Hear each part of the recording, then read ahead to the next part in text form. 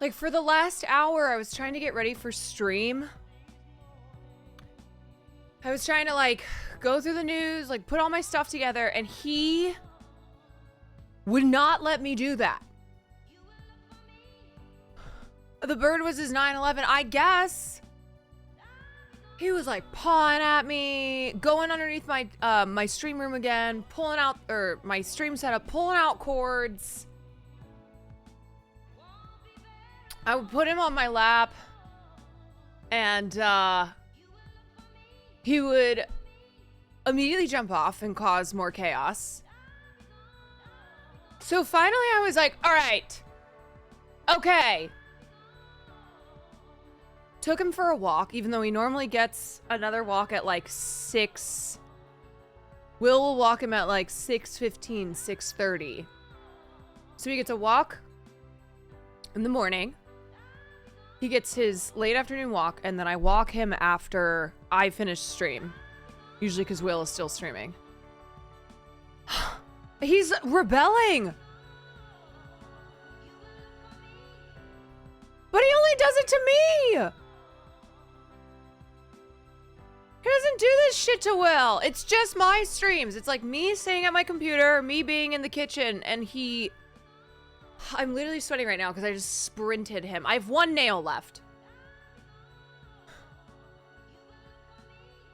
One fucking nail.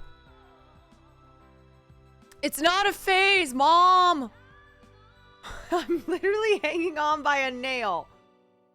Holy shit. I didn't get time to eat. I didn't get time to shower. Nothing. Anyway, how are you guys doing? Yeah, 1 coke nail left. Cutie put out a Women's Month challenge. Fuck.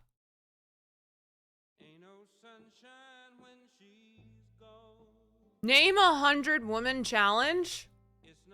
Oh, I don't think I can do that. I'm just kidding. Cannot use chat. Can be dead women. Can be streamers. Can be any version of their name. Spelling doesn't count as long as your heart's in the right place. I love can be dead women. Okay.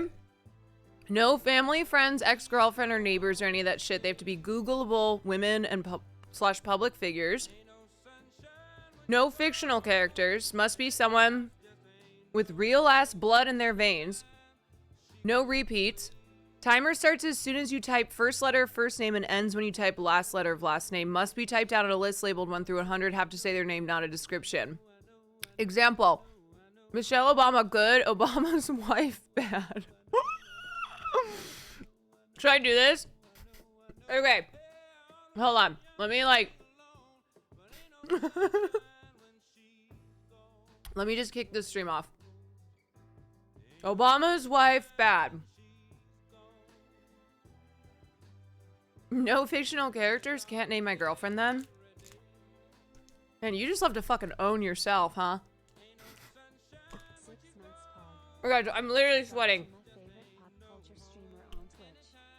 RJ, thank you for the 6 months. Drea, thank you for the 14. LJ, thank you for the 5. Hexing, thank you for the 7 months. Holy shit. Okay.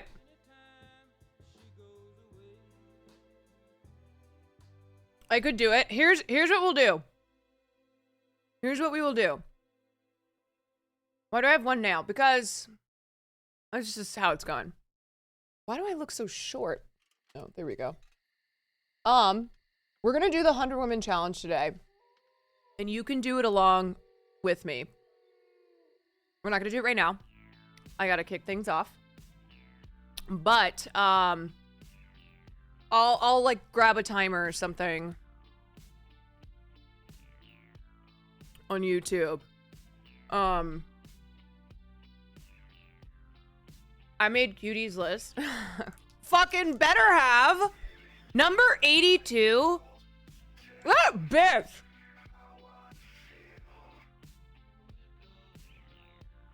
You know what? Just for that, she's gonna be last on my list. That fucking bitch. What song is this? It's called Night Call. I play it a lot.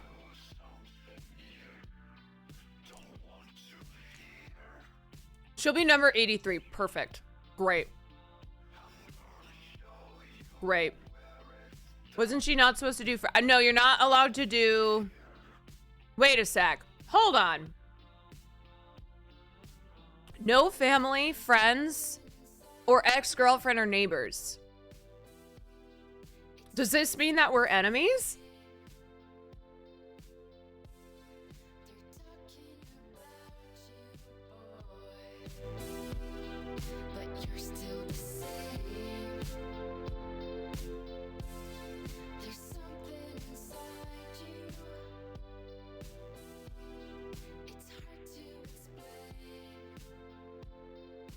The truth comes out. Okay, does it count if there's someone who's Googleable? So basically it's like, I can't name my friend from high school. My stream is the best vibes. I feel like it's really chaotic right now, but thank you. Pat, thank you for the 18, and Sevich, thank you for the 3. This is the vibe of my stream today. Okay? This is it.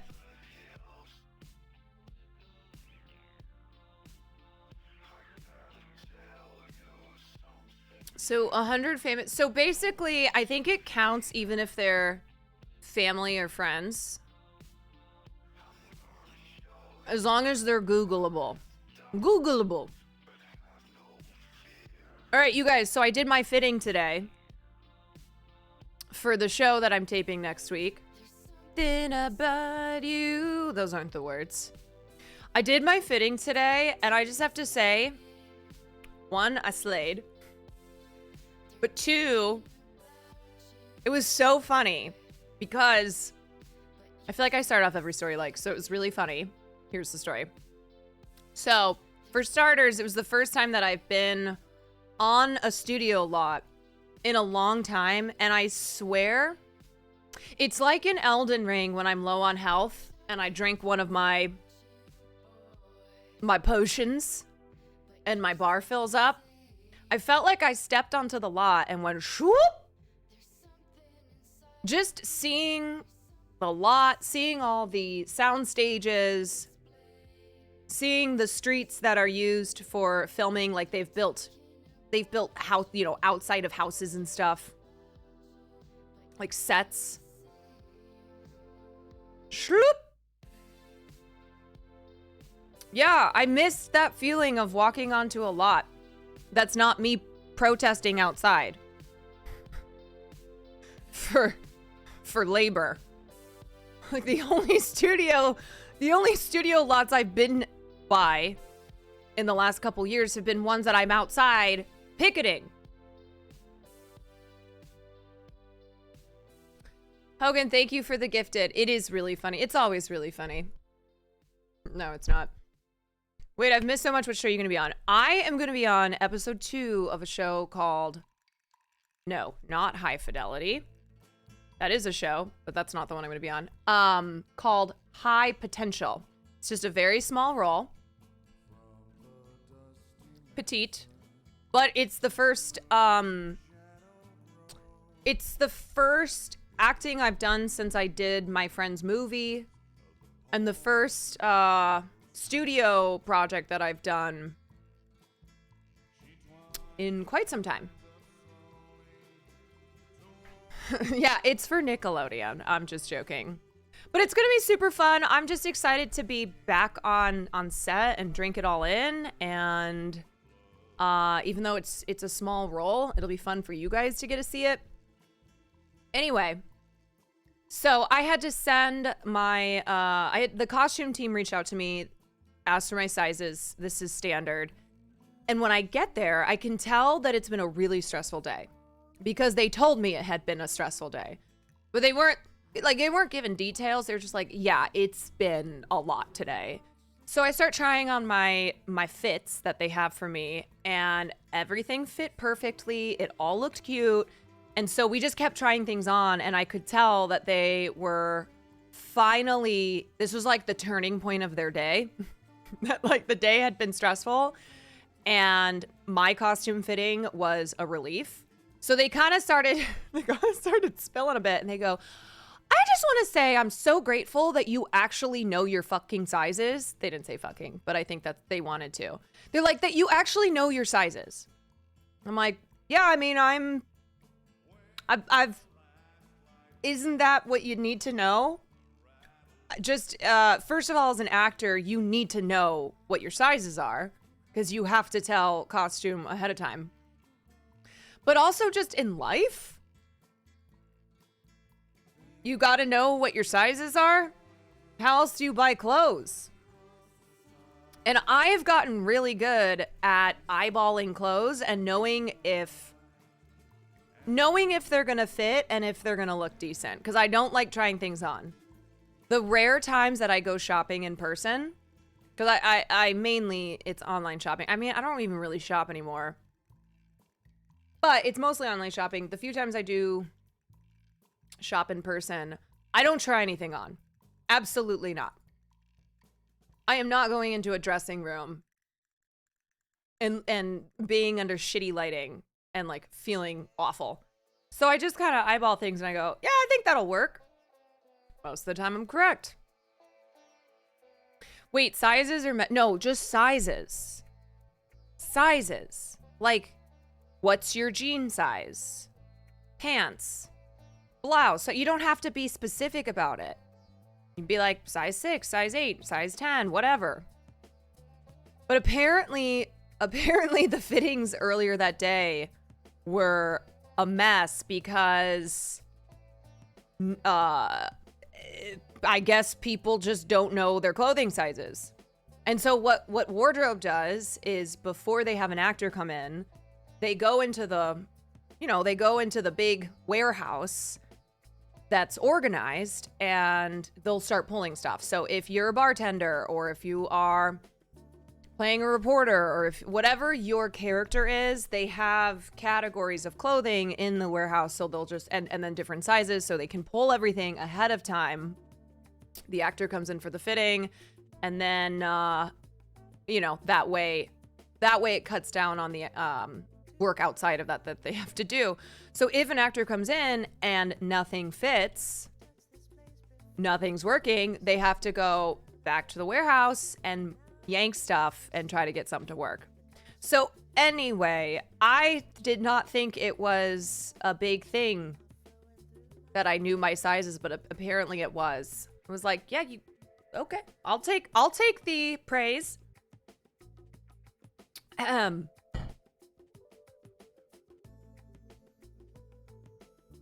I go to thrift stores most of the time, especially the one I work at, and we get a lot of things with missing ripped off tags. I'm pretty good at eyeballing clothes, except bras. Bras are weird because I've been wearing bras for almost 20 years, and yet sometimes I feel like my bra size changes, even when I haven't gone up or down in weight. I'm like, what? And bras also, they'll get stretched out, and yeah, I'm not great about, like, I actually have to try on bras to make sure they fit. Humble brag? Humble brag that bras change on me all the time? What? I'm literally saying, even in the instances where I've been consistently the same weight, whether that was like during the pandemic when I had gained weight and I stayed that way for a while, or like another period of my life, like it doesn't matter. Bras are something I have to change, or I have to try on.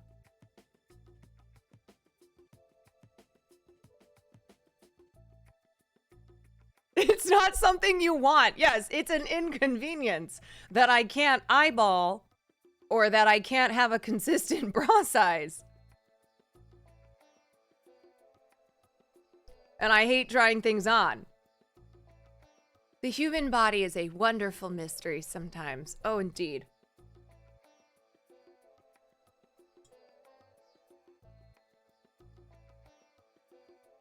Anyway, I was talking to one of the costumers and I said to her, I was like, this is the first time I've been on a studio lot since I worked at Sony, outside of the strikes, where we weren't on the lots, we were outside them. She's like, oh, that's exciting. And then just was asking me about my life and what I did at Sony and then why I stopped working at Sony. We talked about the pandemic. And I told her this is the first acting role that I was doing, or that I've done in, what I will do in quite some time. She was like, what have you been up to? It's like, oh, I'm a content creator. I stream. I did not think she would know what Twitch was at all. She goes, oh, what do you stream on? I said, it's this platform called Twitch. She goes, oh yeah, I know what Twitch is. This woman was like 50, okay? My 30-year-old friends don't know what Twitch is. So I never know. My assumption is that people don't know what Twitch is. Especially if they're not Gen Z.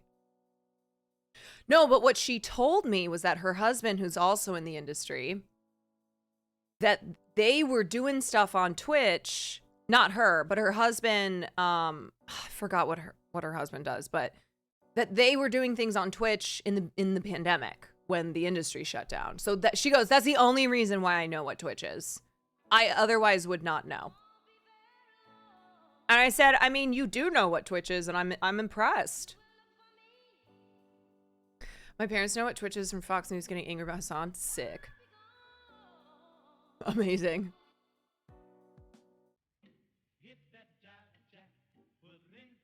Yeah, so it's always nice when someone knows what it is, so then I don't have to explain it. Like them just having heard it. But she was really fascinated. She had to go, but she went, I'll see you on Saturday. I went, wait, what?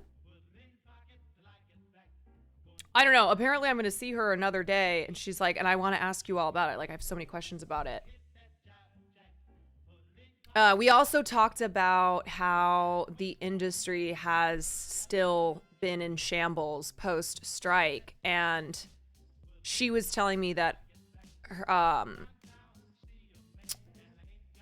she said that she and her husband talk about it all the time because the show that I'm doing and the one that she's doing costumes for is one of 2 or 3 pilots that moved forward this season, which is such a low amount of new TV shows. It's unheard of. We used to have like, it'd be 100 pilots.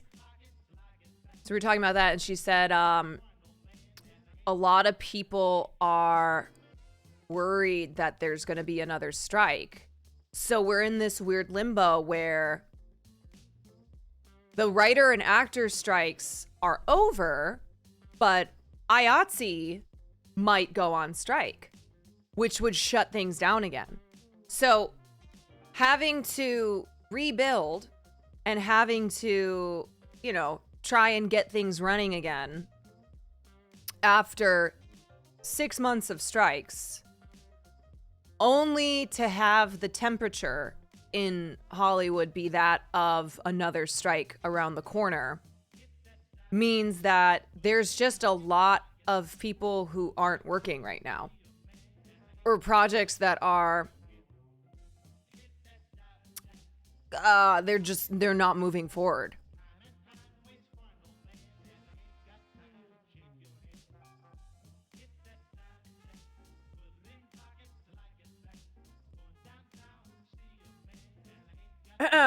I gotta see what's going on with IATSE.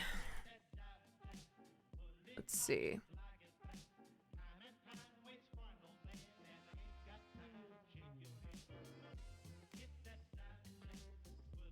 Okay. This is from 5 days ago. Let me see if there's anything newer.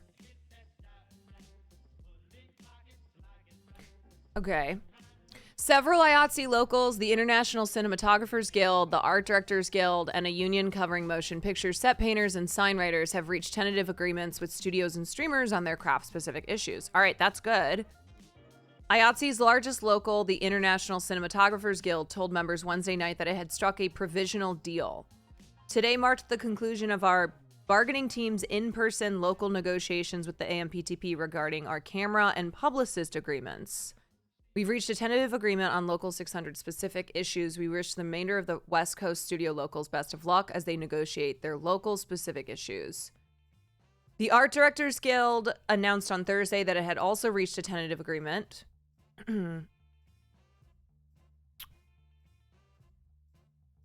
On Friday, IATSE Local 729's business rep, Secretary Treasurer Bob Den, confirmed that his union covering motion picture set painters and sign writers had also reached a tentative agreement.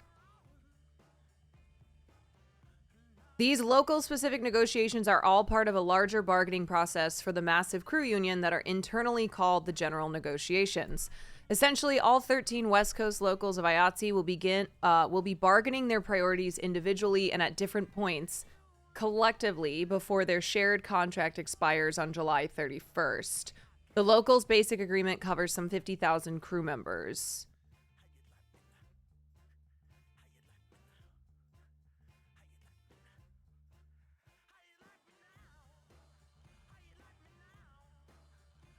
Isn't Disney known to be a horrible company now? Like, they've become more woke.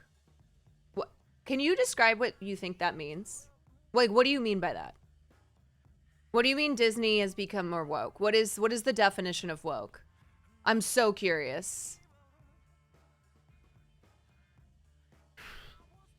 IATSE started negotiations with the AMPTP on March 4th, initially heading into talks with the Hollywood Basic Crafts Union Coalition, a group that includes the Hollywood Teamsters, to discuss. Okay.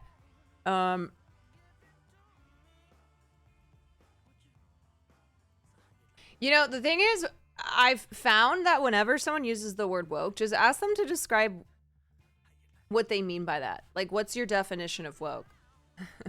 Black people? Having a black person? Having a queer person? Having a woman? You know, honestly, I think that's just a good rule of thumb. When someone says something that makes you raise your eyebrows, like using the word woke, just ask them the definition. Or just ask questions. You know what we should do? We should be the just asking questions Andes. Marixa, thank you for the 8 months. I think we should take it back. We should be the ones who are, I'm just asking questions. That fucking tweet this morning, the woke mayor of Baltimore, just say you hate. Right. No, woke is literally used to describe people who aren't white, cis, and heterosexual. Look, that's what woke is.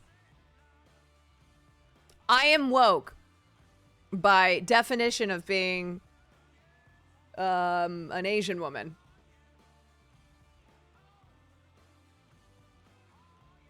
Oh, you know who actually is talking about Disney being woke? Nicola Peltz's father, aka Brooklyn Beckham's daddy-in-law.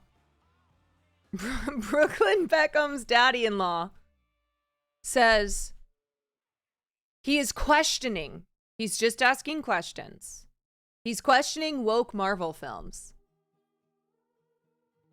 Yeah, 10 out of 10 cast members, cis whites is normal, 9 out of 10 woke. Why do I have to have a Marvel movie that's all women? Why do I need an all-black cast? I actually haven't seen a Marvel movie that is all women or one that's an all-black cast, so I'm really curious if he's got his own vault of Disney movies, of Marvel films that none of us have seen. Nelson is the activist investor agitating to win 2 Disney board seats, criticizing the company's woke strategy. Specifically questioning Marvel's Black Panther and the Marvels, which featured black and women leads. Oh, God. Can you imagine the 81-year-old Peltz who has admitted he never claimed to have experience in the media business? Ah! Guys, this is the kind of confidence that you need going through life, okay? Be like Nelson Peltz, who thinks that he can come in and stir things up in an industry that he has no idea of, no experience in. The video goes on to point out, okay, wait. What is this video? In a video posted to its shareholder campaign site, Disney labeled the proxy fight waged by Peltz's Trian partners as disruptive and destructive. Man, billionaires spending money because of wokeness. Where have I heard that before? Trian is urging Disney investors to vote in Peltz and Jay Rossello, the former CFO at Disney, at the company's April 3rd annual shareholders meeting. If Peltz and Rossello succeed in getting seats on Disney's board, Disney could suffer the same fate as other great companies that Peltz has previously infiltrated, such as GE and DuPont. Nelson Peltz has a long history of attacking companies to the ultimate detriment of shareholder value. Peltz's quest seems more about vanity than a belief in Disney, the company alleges in the video. Why would he sell 500,000 Disney shares over the past 6 months in the middle of his proxy fight? That's a good question. Why are you selling shares of a company you're trying to get into? The video goes on to point out that Peltz admits he has no experience running a global media company, putting in a clip of him saying, "They said I have no media experience. I don't claim to have any."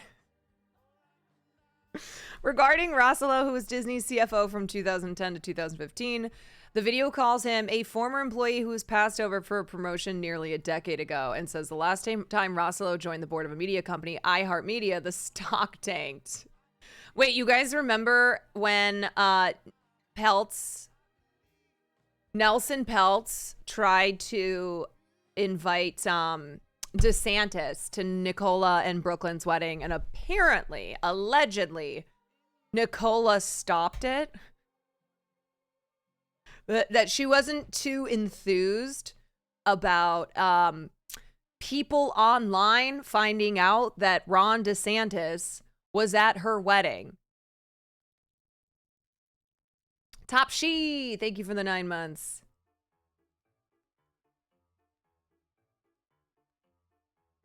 She did not want to get canceled.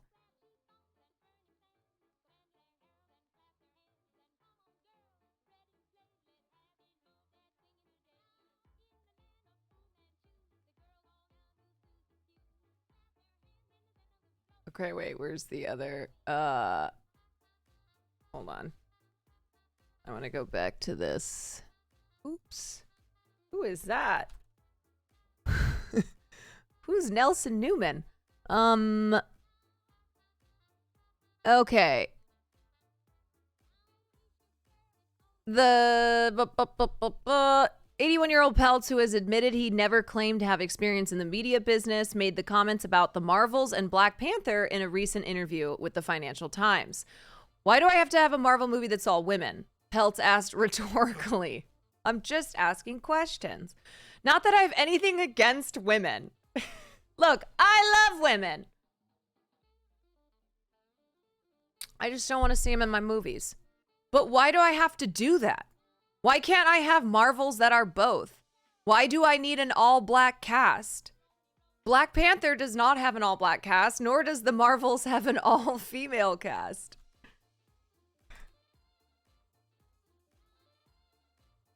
Excuse me, the erasure of Park Seo-joon. I've never seen the Marvels. Like, there are dudes in this movie. And God forbid you have a superhero film that has a predominantly female cast. God forbid. Or like more than one black person. You don't have a token black person. Black Panther, starring Chadwick Boseman, was a bona fide blockbuster, reaping $1.35 billion at the worldwide box office. While 2023's The Marvels was a flop with a $206 million total haul. See, the problem is that when something like Black Panther succeeds, but something like The Marvels flops, it's hard for the anti-woke crowd to blame it on wokeism. They have to cherry pick. So they'll point to the Marvels and be like, see, women can't lead movies, and certainly not superhero movies. Even though women are one of the dominating audiences at the box office, women and people of color, go woke, go broke, right? But they'll ignore all the other examples of superhero films with multiple characters of color that did very well. Most MCU movies aren't doing great these days compared to before. Right. I wonder if that has to do with a decline in the quality of these movies or an exhaustion that people have with cape shit.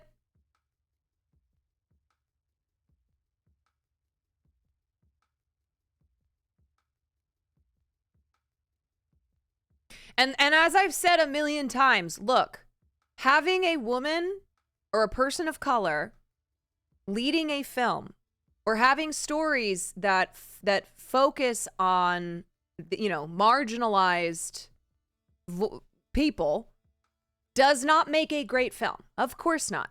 They still need to have all the components that make great storytelling and therefore make a great film. But this type of response, why is everything woke these days? That's not what that's talking about. That's a reaction. That's a reaction to whiteness, maleness, cisness, and heterosexuality-ness not being 100% of the roles that we see on our screens. Like, if the Marvel sucks, it's not because you have women in it. It's because the characters are shit and the story sucks. I will never, ever act as if having women or people of color in a film automatically makes it worthy of greatness. But same with there being men or white men. Caroline says women characters are shit. Look, it's Women's Month for another couple days, okay?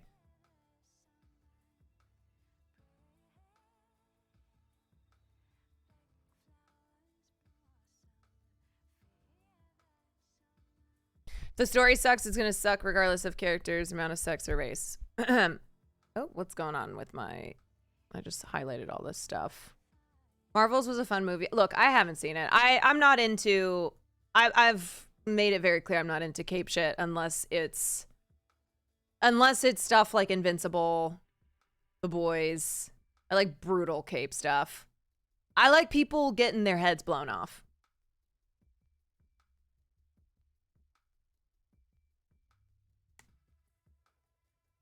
Used to love Marvel movies, but lately they always feel like I'm just watching. Right. And that's because they're just focused on dollar signs. They are honing in. They have honed in on a certain type of movie, a genre of film that has made so much money at the box office that they refuse to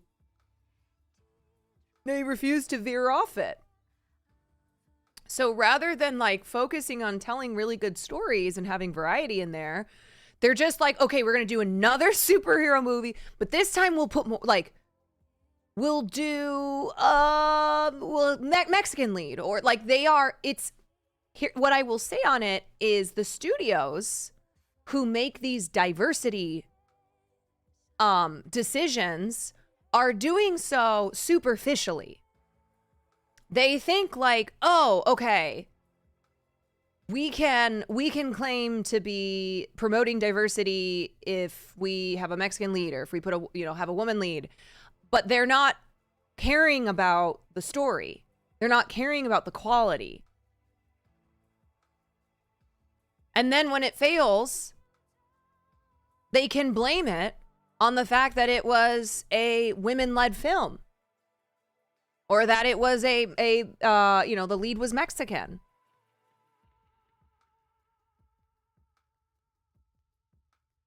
Arya, thank you for the 15 months.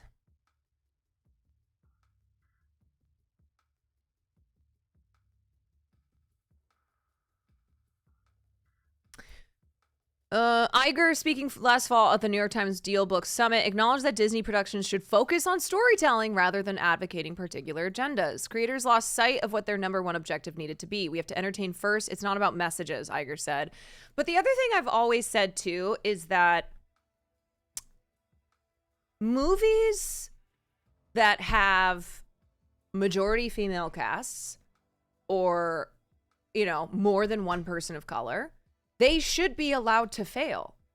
There are so many films and shows that were dominated by white people, white performers, and white males that fucking flopped and sucked.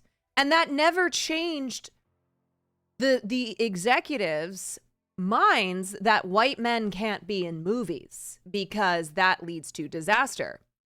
So I remember having this conversation with my cousin after the movie. What is You and Maybe? What's the rom-com with Ali? Why am I fucking blanking? Ali Wong. Always Be My Maybe. Yeah, actually, I think this did pretty well. Like, this has pretty high views. Anyway, we both watched this. I didn't really care for it. I also don't really love rom-coms. But the conversation that my cousin and I had was, that's okay, though. Asian films should be allowed to be mediocre. Black films should be allowed to be mediocre. And by that, I mean stories that focus on, you know, like you have two black leads or two Asian leads, and those films should not always have to be dynamite. Films that star multiple Asian people should not have to be Crazy Rich Asians every time.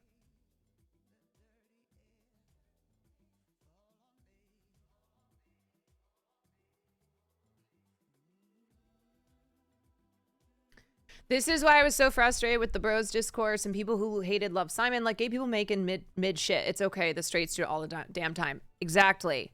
We should not have everything riding on one film that is a gay love story or that has two black leads. That film, and also as far as storytelling, like, that film shouldn't have to be everything. It shouldn't have to cover every single issue and touch on things, every single thing that gay people deal with. It doesn't have to. Why? It's too much. But I understand it. Because historically, those performers and those stories haven't gotten the same opportunities as white stories. You know, we don't have a ton of gay rom-coms like we do with straight rom-coms. We don't have a ton of rom-coms with leads of color like we do with white leads.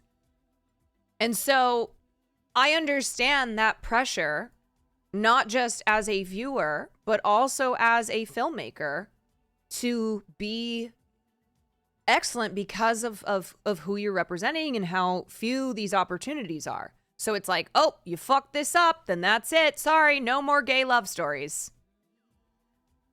That's it.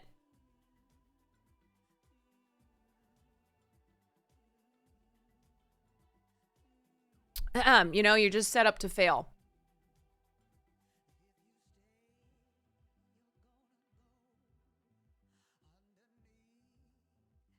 I think balance will be restored if we just ban Gal Gadot from acting. Gal Gadot is truly a fascinating example of someone who objectively, I really truly believe objectively, is not a good actress, and yet has managed to have an insane career in Hollywood. And I think Gal Gadot is pretty. Like this, I don't want to get into talking about if, you know, she's a bombshell or not. I've always thought Gal Gadot is pretty, but I know there are people who don't get it. Like they don't look at her as like okay, take away Angelina Jolie's or Marilyn Monroe's acting talent. Sure, all right, I understand why they have roles in Hollywood, because they're just so sexy, or they just have that undeniable beauty about them that Hollywood's like, okay, gotta put you in the movies. That is where I think it gets more, you know, it gets more subjective. Whatever. But the thing is that I don't think Gal has anything shiny about her. Because even though she's pretty, I don't think she's charismatic. I don't think that she has any energy about her whatsoever.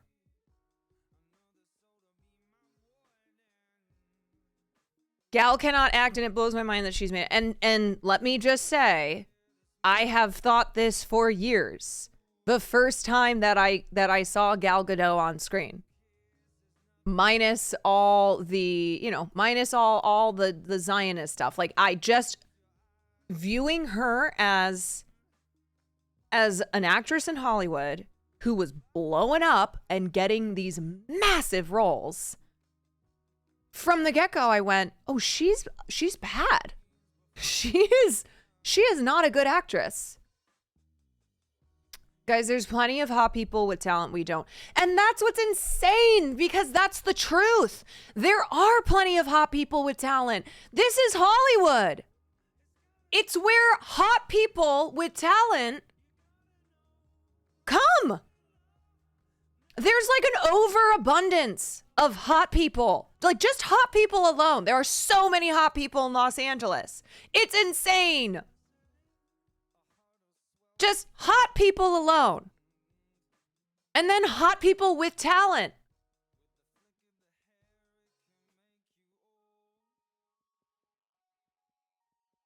There's too many.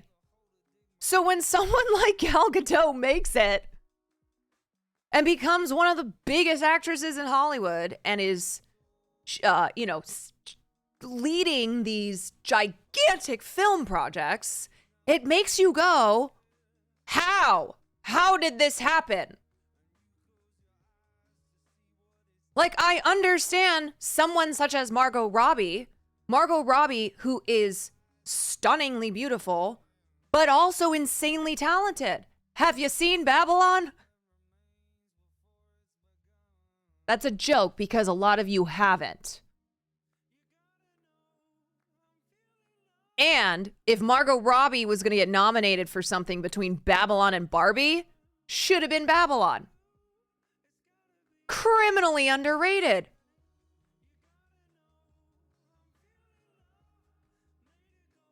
Anyway, I digress.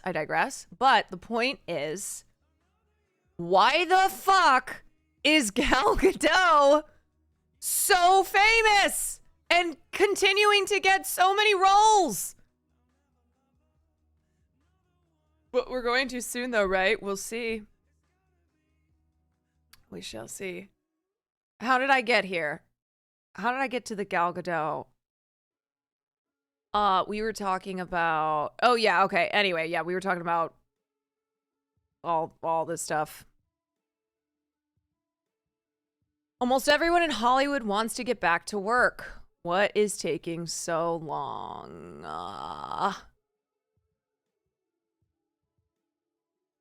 Damn, it's too many people whose stories that I've read, either in pieces like this or online or just friends of mine in the biz. Too many people who are not working. It's very worrisome. Matt Baker, unit production manager Matt Baker decided to take the rest of 2022 off after working nonstop on TV sets for almost the entire year. He looked forward to relaxing, playing golf, and spending quality time with his wife and daughter. He expected to return to work after the holidays. No, see? Never can take breaks. Must work every day of your life until you die. Things did not go as planned. Baker has not been employed on a film or TV set since October 2022. Oh my God. I was pretty keenly aware that we were going through a change in the industry and there was going to be some consolidation. And I think the strikes had a lot of effect on how the studios were going to move forward, said Baker, who has worked on TV series such as Hulu's Tiny Beautiful Things and ABC's Modern Family. It wasn't going to be like gangbusters like it was in 21 and 22, but I never thought in a million years it would be this slow. The Lake Balboa resident is far from the only entertainment professional in Los Angeles who has struggled to find works in the months prior to, during, and following the strikes. By the end of 2022, filming activity in the greater Los Angeles area had already been on the decline. According to Film LA, a nonprofit organization that tracks on-location shoot days and filming permits in the region. This downward trend was compounded by the overlapping work stoppages, which effectively shut down filming across the U.S. for 6 months. Additionally, in the aftermath of the streaming wars, which saw several companies greenlight an excess of content in an effort to compete with Netflix, the studios have been tightening their belts, slashing their staffs, restructuring their businesses, and slimming down their production budgets and slates. Yeah, he's been acting out. I walked him, but he might need another one because he's insatiable. I couldn't even prepare for stream. He kept like doing crazy stuff. I don't understand. Like, what more can I do? It's his PTSD. Will just informed him he's no longer a baby and he's now an adult. He's gonna have to just deal.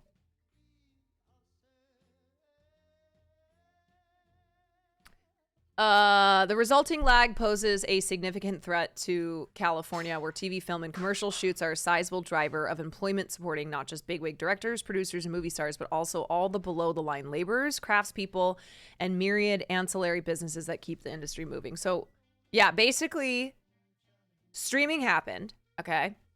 And then, so here's production with the introduction of streaming. And then as streaming takes over the industry, the amount of projects that were being greenlit, the amount of jobs that there were, I mean, it was a surplus. And then these companies started to get in trouble with their shareholders. And they were like, yo, what's going on with the profits? Why aren't we seeing an insane surplus of profit? You're, like generating so much profit, but the expenses. K Chewy, thank you for the 6 months. But the cost that was being spent on projects like Bright, where they spent $100 million for it to be on a streaming platform. Yeah, what is up with the profits?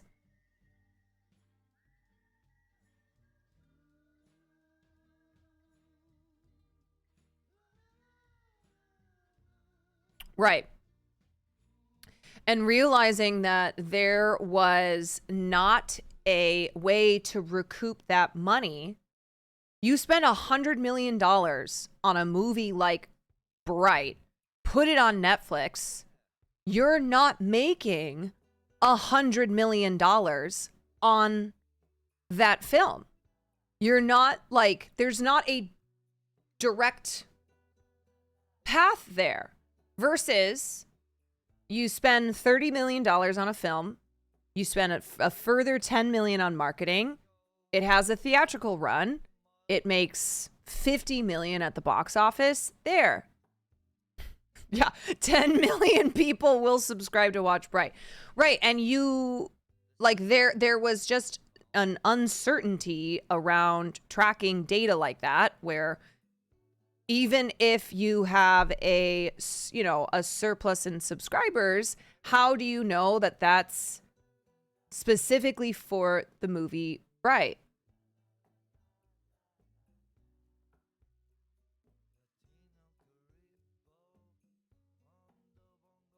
You need like 10 subscriptions to see yeah, and everything is ads. Okay. When there's a strike, when there's a disruption, it affects a whole bunch of different areas that aren't just simply Hollywood, ranging from tourism to food services to everything else, says Kevin Clouden, exec director of MI Finance at the Milken Institute. Given that 40% of production employment is based in Southern California for the country, that makes LA significantly more important and significantly more impacted when the entertainment industry has a problem. Worsening matters, California's finding it particularly hard to bounce back from the walkouts because it's more expensive to shoot here, multiple production executives told The Times. That makes LA less attractive to studios looking to cut costs after major industry disruption.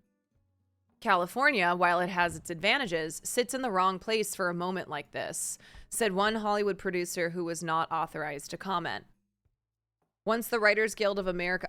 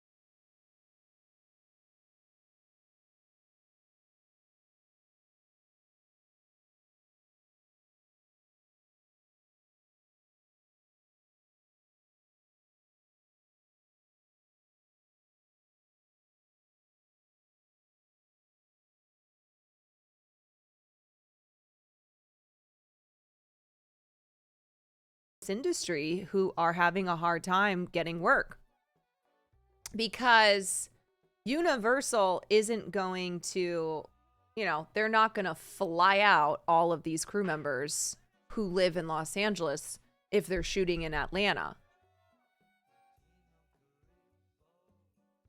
Alan Mendez, thank you for the 3 months. Similarly, only one Warner Brothers feature, a new movie from Licorice Pizza, writer-director Paul Thomas Anderson, out of 7, has been filming in the Golden State.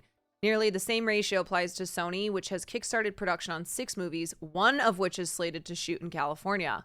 I don't know, Gavin Newsom. Maybe you should incentivize productions to be in California. Or else every single thing is going to move out of here. Disney has 22 live-action films in various stages of production, roughly 3 of which are based in California. The decreasing volume of major motion pictures shooting in California continues a long-term pattern. Industry experts and insiders blame the ongoing exodus on California's tax credit system, which they said often struggles to compete with the programs of other popular filming locales such as Georgia, New Mexico, New York, Louisiana, and the United Kingdom. The California Film Commission has been making efforts to prevent productions from fleeing to other parts of the country and overseas by offering film tax incentives. The state awards about $330 million annually to dozens of companies that shoot in state, but the tax incentives aren't as generous as other destinations that vie for the same business. I love that Lowrider is playing right now. Change the song. In February, the state agency announced it would bestow tax breaks on 15 upcoming local film productions. 5 of those features were backed by major studio players, including Disney and Lucasfilm's The Mandalorian and Grogu, which was awarded $21.8 million to film in California. As other production hubs continue to develop around the world, we have to find ways to be more competitive. Certainly, we aren't being helped right now with the limited tax credit versus what others are doing around the world, and I frankly don't anticipate that changing given what we're hearing out of Sacramento at this point.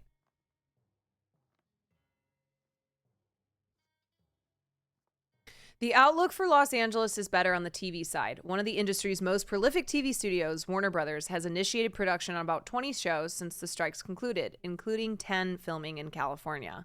That's a decent level of output stacked against 2023, but overall industry numbers pale in comparison to the great TV boom of 2021 and 2022. TV production activity in Los Angeles was still down during the first week of March by roughly 32% from 2 years ago. I mean, you think about it, guys, like, these are people who have weathered the pandemic, who have weathered 2 strikes, who may be on the verge of another strike, and are having to return to an industry where production in Los Angeles is down 32% from 2 years ago. XX Satan, thank you for the 13 months.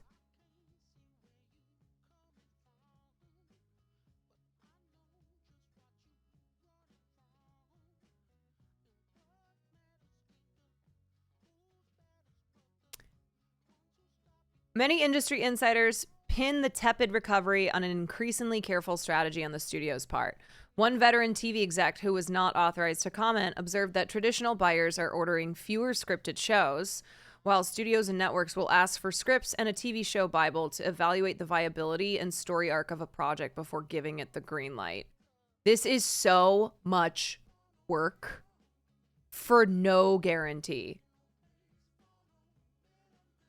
Like full scripts and a Bible, which essentially lays out your entire season, and no guarantee at all. Teresa Worley, thank you so much for the 5.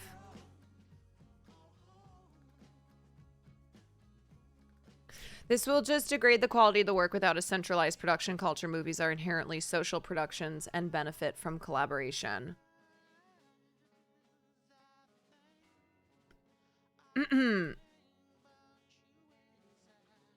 But isn't it expected that the industry will move a little, not remaining stationary? Well, sure. I mean, it has.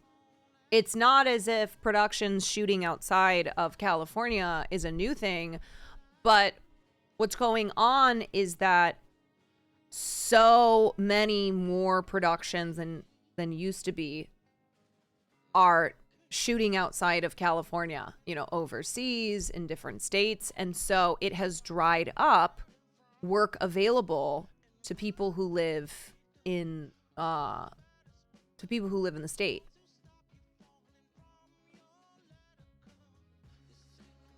Another studio source, well, and on top of that, like, just less things are being being developed and produced. Another studio source noted a dearth of TV pilots circulating, which they said could be due to a backup of content caused by the production pause and a scarcity of scripts penned during the writers' strike. I do not think the world of television, certainly original scripted television in our country, will ever return to what it was in 2022. I don't think so either.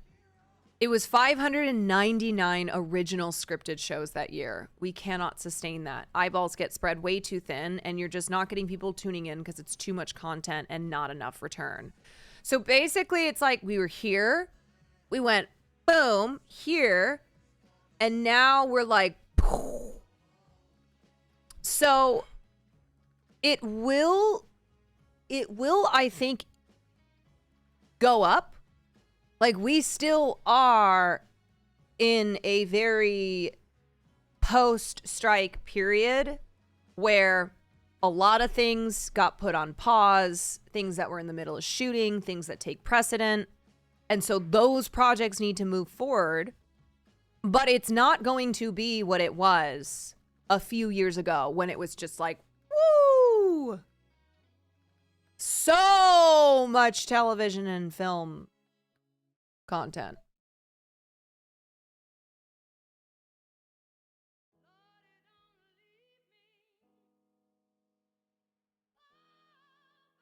Several Los Angeles entertainment workers have said that they began to register a noticeable drop in filming activity and employment opportunities around the end of 2022 and beginning of 23. Leading up to the strikes, a lot of us were already seeing those opportunities disappear, said Olivia Kane, a set medic based in North Hollywood who has worked on a number of films and TV series. I was really holding my breath. In addition to feeling the economic ramifications of the peak TV era, the studios were operating conservatively then under the looming threat of a writer's strike, which came to pass in May, followed by the actors' strike in July.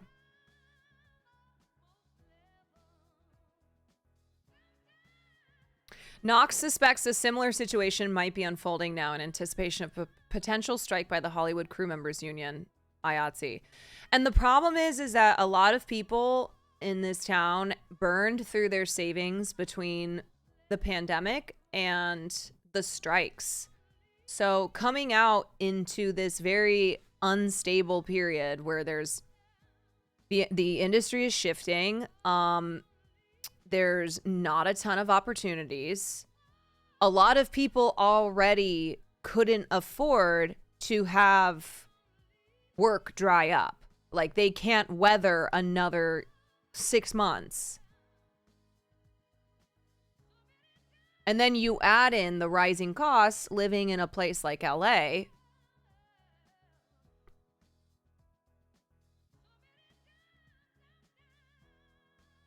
Could union contracts demand some level of equal split of productions? No.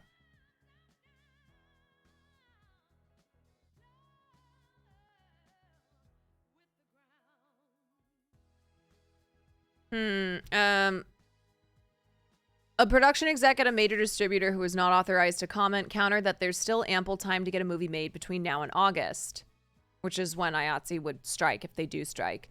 And it's more likely that studios will take advantage of this window to get as many films in the can as possible before another potential work stoppage ensues. At this point last year, everybody was really, really nervous because they could see it coming. Right now, we're still far enough away, and I think people are hoping it's going to work out. The sluggish rebound in the Southland has affected local prop houses, florists, marketing agencies, drivers, dry cleaners, and the many other small businesses that rely on the buzz of steady Hollywood productions to pay their bills.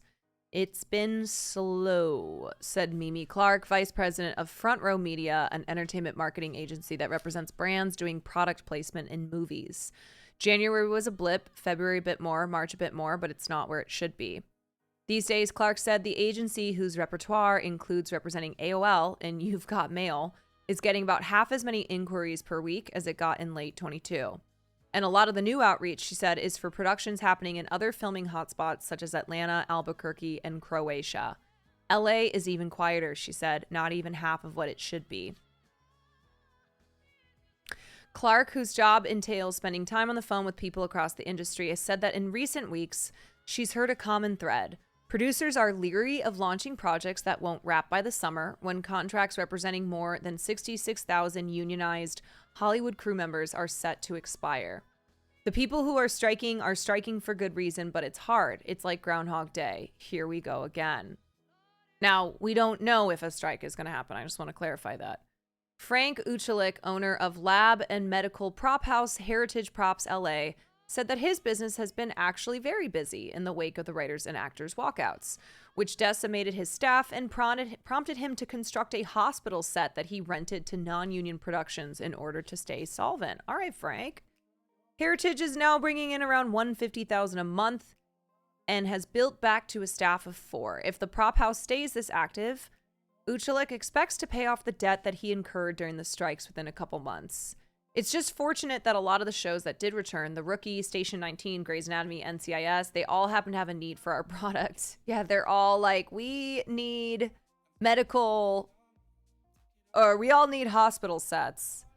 Like, Grey's Anatomy just needs to stay on air forever. The prop house's comeback offers a sliver of hope in an otherwise bleak moment for the hundreds of thousands of vendors, crew members, craftspeople, and artists striving to make a living. Before the strikes, you really felt the production beating through the city. The production trucks, the location signs, the massive pop-up tents, the camera equipment on the sidewalk, it was always all around you. And now you don't even want to ask your friends how they're doing because you know exactly what the answer is. No one's working. No one's received a call.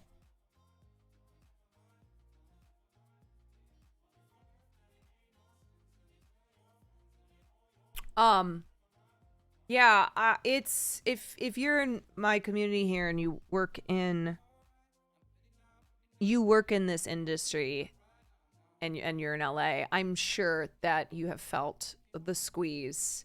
It has been such an up and down since the pandemic began in 2020, and there was like, you know, a year where there was tons of work and we were rebounding, and then the strikes happened, and now being on the verge of another strike, and there being less and less productions because studios are tightening the purse strings, and also the productions that, you know, that are ongoing, moving out of Los Angeles. There's a lot of factors here that are making the current industry here in LA a scary one to work in. We're feeling it over here in New York as well. Yeah, I'm sure. I work in production. Finding a job over the past year has been a fucking nightmare.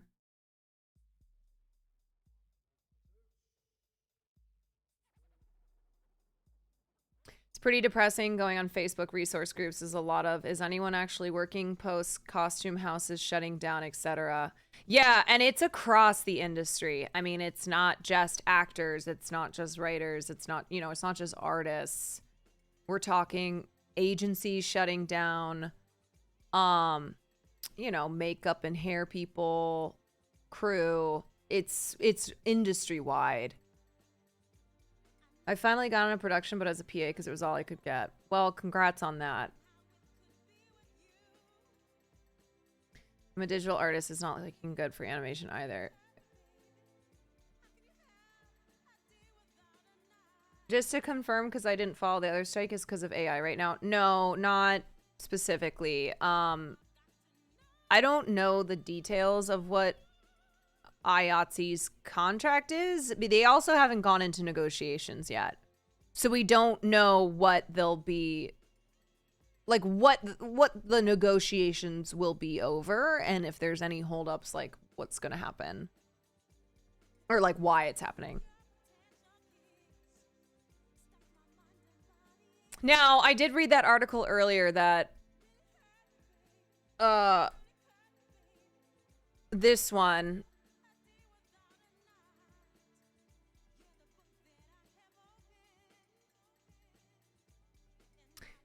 Several IATSE locals have reached tentative agreements with the AMPTP, so that might bode well for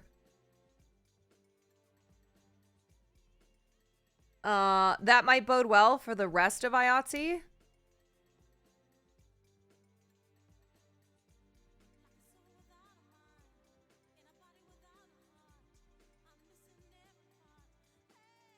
The one major thing I've seen is a big set and production place being built in a cheap part of LA near my parents' place.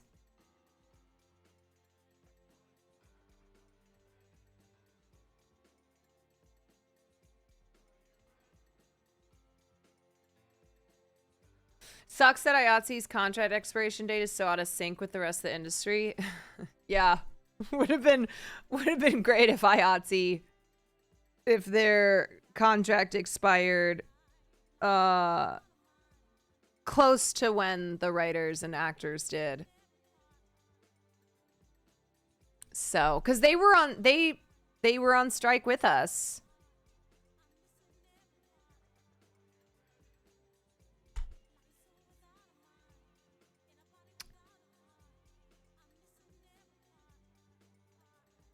All right, guys, should we do our 100 women challenge?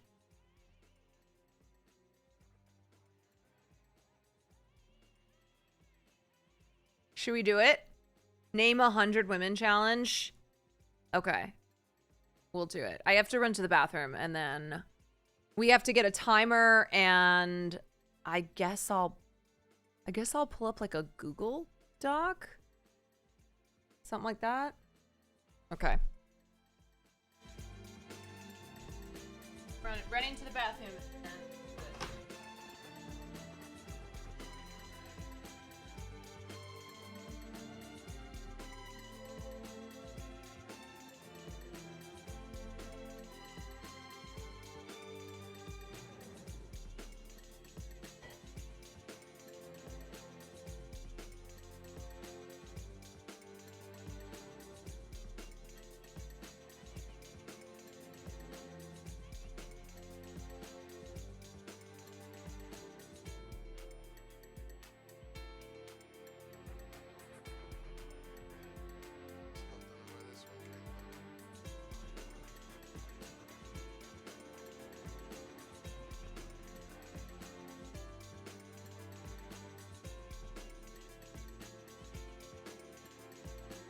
Okay.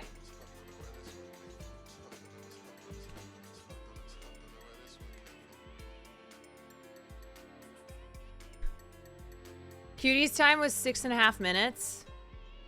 That doesn't include her list, does it? Because I don't want to cheat. Because I can do this on my own. Let's go. Time name one. All right, let me pull up a Google Doc. Oops. Like, don't want to... Hold on one second. Should I do a Google Doc or a Google, what's the other one? Sheets? Is that the way to go? What do we think? Google Doc? Okay. Google Doc. And then, oh, actually, you know what? I think Sheets makes more sense. Yeah, because then it'll show me women. Okay, and then I need a timer on YouTube.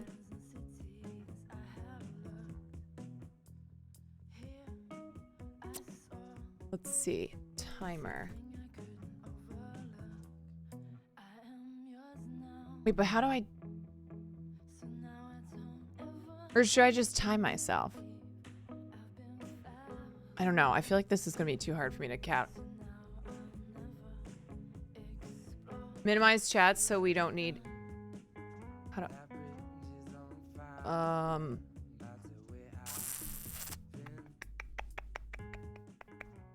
I feel like I'll just time myself. I'll just be like, okay. Here's my clock. All right, what should we do about chat?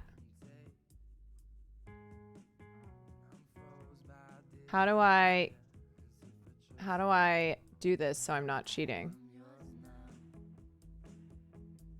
How do I close chat? Oh, I see. Okay. Chat is closed. Wait, now I can't see chat though. I have closed chat on my Streamlabs. And then I'm gonna, I can't even read that. Should I minimize that? Should I just go like this?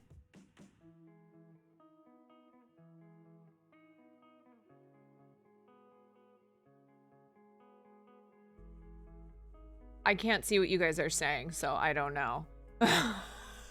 I just realized, because I closed chat down. Okay, I'm gonna put you, Minnie, in the corner here. Because I can't read that at all. And then I'm gonna do this. So this is gonna be 100 Women Challenge. Okay. 100 Women Challenge. Fuck, what are the rules again? Cannot use chat, can be dead women, can be streamers. Okay, can be streamers. Can be any version of their name. Spelling doesn't count as long as your heart is in there. Okay. Cannot be fictional characters. Yada, yada, yada.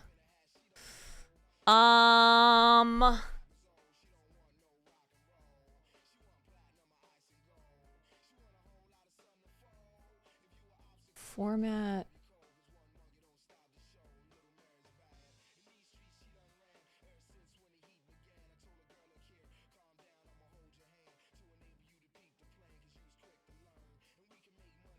Okay. Okay. I guess if you guys are saying stuff, I can't read it. Oh, Hogan, thank you for the gifted. Melancholy, thank you. Thank you, thank you. Okay, I'm gonna start the timer. Ready? So I have to beat 6.5 minutes. That's cuties. Okay. Here's the timer. We are gonna start it. I'm just gonna do it on my phone because I feel like that'll be easiest. Okay. Ready? 3, 2, 1, go. Okay. Oh fuck, why isn't this typing? Okay. Valkyrie. That's not the spelling. It's wrong. Pokey. I'm specifically not putting cutie down because until number 83. Sandwich. Foosley. I'm spelling them all wrong. Okay, I'm just gonna move on. Anne Hathaway. Oh god. Anne Hathaway, Sydney Sweeney, Viola Davis. Oh my god. Angelina Jolie. Okay, that's really so wrong. Angelina Jolie. Okay, Michelle Obama. Fuck. Jill Biden. Okay, Jill Biden. Ariana Grande. Let me think. Mitski. Taylor Swift. Phoebe Bridgers. Okay. Cassie. Okay, boom. Okay, moving on. Ali Wong. Michelle Yeoh. Okay, I really need to think about oh my gosh. I'm sorry, you guys. I'm sorry, Amy Schumer. I'm sorry again. I'm sorry. Gal Gadot. Okay. I'm at 20. Think Paul, Ruth Bader Ginsburg. Fuck. Okay. Sarah Palin. Margaret Thatcher. I'm so sorry. Why am I thinking of these names? Margaret Thatcher. Oh my God, why am I thinking this bitch? Golda Meir. Jesus. Hillary Clinton. Hillary Clinton. Chelsea Clinton. Oh, this fucking list is so evil. Thandie Newton. Newton. Fuck. Okay. Fuck. Okay. Cutie Cinderella. God damn it. I was gonna save her till 83. Can I put myself? Okay. I'm at 2 minutes and 39 seconds. Okay. Jesus Christ. Anne Hathaway. Jennifer Lawrence. Okay. Let me just start with Jennifer's. Jennifer Lawrence. Jennifer Connelly. Jennifer Aniston. Let's just keep doing Jennifer's. Jennifer Love Hewitt. Okay. Ellen DeGeneres. Fuck. Portia de Rossi. Okay. Let me think. Movie. Brie Larson. All right. Okay. Chloe Metzger. Okay. Here we go. I'm about to pump them out. Kim Kardashian. Khloe Kardashian. Kourtney Kardashian. Boom. Okay, great. Kendall Jenner. Kylie Jenner.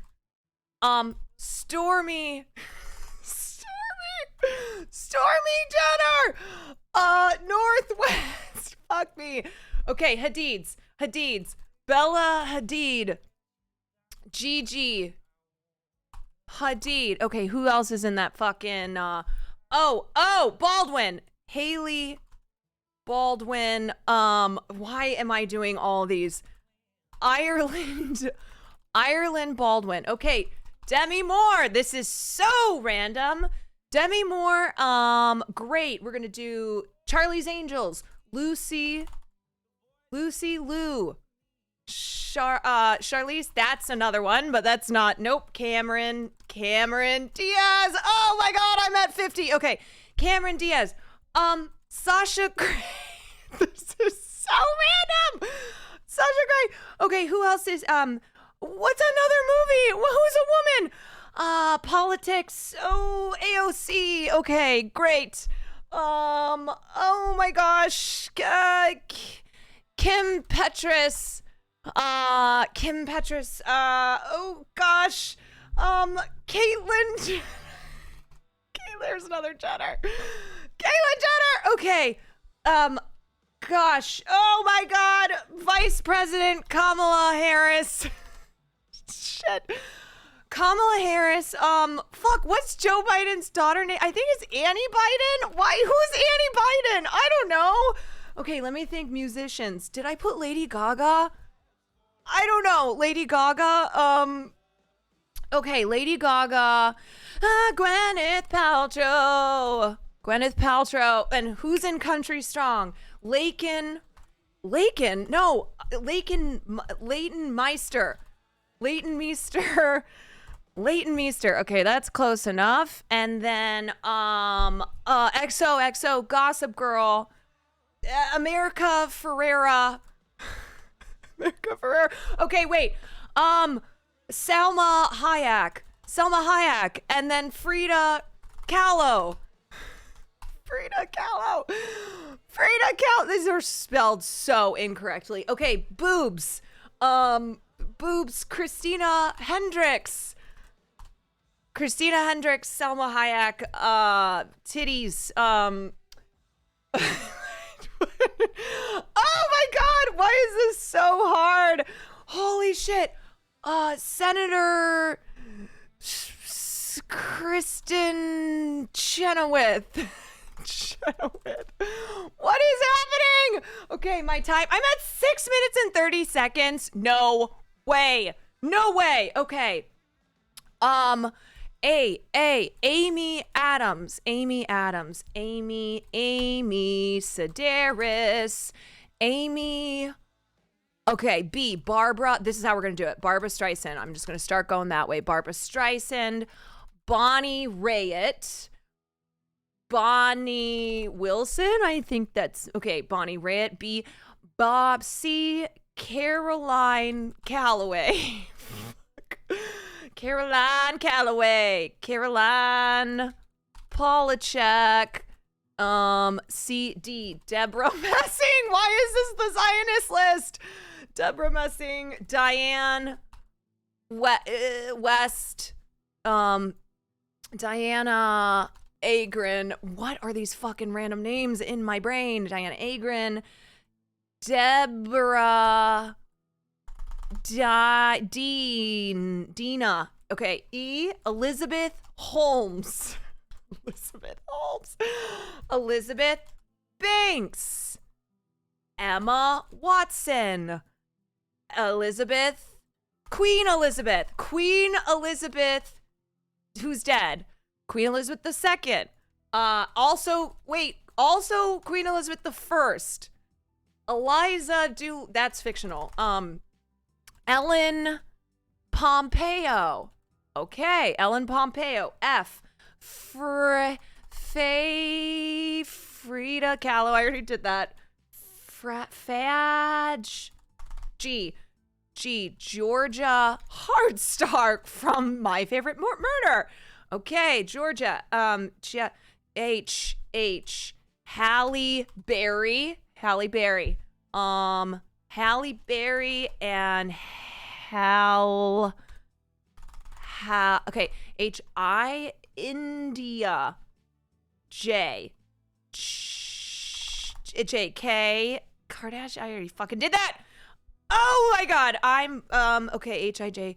Juliana Margulies. Why is this the worst list ever?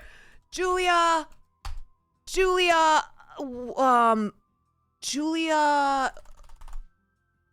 What? 10 Things I Hate About You. Julia.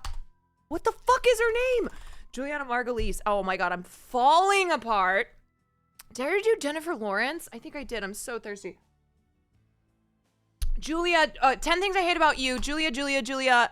Okay, what was the thing I did at SLU? Julia Stiles is coming to SLU. Okay. Okay, think Harry. Oh my god, I'm 80 now. Streamers. Okay, more streamers. Obviously Milena. Peach. Oh my god, this is Senna. Okay, extra Emily. There we go. That's good. Okay, OTV. Jody. There we go. Okay, bring it home. Jody and Sidion and Monster Ball. I already did okay, I did Valkyrie, I did Pokemon, I did Cutie Cinderella. Why am I falling apart? Ha! Okay. Women. Holy shit. Okay.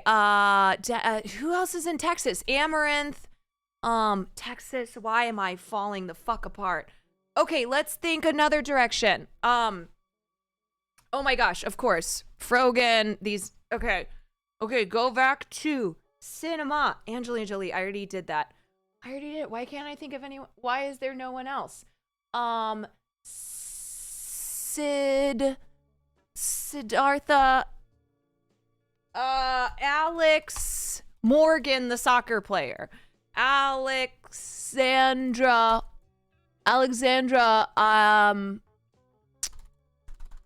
Alex. Oh my god. Okay. Rose Hanbury. Prince William's whore. Oh, Kate Middleton.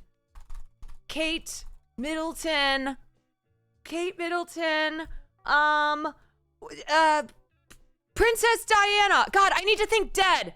I need to think who's dead. Oh, I'm sorry. R.I.P. Princess Diana. Who else is a woman who's died? Oh, Betty White. Betty White. Who is dead? Who's dead? Think of a woman who has died. Marilyn Monroe. Marilyn Monroe. Oh my God, two more. Okay. Other women who have died. Care. Oh, she's not dead, but sometimes people think she is because she's so old. Carol Burnett. And then number 100 is going to be, Ming Na. Why? Oh! Leah Salonga. Okay, we're done. We're done. We're done, you guys. We're done.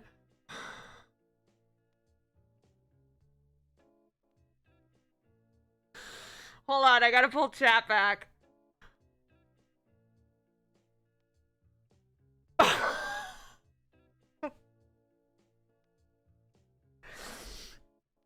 The time is 12 minutes and 25 seconds.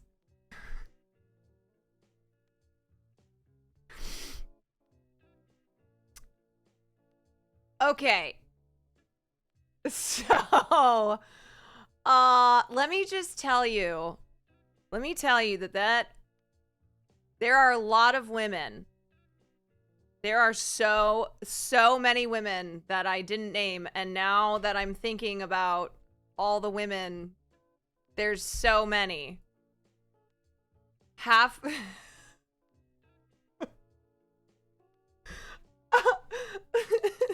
like, where's Beyonce? I know, I named some. Why didn't I go through the best actress list? I don't know.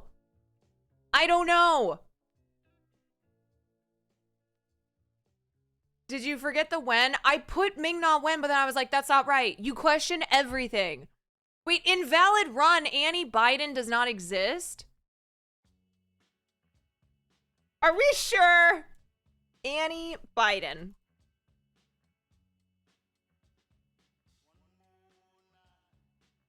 I'm pretty sure there's an Annie Biden.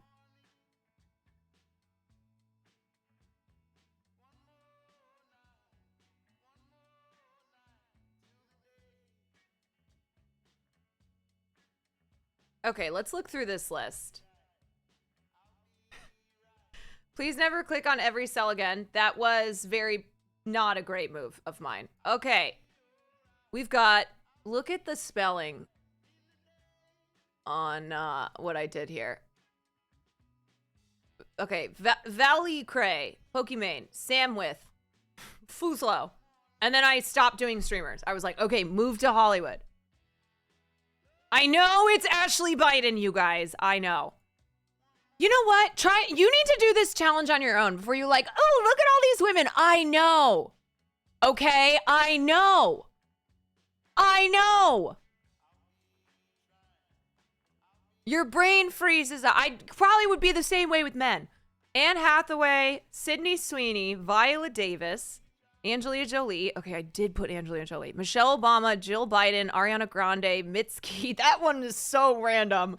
Taylor Swift, Phoebe Bridgers, Cassie, Ali Wong, Michelle Yeoh, Amy Schumer, Gal Gadot, Ruth Bader Ginsburg, Sarah Palin, Margaret Thatcher, Golda Meir.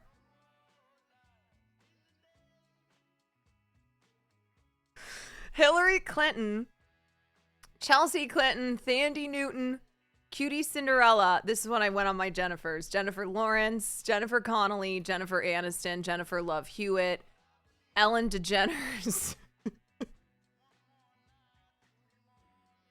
Ellen DeGeneres. Portia de Rossi, Brie Larson, Chloe Metzger. You can see how, like, what's the game? Infinite Craft. This was like a version of Infinite Craft. Kim Kardashian, Khloe Kardashian, Kourtney Kardashian, Kendall Jenner, Kylie Jenner, Stormy Jenner, Northwest. I don't know the rest of the kids' names. Bella Hadid, Gigi Hadid, Hailey Baldwin, Ireland Baldwin, Demi Moore, Lucy Liu, Charlize Theron, Camion Diaz, Sasha Grey, because in my brain I thought about Will doing porn stars. And Sasha, she's so lovely. She's a streamer. Former porn star. An actress. Camion Diaz. AOC. Kim Petras. Caitlyn Jenner. Kamala Harris. Annie Biden. You guys, I meant Ashley Biden. Close enough. Lady Gaga, Gwyneth Paltrow, Leighton Meester, Medrica Ferreira. Wow. Salma Hayek, Frida Kahlo, Christina Hendricks, Kristen Chenoweth. The crazy thing was I'd be trying to think of people's names. And then someone else would pop into my brain. Amy Adams, Amy Sedaris, Barbara Streisand, Bonnie Raitt, Caroline Calloway, Caroline Polachek, Deborah Messing. It's because I've been talking about these Zionist bitches so much.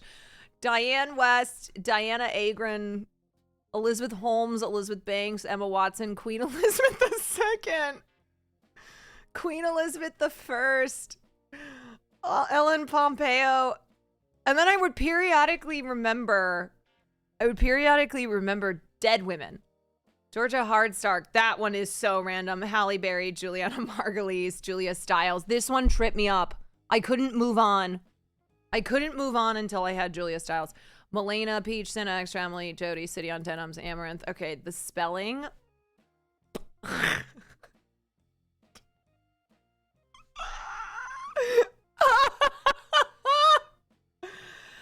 How did Fan not occur? No, because the thing is, this is what would happen, all right? Someone would pop into my brain. So then I would follow a path. And then I would quickly pause. And then I would like go, okay, I'm gonna like go back to actresses. So I was like thinking of Austin girlies. Or like there had to be some connection there. I can't explain what the connection would be in my mind. But as soon as the connection severed for even a second, because every second counts, then I'd go, okay, I'm going to go think about Broadway or think about singers. So then I would be on that chunk, and then I would like, okay, there's a sever here.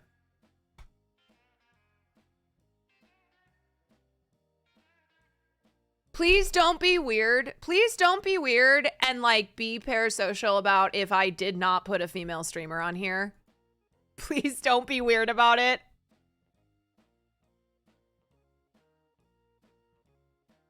Like I have Alex Morgan, the soccer player?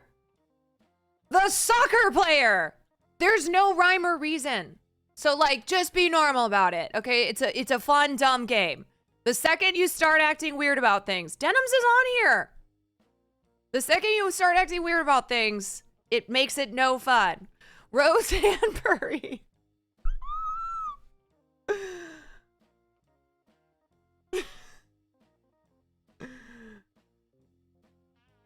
Kate Middleton, Princess Diana, Betty White. Disappointing Cutie was so high on the list. It's because Cutie was on my brain, and so the second that I paused, I was like, fuck, I just have to put her down. I have to put her down. I have to keep going.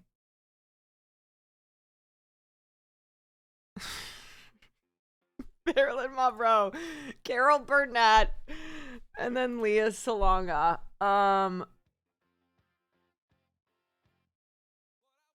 Please hit enter. This is what happens when I hit enter. It does...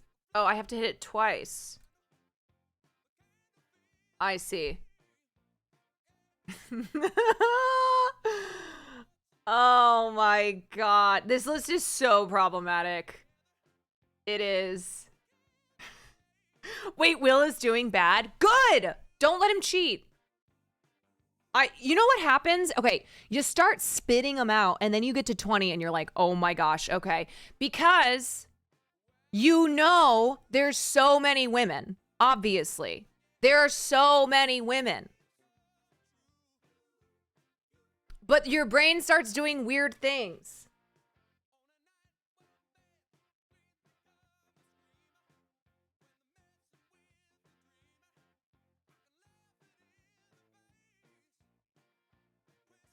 Slime took 25 minutes. That fucking misogynist.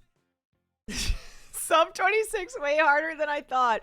Your brain just freezes up thinking about how beautiful and amazing all women are. Wow.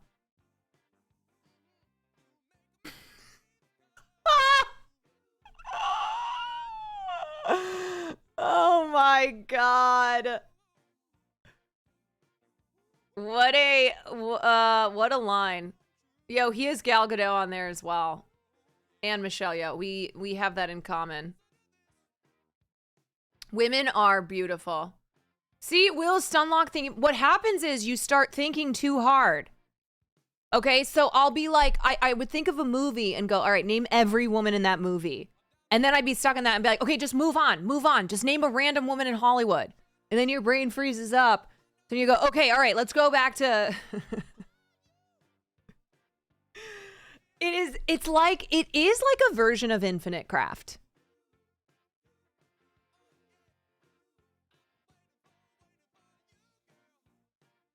I'm number 44 on Will's list. Are you fucking kidding me? Oh, fuck. I can never see his stream for some reason. Adriana Chechnik. Hold on. I have to pull this up on a... Disney found a way to cast 47.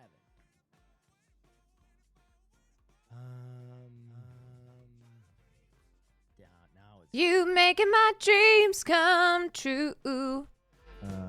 What's he at? 7. Okay. What number? What number? Oh, wow, that's very cool. Lucy Liu. Cat, neff bang. 48. Sydney Sweeney. We're back. I'm typing in chat. I'm 49. only number 44. Patty Smith.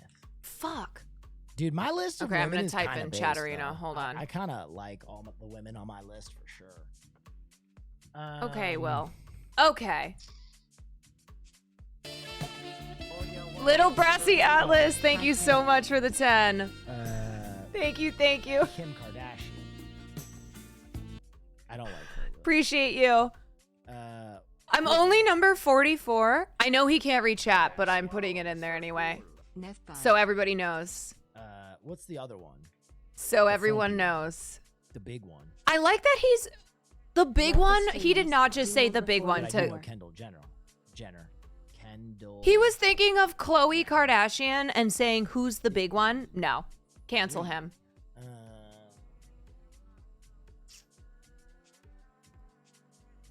Chozo, thank you for the 3 months. Oh, yeah, wow, that's very Hogan, cool. thank you for the gifted to Pokemon You gifted a Rock. tier 1 Riley sub to Reed. number Liquescence, 44. thank you for the 6 Given months. 46 gift subs in the channel. 54. Janice. Numbering them individually is wild. He's not going for time here. He's only at number 54. Kim Kardashian. You want to know the thing about Will too is that that's how he thinks it's Oh, yeah, spelled. wow, that's very cool. Alyssa Milano. It's not because he's speeding through. 6. Oh no.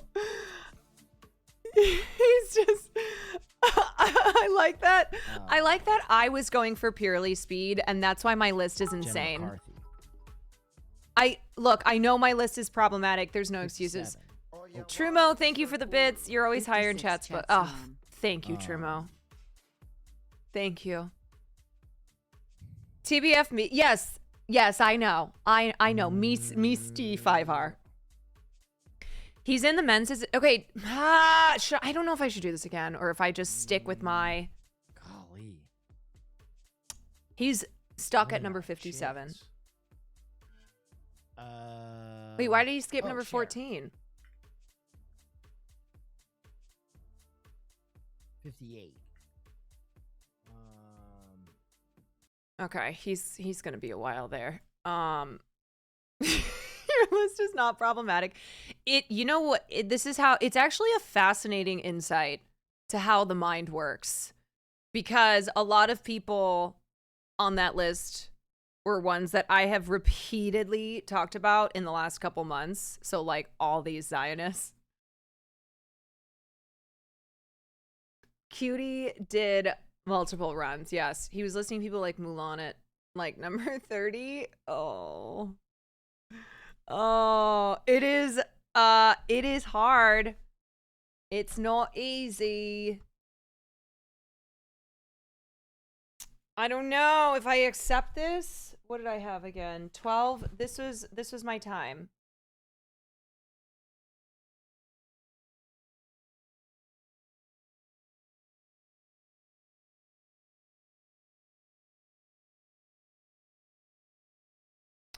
Who was my number 44?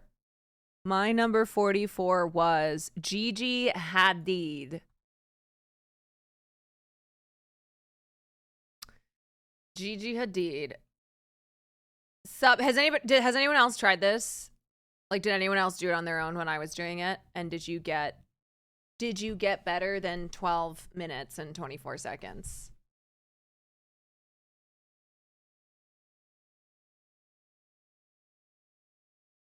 Anybody?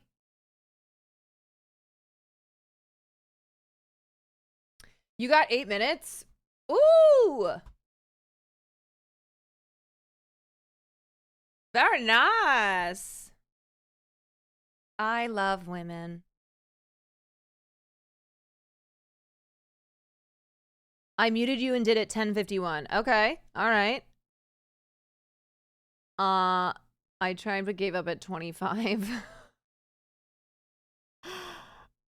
I did 100 men after and got 724. Interesting. At least 30 of them were famous tap dancers. Fucking hilarious. 943. I got to 83 in the same time. 759. Oh, okay. Some of y'all beat me.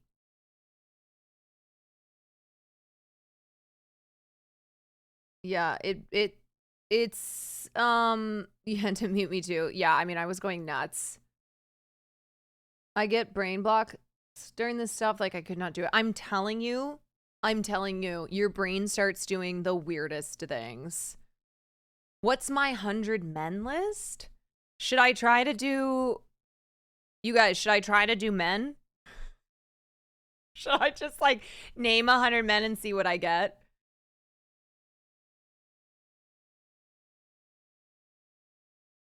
Okay, let me try something here.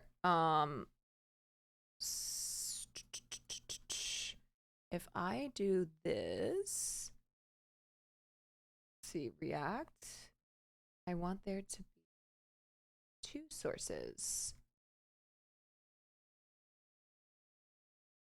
It's Women's Month. Excuse me? Okay, here's this.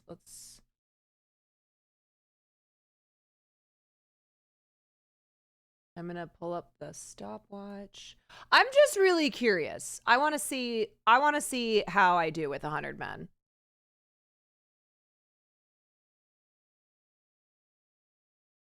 Oh, what the heck? Okay, if I were to go here,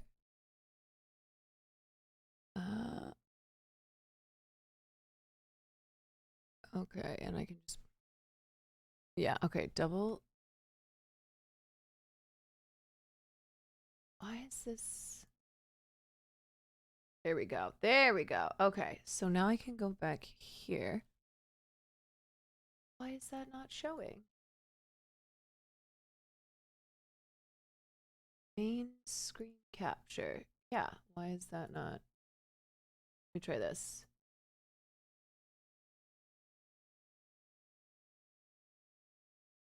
Boom.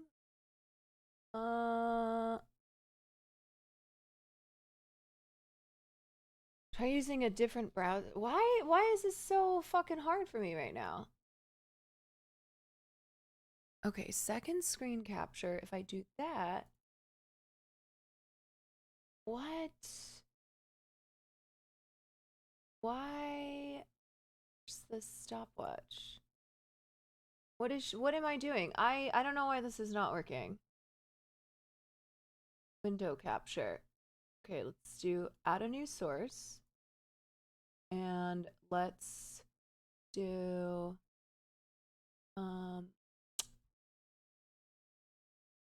oh, should I pull that out like that? Okay. Oh, why is this so hard? Oh boy. Oh, I have so many screen captures.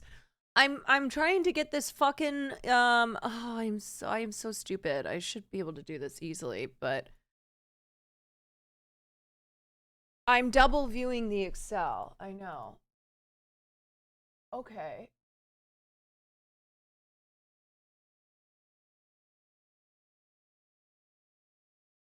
Okay, this one screen capture. So what if I move that over like that? All right. Just gosh. Okay, I can figure this out. I know I can. Okay, so now that, and let's make that smaller. Okay. All right. We're looking good. Oh! But then how do I...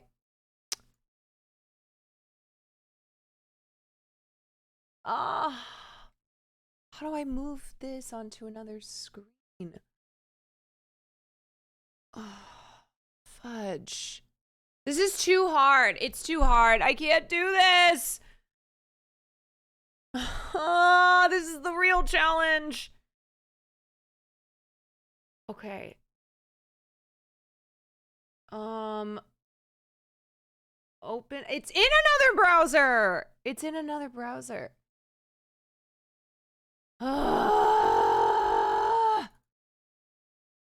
If I move, but the thing is I can't look at my I can't look at both at once. This is so hard. I don't want to do this. I don't want to do the stopwatch. I can't figure it out. It's making me frustrating, or it's making me frustrated. I have multiple screen captures. I'm going to turn that off. I have multiple screen captures, and this is just being stupid. See, look at all these fucking screen captures that I have.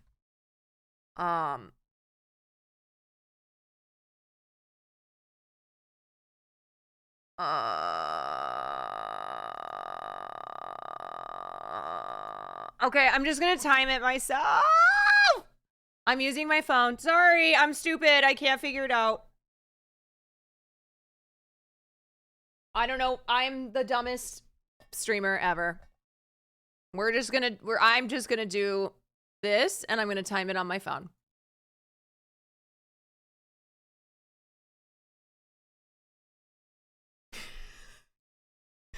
I have so many window captures. I have so many.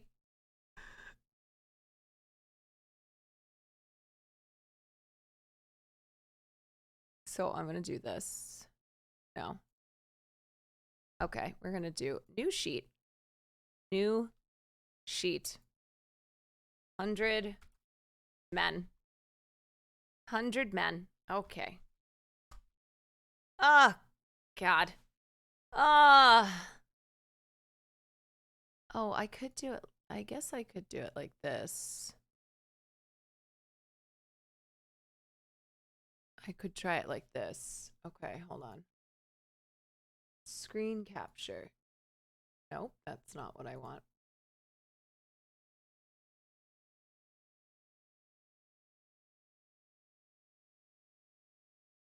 Wow. My goodness. Then let's do transform it to screen. Okay. All right. Okay. So I can do my list here, and then I'll have my clock here. All right. Whoo! Let me grab some water. God damn!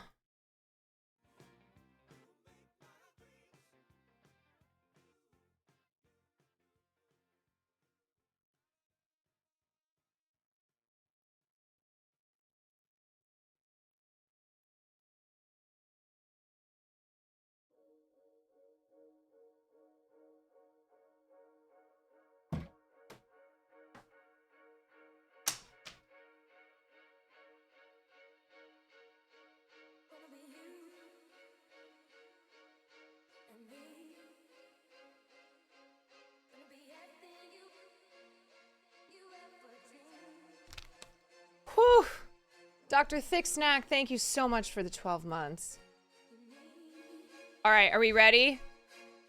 For men? Okay, ready? Time starts now. Men. Will Neff. Hassan Austin Show. Greg Daniel. Oh, fuck, I'm doing the random thing again. Okay. Joe Biden. Joe Biden. Barack Obama. Okay. Leo DiCaprio. Just Leo DiCaprio. George Clooney. This is my hands are George Clooney. Disclosure. Okay. I guess I can just go down presidents. Bill Clinton. G.W. Bush. G.H. Bush. Jimmy Carter. Oh, God. JFK. I'm skipping some in there. RFK. Okay. Nick Pollum. I'm gonna go back to Austin male streamers. Wake Wilder. Who the Jesus. Wojito. Miss Kim. S-Fan. Sear.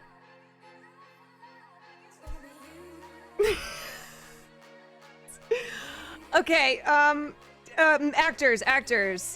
Brad Pitt.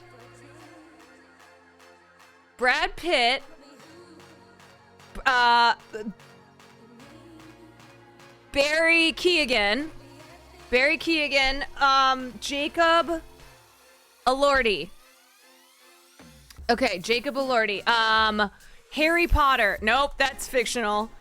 Daniel Radcliffe.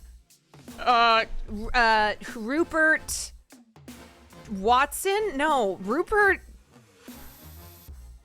Rod Blagojevich. What is Ron Weasley's name? Rupert. Ronnie Coleman. Ronnie Coleman. Okay, men. There's so many Chris's. Chris Pratt. Chris Hemsworth. Chris Pine. Christian Dior. Chris Apple. Wait, what is Chris Martin? Chris Martin from Coldplay. Chris Kringle? No, that's Chris Angel. Chris. It's not how you spell it. Chris Angel. Okay. And Robert. Okay, let me just think of Robert Downey Jr. Best supporting actors. We had Robert Downey Jr. We had Sterling K. Brown. We had Ryan Gosling.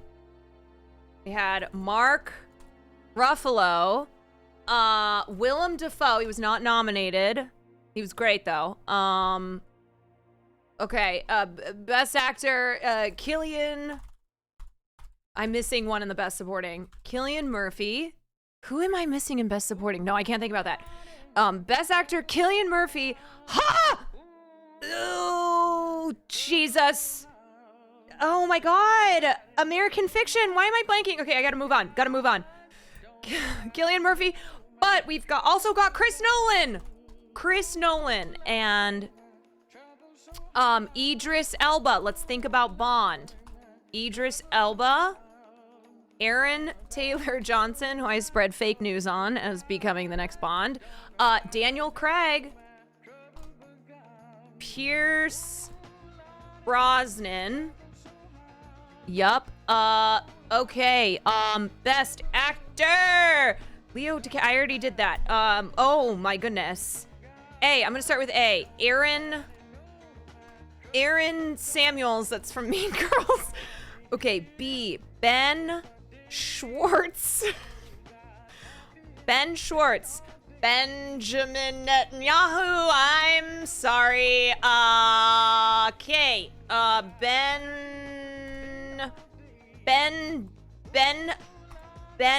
Bones.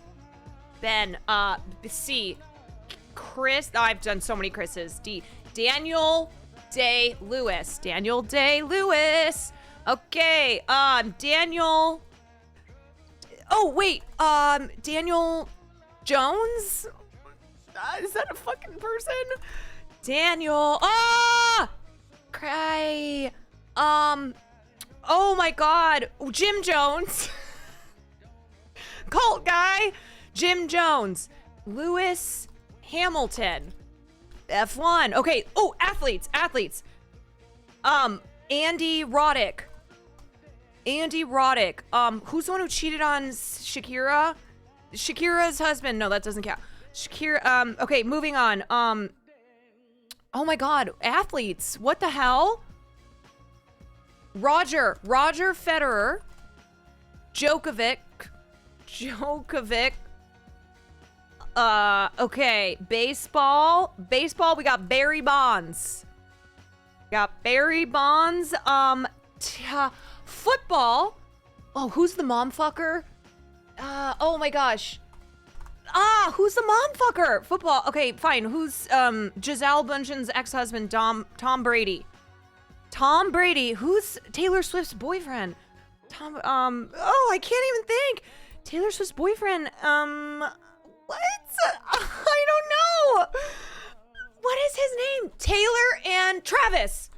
Travis Kelce. Travis Scott. Okay. Drake. I'm sorry for this one, you guys. I'm sorry. Okay. Great. Okay, we're just going down names that I have been talking about. Drake Bell, Pete Buttigieg. I was gonna talk shit on him. Drake Bell. Oh, Dan Schneider. Great. Harvey Weinstein. Okay. Alrighty, Harvey Weinstein. Roman Polanski. Oh no. Oh. Jesus. Adrian Brody. Okay, Michael Moore. Great. Did I do Joe Biden? Yeah, I did oh my God, Donald fucking Trump. Donald Trump, okay. Donald Trump Jr. This list is terrible. Eric Trump. Barron. Gotta put Barron in there. Gotta put him in there. Okay. Politics. Oh, okay, wait. How about British actors? Oh, shit. Oh, Rupert Grint. That's his name. Rupert Grint. Okay.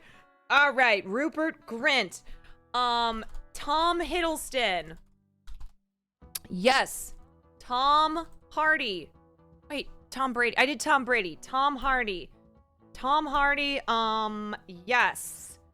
Yep. Oh boy, I'm men. Men? Who are men? Who even are men? Okay, let's just start going, Abraham Lincoln. And John Wilkes Booth. Great. Okay, George Washington. Oh my God, Ke Huy Quan. Hello, Brendan Fraser. Okay, Brendan Fraser, Ke Huy Quan, Brendan Fraser. Oh my God. Okay, oh my God, Keanu Reeves. Okay, who else who's a man who I really love? Who's a man who I love? Coleman Domingo. Okay, Coleman Domingo. Oh, yes, Coleman Domingo, Best Actor nominations. Holy moly. Coleman Domingo. And then we're gonna do John Krasinski from A Quiet Place. You know how it goes. The writers of A Quiet Place, Beck and Woods. That's good enough. Beck and Woods. Who the fuck else got nominated for Coleman Domingo, Cillian Murphy?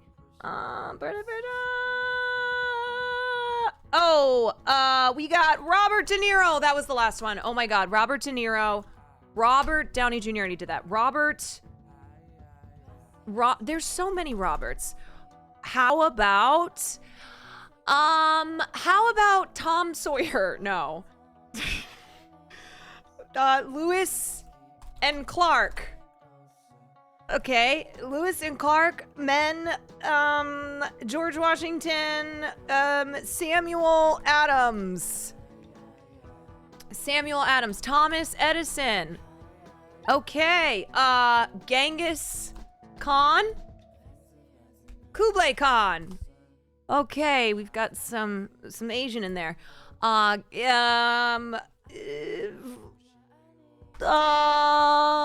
can't I think of any fucking names?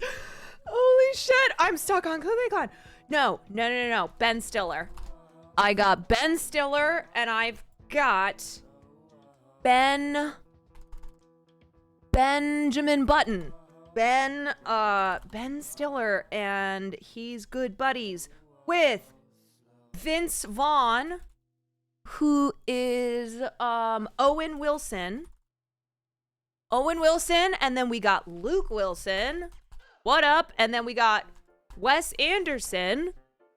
And then we have Chris Rock. We got the Slap, Chris Rock, and Will Smith, and Will Turner, who is Orlando Bloom. And then, Johnny Depp. Okay, Johnny Depp. And then Adam Smith, laissez-faire. Okay, economics. Adam Smith, and then Jerry Maguire, who's played by Tom Cruise. And then we've got Tom Cruise, who's in a movie with Alan. Who's Alan?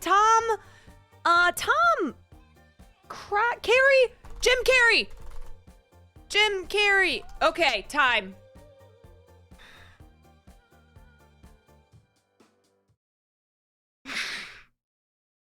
Whoo! Okay. So 1246 minus 1225.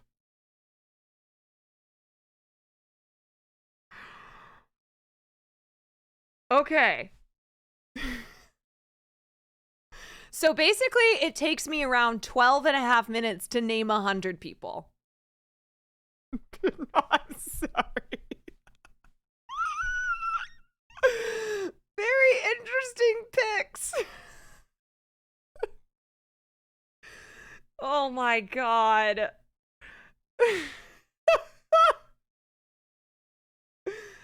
Oh boy. Wow, I don't even, I'm exhausted, you guys. I'm actually exhausted right now. I'm exhausted from doing that. Let's look at my list. Will Neff, Hassan, I didn't even finish that. Austin Cho, Greg Daniels, Joe Biden, wow, Barack Obama, Leo DiCaprio, George Clooney, Disclosure, Hassan Pick, Bill Clinton, George W. Bush, George H. Bush, Jimmy Carter. Squeaks is doing it, and he has Jessica Rabbit, number 37. Stop. Jimmy Carter, JFK, RFK. I just quit on presidents. Nick Pollum, Wake Wilder,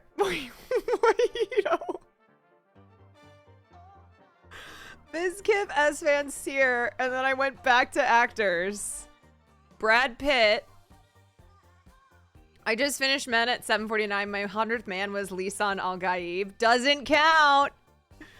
Brad Pitt, Barry Keoghan, Jacob Elordi, Daniel Radcliffe, Rod Blagojevich. I just put Blago. Ronnie Coleman. I didn't even know who Ronnie Coleman was till Will went down to Austin. Chris, what are the rules? You can't do fictional.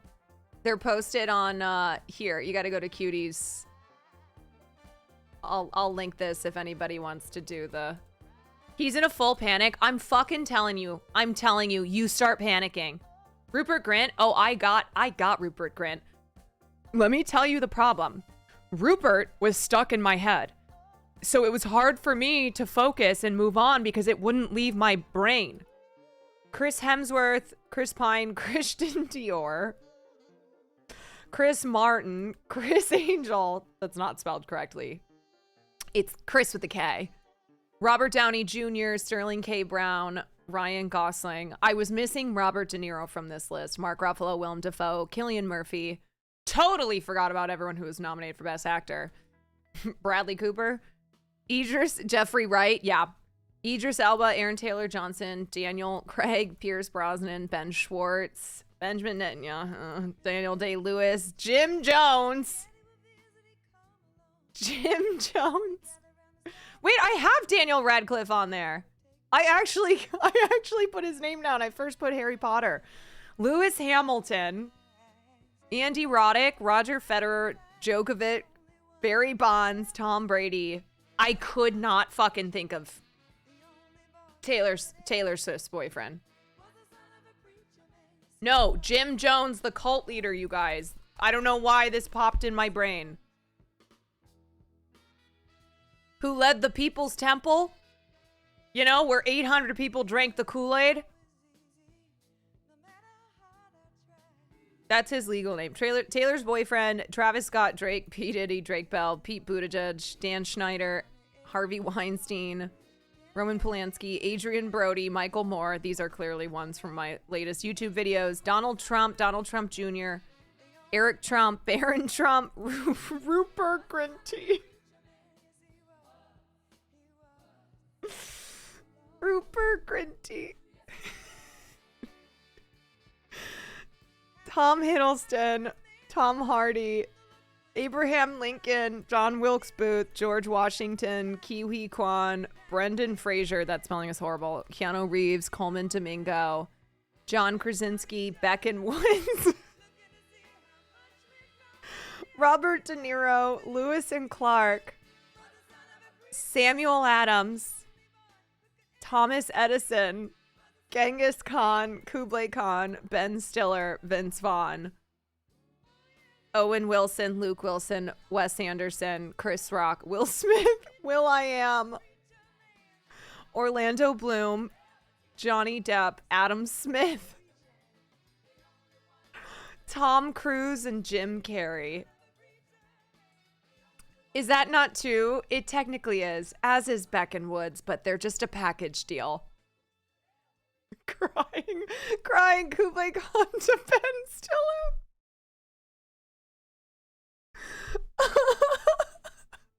What was the link between Kublai Khan and Ben Stiller?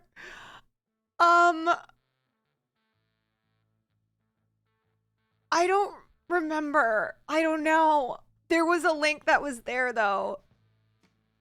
I was thinking of Gerard Piqué. Yes, and when it didn't come right away, I had to move on. Every second counts. Wait, I said Jesus like 100 times and never put his name down. It's because he's fictional. I'm just kidding. I'm joking. I joke.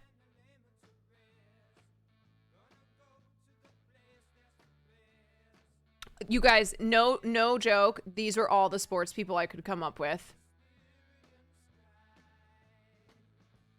That's it.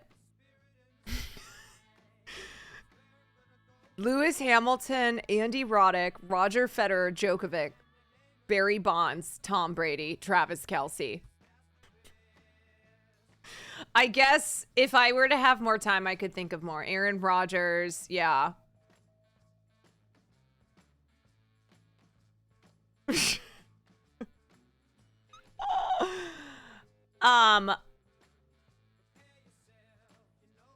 Michael Jordan, LeBron James.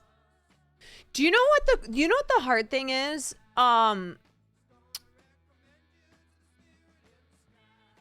Is I think dead people. Like, you don't really think about dead people until you start thinking about dead people, and then you think about someone, you're like, are they dead? But then you're like, just put the name down anyway. Lewis Hamilton makes sense. He's pro-Palestine. Really? Oh, I didn't know that. I don't know how I put Lewis Hamilton down. I know nothing about F1. Absolutely. Absolutely nothing.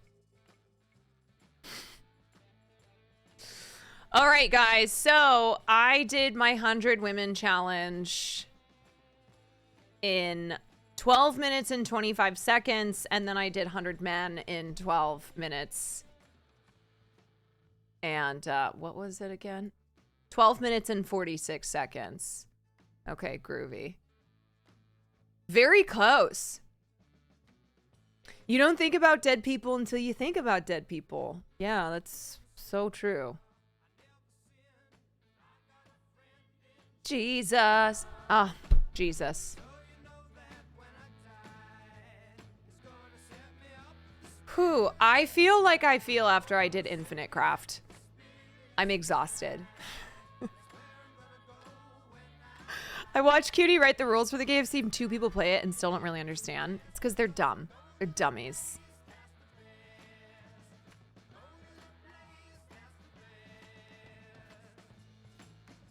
Whew, Jesus. Y'all really should try this on your own, though. How's Will doing? Did he finish? Or is he Just haven't gotten around to it. I have a list of all. How did he do? Here's Jim Jones. Chat, I'm a misogynist. I did it in 6:27. Well, I started speeding through. Oh, he moved on. He's like, I'm over this. I started speeding through the names and I was like, oh, this is embarrassing. I'm going to clear men. And then everything shut down. Like, what? Giga Chad?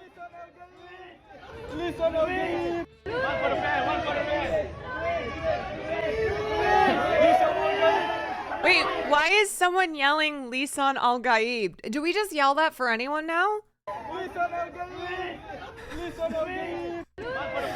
Was he in Dune? I don't remember that.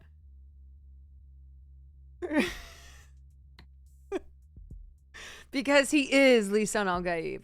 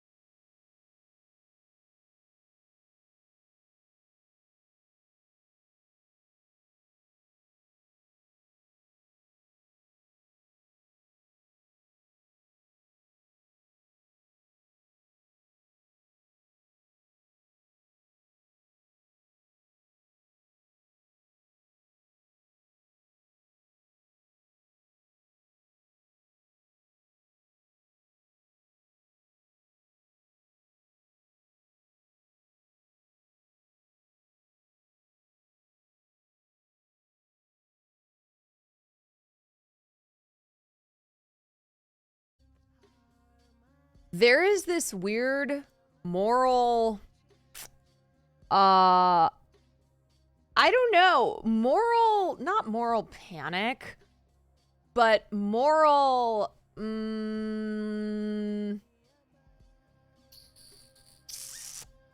do I describe this?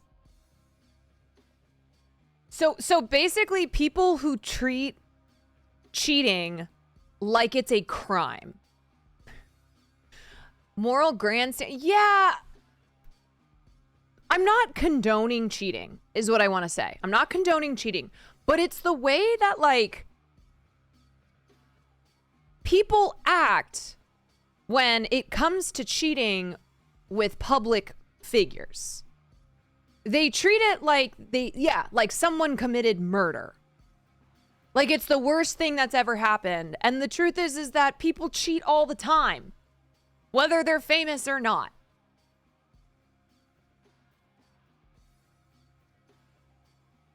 People cheat all the time, and yet for some reason, when it comes to public figures, celebrities, influencers, the way people behave to it, towards it, is really strange. Like, we have nothing to do with it. Look, if it's not my relationship, what the hell do I have to say? What kind of, I don't mean that we, I'll never cover it. Like if there's like the Ariana Grande thing, okay. I don't want to be a hypocrite here. Like that, there was more to it than that. But as far as like acting as if a crime has been committed, I'll never do that. I'll never act as if I am owed something from, for instance, this queer influencer couple who became a big deal because they are a queer Indian couple, I believe. They're young and they were a big deal. Apparently people put money into their wedding funds? What? What? What? No. No way. Why would you? No, that's so... They're an Indian and Pakistani couple. Okay. All right. I didn't know who this couple was until I started seeing stuff online. And there was one tweet in particular where someone wrote like a paragraph about this couple and how disgusted they were by the cheating. And I went to pull up the tweet today, but the account has been deleted. I don't know. It had a ton of traction. I have Sufi's consent to respond. It ended before Ramadan began. What the hell? Okay. All right. Let's get to the top and the bottom of this. This queer influencers couples cheating drama has taken over TikTok. Here's what happened. Just as we started to move on from cursed lesbian bar discourse, I regret to inform you that another controversy has rocked the overly online queer internet. Over the weekend, influencer couple Anjali Chakra and Sufi Malik announced that they had called off their wedding weeks before the fact that Malik publicly admitted she had cheated on Chakra. But for the unaware, who are they? What exactly went down between them, and why has it all gone so viral? Read on to learn more. I'm also like, why did they feel a need to say that cheating was what had happened here? I don't know. If it were me and I were a public-facing couple, and a lot of people's happiness rided on my happiness, I don't think that I would like give all the deets. I don't think I would feel A, that I wanted to do that for myself, and B, that I owed that to people. Jenny, thank you for the 11 months. And Secret Bummers, thank you for the 3 months. Just announce that you broke up? I don't know. Okay, so they're influencers who gained a following back in 2019. after a photo shoot that the California-based couple had done for South Asian designer clothing rental service Borrow the Bazaar went viral. A tweet that photographer Sarawar shared of the shoot received over 42,000 likes, with people celebrating the photo's depiction of a queer South Asian interfaith love story. Malik is Muslim and Pakistani, and Chakra is Hindu and Indian. So this is the tweet that popped off. A New York love story, okay? Okay, cute. In a 2020 interview with Business Insider, the couple shared that they initially met on Tumblr, where they followed each other for 7 years before meeting up and becoming a couple in July 2018. I DM'd Sufi one day asking if we could talk about her experience as a queer South Asian woman, and she agreed, Chakra told the outlet. Eventually, we met in New York, where Sufi lived at the time. Cute. Okay. That same month, the couple went viral once again after sharing their 1-year anniversary photo shoot. I grew up witnessing and watching different kinds of love, some in my family and some in Bollywood, Malik wrote on Instagram. After I got a little older and realized what my sexuality was, I never saw representation of people who looked like me. I'm so glad I have the opportunity to be that with the love of my life. This created a lot of India-Pakistan hatred, again, with so many gross comments from both sides. Jesus! Oh my God! Why did they break up? On Sunday, March 24th, Chakra and Malik announced their breakup on social media via coordinated posts. They shared that they broke up shortly before their planned wedding due to infidelity on Malik's part. Okay. Wait, I think I have this bookmarked. Both of their posts. Okay, so here's Anjali's post. Sufi and I have been blessed to spend the last 5+ years together in a loving and beautiful partnership that we have been so honored to share with all of you. Since the beginning, your outpouring of love and support has played such a special part in our journey, and we will continue to carry that love with us moving forward. This may come as a shock, but our journey is now shifting. We have decided to call off our wedding and end our relationship due to infidelity committed by Sufi. Like, I'm sorry, you could never catch me doing this. No. As we close this chapter, I wish for absolutely no negativity to be shown towards Sufi, but like, you know that there is. And that you respect this difficult decision. What we have shared has been so full of love and nothing short of magical. I will choose to remember it this way. All my love, Anjali. And then here's Sufi's post. Hey everyone, there's been a major turn of events in my relationship with Anjali. I made an unrecognizable mistake of betrayal by cheating on her a few weeks before our wedding.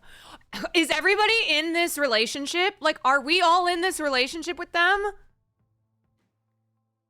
I've hurt her tremendously beyond my own understanding. I'm owning up to my mistake and will continue to do so. But like, why do you have to own up to the public?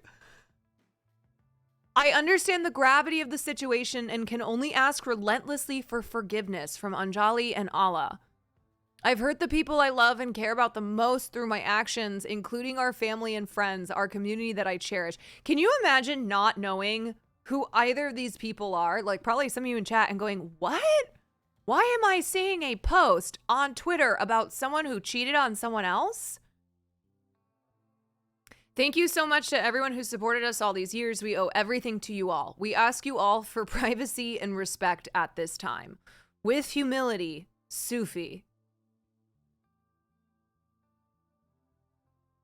This is setback India-Pakistan relations 100 years. What if the cheating was more saying that Pakistan was better than India at cricket, even though she swore that both teams were just as good? Yeah, maybe it was that. Sufi disabled comments on her post, but some meme pages reposted it, and some of the replies were insane. Like, asking forgiveness from Allah for this. Ask it because you're a lesbian first. Jesus! Oh my goodness.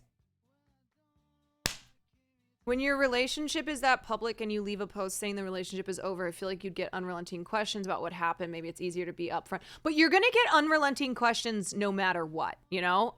And with this, I'm sorry, but end our relationship due to infidelity committed by Sufi. But please, I wish for no negativity to... You know that negativity is going to be shown because of how public your relationship was and how much people relied on your love. I don't know. Like, if it's me, I don't think that if people break up, like this, they have to say that infidelity, like they have to disclose that, you know? Like people, non-public figures cheat all the time.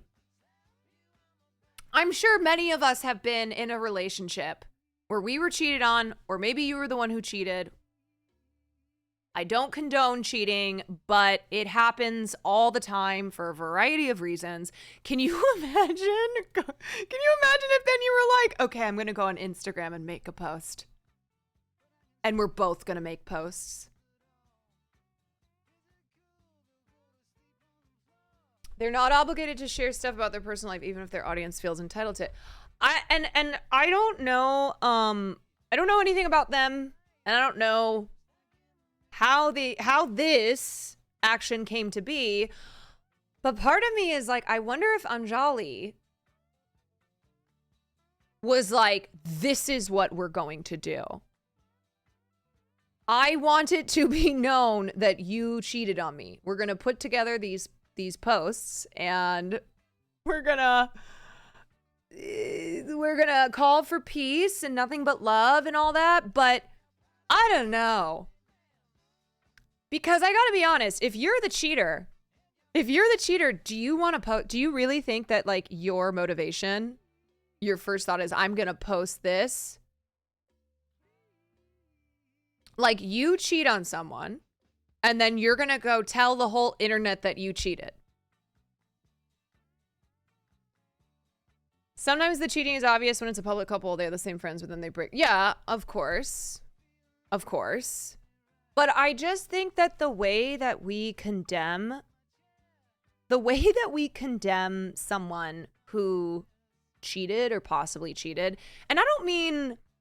Like, I think the Ariana Grande situation is worse because of the power dynamics there, and because of the newborn baby. There's just other factors to what happened there, and just the fact it makes no fucking sense that...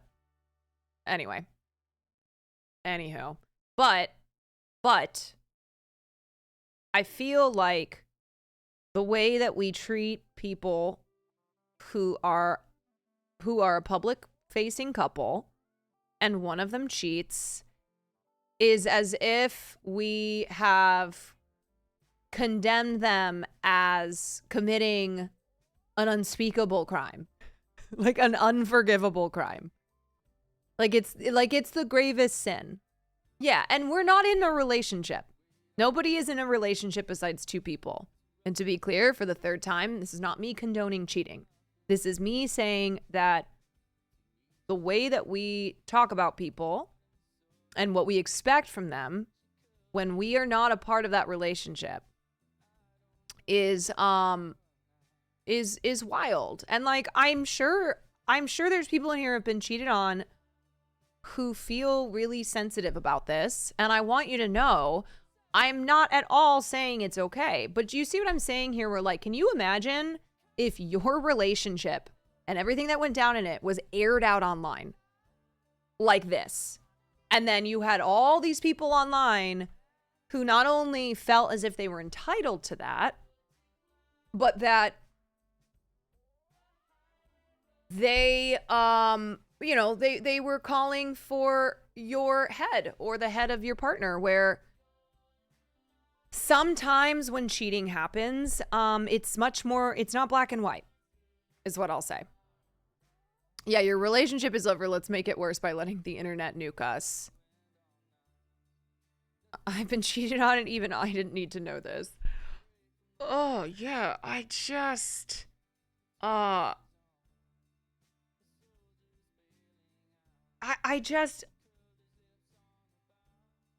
don't know.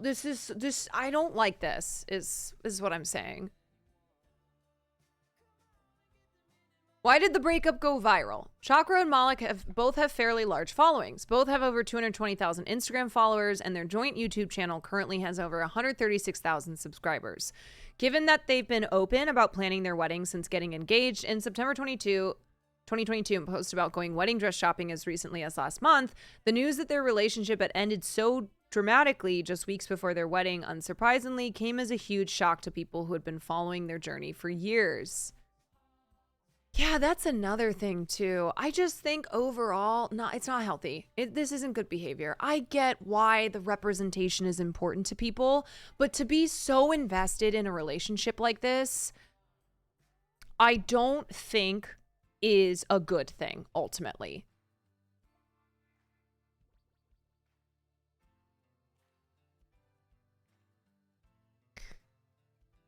A lot of Indians and Pakistanis are mad about this in a different way, asking why we should worry about it when there's much bigger issues like Palestine, Pakistan's crumbling government, the deep hole of fascism, India. Yeah, and the reason I'm bringing this up is because it has gone so viral, and because there are thousands of people online who are consumed by this and who are talking about this. I really wish that this account had not deleted itself, because this tweet that they posted was a perfect example of what I'm talking about, and all of like the likes that it got and all the comments underneath it is just not healthy not healthy thinking.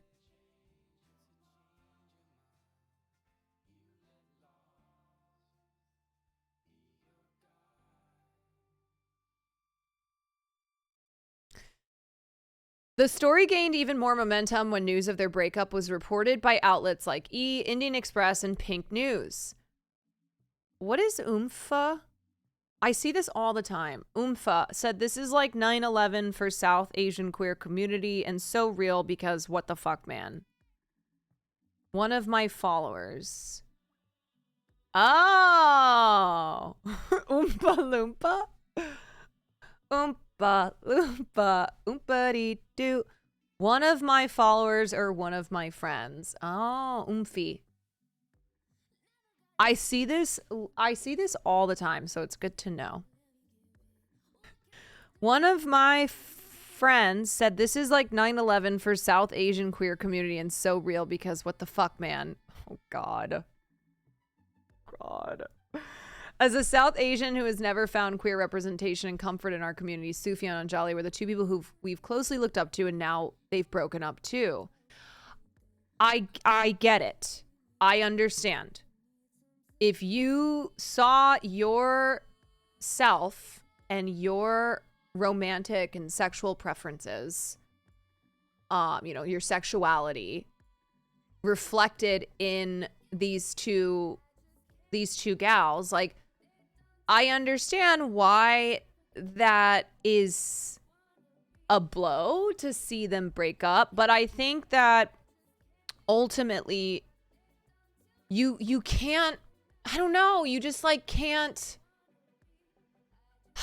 you can't put too much stock in people. It's like how we said before when we were having the movie discussion, where Asian movies should be allowed to be bad, right? They should be allowed to be mediocre.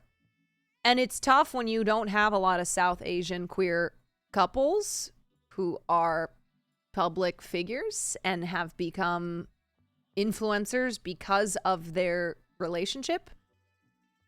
I know that there's not many, but still you have to understand that these are people you don't know. And it does get into the parasocial territory. And they're human beings and shit fucking happens. It doesn't matter if you're an influencer, if you are an actor, if you're just a normal human being. Stuff happens all the time in life. We make mistakes. Other people make mistakes. Relationships fall apart.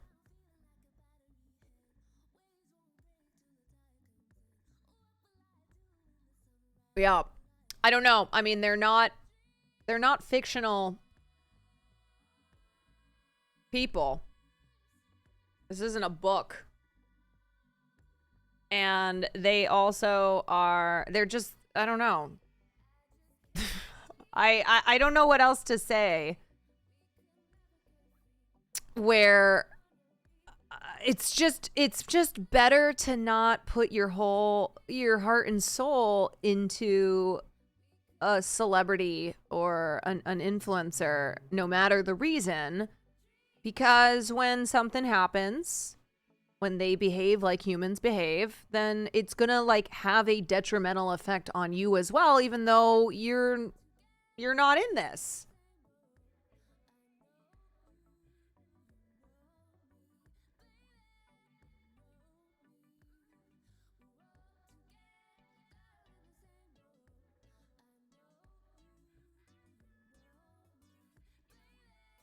At the end of the day, we don't know these people. Right. We don't know these people, and if you look at this, it's like, I think about the fact that they were not influencers before they started dating, is what I'm gleaning here. So their relationship is what made them have such a huge platform. The fact that they are a rare South Asian lesbian couple who are open about it. I think they were just not as big. Right. So like, but this led to their, you know, their current level of notoriety and the hundreds of thousands of followers that they have, right? Like it's their relationship. And ultimately, I don't know. I mean, ultimately, it's a tough thing when your career is dependent on the person that your partner is. I mean, one of the reasons why it's been so important for me to establish my own path here and be an individual in the streaming space is so that I would never ever feel like I got to this place where now my relationship is what is everything that I depend on. I want my relationship to be one that I'm in because I care and love for this person. And Will and I have told each other for years, not just when we both started streaming, but before that, we were like, hey, if this ever isn't working for you, if you ever feel like you're obligated to be in this, I need to know, because neither of us deserve that. Neither of us deserve to be, to continue to be in a relationship with someone and pour time and energy into this thing when number 44, by the way, I know, I haven't forgotten that. When, we're only doing so because of some type of fear of being alone, fear of like career failure, whatever it is.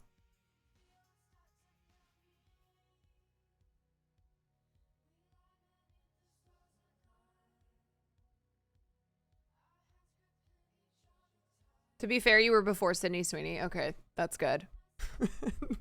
that is good. I don't understand how they didn't find that incredibly anxiety induced if I were nobody. And then, oh, I'm sure they did. I'm sure that put a lot of pressure on their relationship. Like, we don't know because we weren't in it, but you can imagine. You can imagine that you are one of the few South Asian queer couples, and like your fame and your platforms and your social media followings have come from your relationship.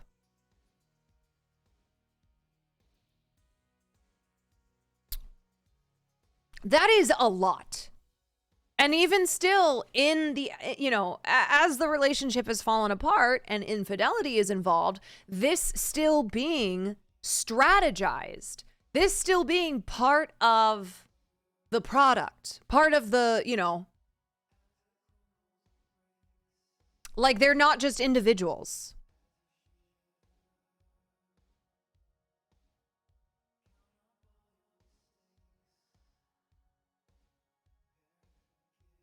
Yeah, look, it's why a lot of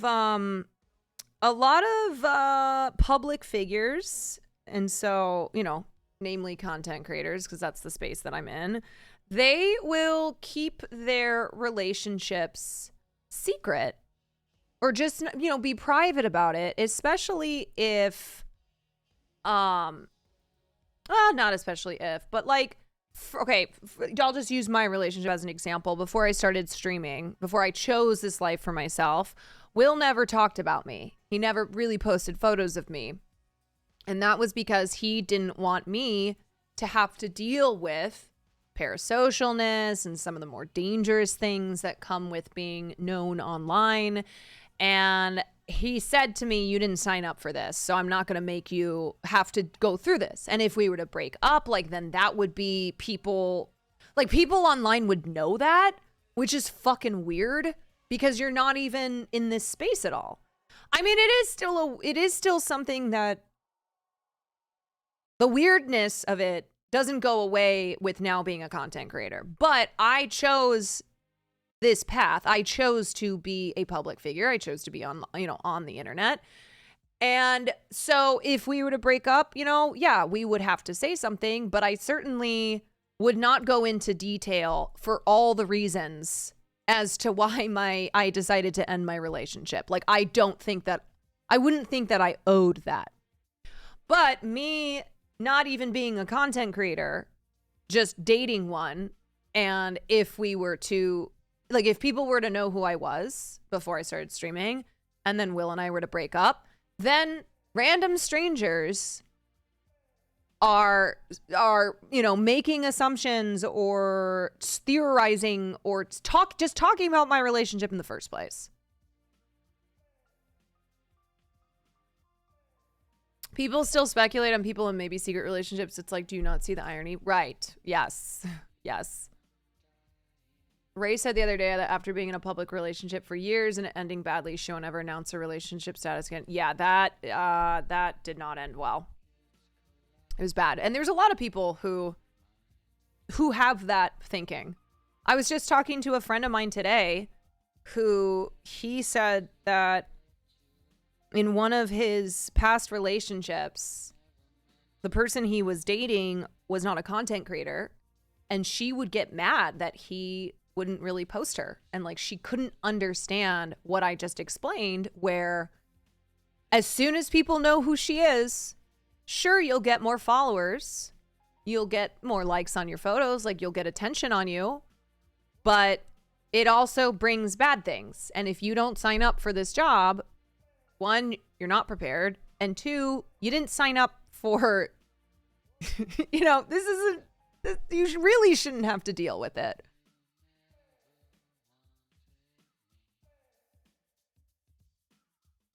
$39 Daff got a lot of shit. I know. I saw some of it, and it's just more examples highlighting what I'm talking about here, where there are people who wrote paragraphs, who put together charts and evidence. I'm like, one, you're weird. You're so weird for that. Two, leave them alone. You're not in that relationship. Were you? Maybe I'm wrong. Maybe you actually were in that relationship, and therefore it gives you a right to speak on it.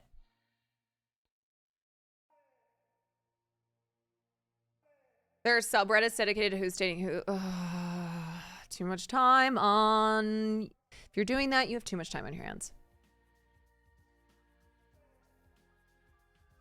People do so much discourse of relationships that if they were just two average people, no one would care. Yeah, that's the weird part of it, right? That's what I'm talking about, okay? So to wrap this up, that's what I'm referring to when I'm talking about something like cheating,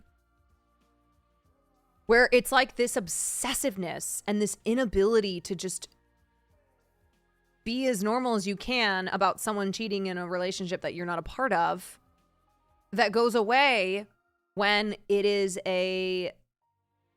when it's a couple who are a public figure, like one or the other or both.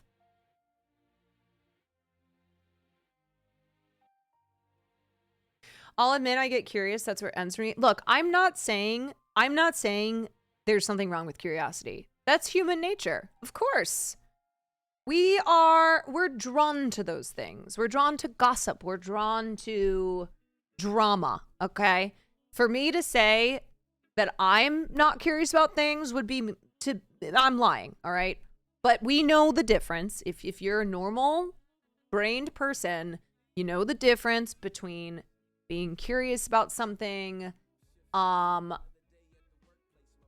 you know, chatting about it with your friends or your family, like Angelina and Brad Pitt, you know, the breakup of Bennifer, not Bennifer, that's Ben and Jennifer Lopez, the breakup of Brad and Jen, and here comes Brangelina. Like, there was so much talk about that, totally. But this is where it has become very problematic. It seems when it involves influencers like this, because of the nature of the nature of being online. Like, when you're an influencer, your job is internet. Ken's job is beach, influencer, content creator, etc. Your job is internet. And so there's a parasocialness there, a certain type of parasocialness that you don't really get with celebs who are non-internet celebs. It's the accessibility, it's the direct connectedness.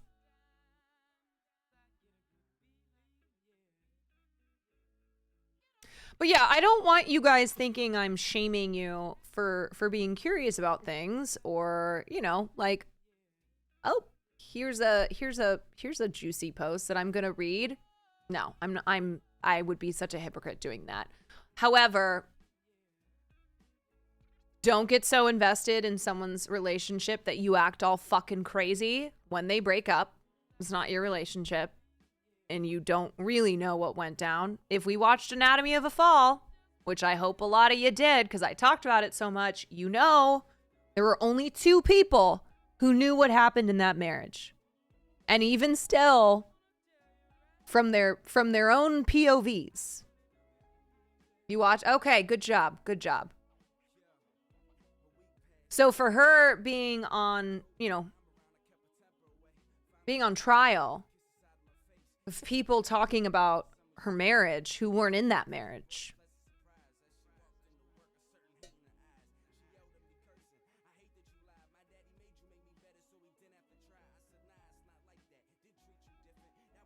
I told my friend that I want to know everything about her relationship. That's totally different. We gotta be all up in our. No. That's not the same thing.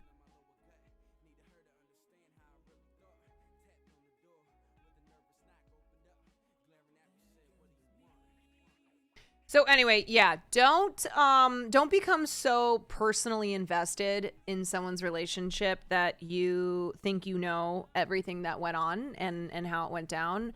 And also, don't think that you're owed anything, that you are owed the details, or you'll just provide them yourself.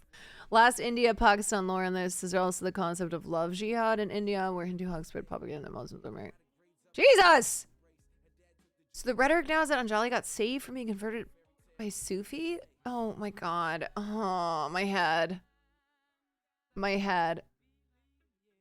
Bad train wreck has a point. If Kaya and Hassan have issues, I'm siding with Kaya, and I will make hate threads. Oh, always side with Kaya. She's a good girl. She's the bestest girl. I don't know, man. It's our behaviors online. I swear, there's just always something happening that feels like such a cause for concern. But it always comes back to the same problems. You know?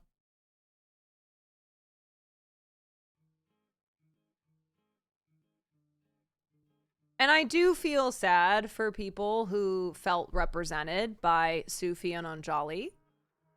I'm not saying that they were wrong for that. Of course not. But I think it's making sure that you don't cross that line into pretending or forgetting that you're not in that relationship. what y'all think about cheating? Genuinely curious. Love cheating. What y'all think about cheating is a very funny question. Hey, what y'all think about cheating? Oh, it's poggers, dude. So poggers, especially if they're young. Yeah, both these girls are in their 20s. They're young. It's not excusing what Sufi did, but we make mistakes all the time and shouldn't have to have the entire world condemning us to hell if said mistake is cheating on your partner. Cheating is great. I cheat every second, every day. Nobody cheats like me. Nobody cheats. They call me the king of cheating. Take the rest of the night off. What's wrong? I'm just so tired. I did hot yoga. And I'm like, Wait, how did your women list go? pretty good. I saw that I was 44. Ah, You thought of 43 other hoes before you thought of me? Oh, it was safety. Because I watched a little bit and there were some times that you struggled. You were, oh, were you in my men list? Yeah. You were number 1. I also had very random names like Jim Jones, the cult leader, on there. But you were number 1. David Koresh. My list, both my women and men's lists were very problematic. Really? Very. Like, half of the women on my list were just the most vile racists. And then half the men on my list were sexual predators. I know, but it's who I've talked about on here. Yeah, I did hot yoga, and it was a hard. Oh, that'll exhaust you. Have you been drinking water?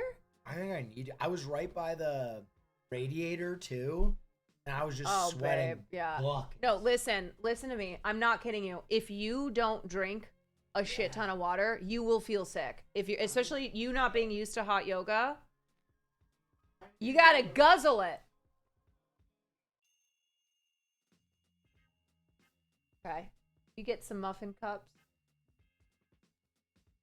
Yeah, make sure you're drinking even more water than you think you need to. Guzzle it down. I feel dumb for asking. I didn't think. No, Yubi, you're golden. I thought it was goofy and funny. I guess I was asking about it. It was just, it felt like, hey guys, so what do we all think about cheating?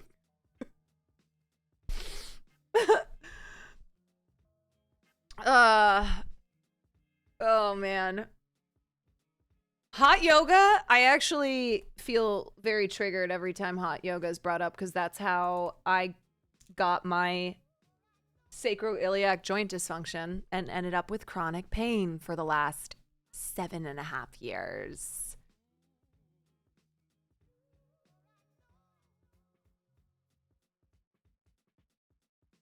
This reminds me of friendship ended with Mudassir because he was too proud and doesn't admit when wrong. Asif, could we possibly bring Sufi and Anjali back together like when the internet brought Asif and...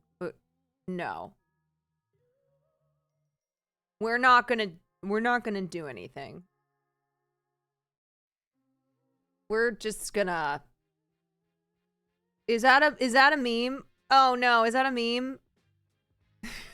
I was like, I'm trying to be kind. It's an ancient one. Okay. I don't know. You guys know I don't know memes, so I never know. You were you were joking. Okay. I was trying to be kind and be like, no, we're not gonna do that. It's a famous, you guys, I don't know. I don't know memes that are semi-famous, let alone very famous. What's the one thing that I just learned? The Chinese food thing. Friendship ended with Mudassir. Now Salman is my best friend. What? What is this?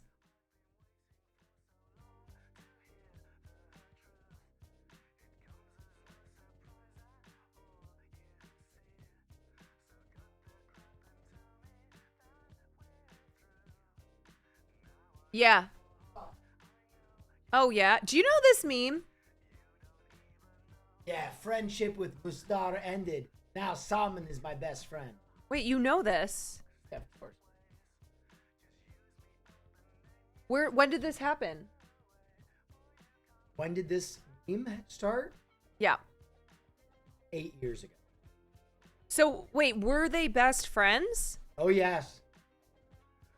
And now they're not. See, you can tell by the X's that he put over him. Wait, but who made the meme? How did this come to be? This guy made it. And now Udara Seer is no longer his best friend. Oh. But he made this seriously, right? Yeah, I mean, Bub, he put an X over 2 of his photos. This video covers it well. Okay, let me see. Friendship ended. 2015. Easy Echemosis, thank you for the 3 months. Downtown Pakistan. It was another night like all the rest. I'd been on the force for nearly 40 years. Seen just about everything. Was looking forward to retiring tomorrow. Me and the missus picked out a little bungalow in Karachi. Then I got the call. The biggest damn case of my life.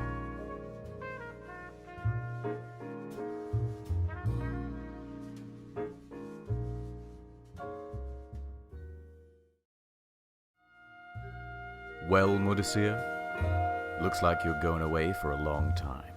Your DNA is all over the Wait, why do I know that guy's face? body. Tell us what happened. Not talking? Fine. How about I That start one. and you just fill in the blanks? It started years ago. You had a best friend, Asif. He's a Snacky meme dresser. too, Had a okay. pet goat, Bakri. You and Asif did everything together. Yes. Why, he's you two were also a meme. practically attached at the hip. But you had your ups and downs. Sometimes, you two clashed. In fact, for years, tensions between you were building. The bad days started outweighing the good, and eventually... So these are just 2 random guys? Asif had had enough. On September 13th, Asif fired up MS Paint. And he posted this. Friendship ended with Mudasir. Now Salman is my best friend. Wait, he's Hide the Pain Herald. Okay, let me see. Right, yep. Yep, I remember. He had broken up with you, and he had done it on Facebook. The most official kind of announcement you can make. He said you were proudy, you give attitude, and you would no compromise. The friendship so was funny. over. You two were no longer on speaking terms.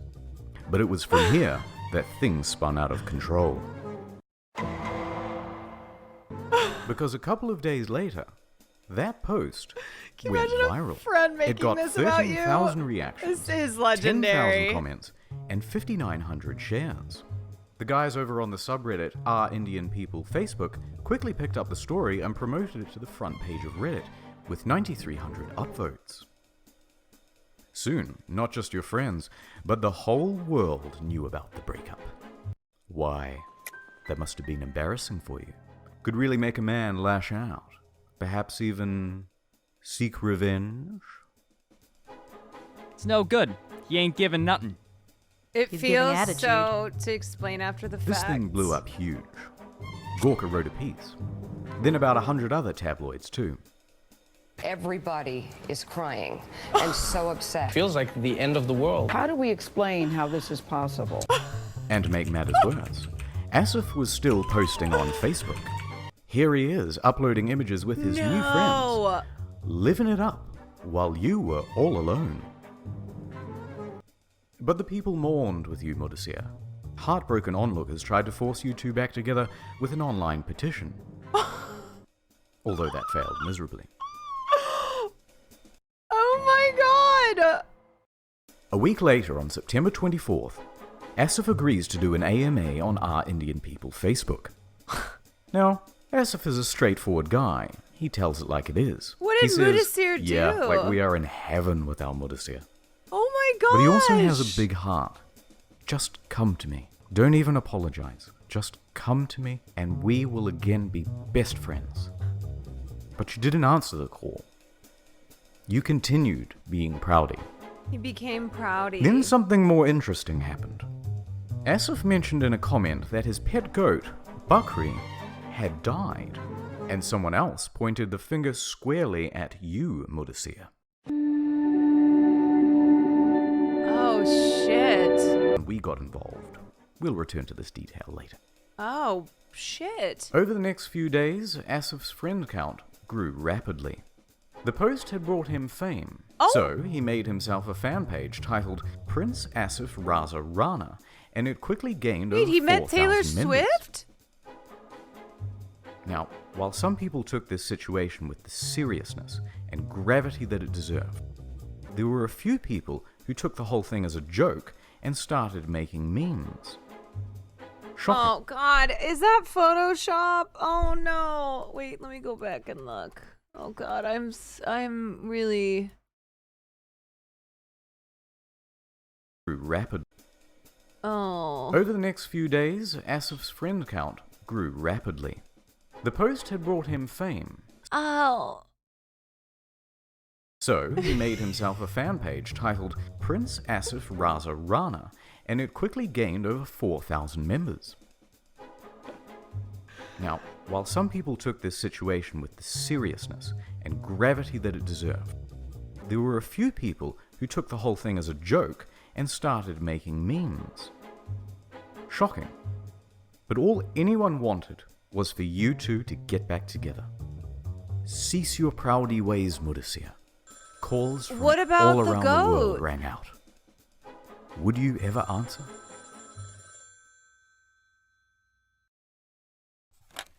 Hello?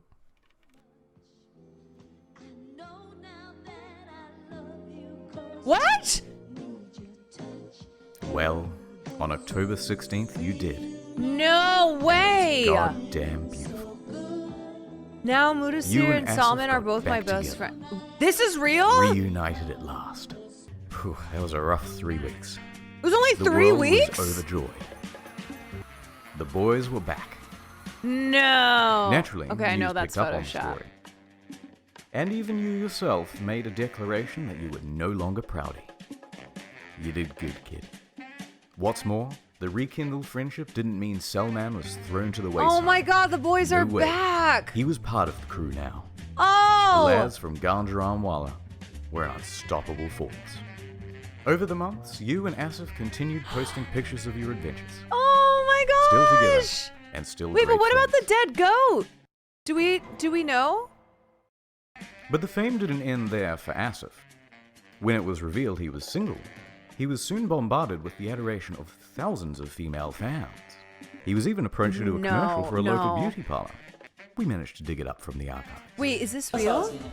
और अब तो उन्होंने academy का भी बकायदा आगाज कर दिया है। तो भाई एडमिशन करवा दीजिए। Now, some people are saying that you two recently broke up again. But that's fake news. Because here you are in a live stream just a few months ago. And in 2017, Dudes everything comes rock. full circle when Asif became a moderator on Our Indian People Facebook. So that's about it. That's the whole story if I've got everything right. Oh, but there is one more thing. This is it. Where were you on the night that Asif's goat Bakri died? Our forensic team has looked over the body extensively. No apparent wounds or external injuries. We can rule out suicide. But there are only a few things that can cause instant goat death, or IGD as we call it here in the department. Let's go over a couple of those now. Anthrax? Highly unlikely in a metropolitan area. Parasite infestation? Again, unlikely in a city. Stress? The timeline is all wrong for this to be caused by the breakup. Pneumonia? Again, highly unlikely in the middle of a Pakistan summer. So that about narrows us down to two things. A congenital health problem He named his goat Goat. poisoning. Did you do it? No. Oh. Okay, well, you're free to go. But hey, that's just a theory. A goat theory. Thoughts are watching.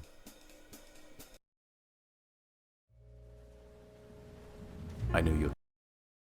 Wait, are they still together?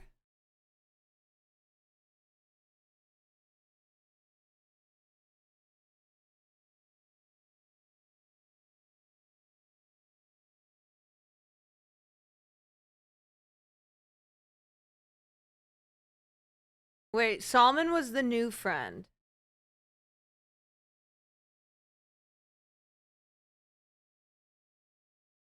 What's going...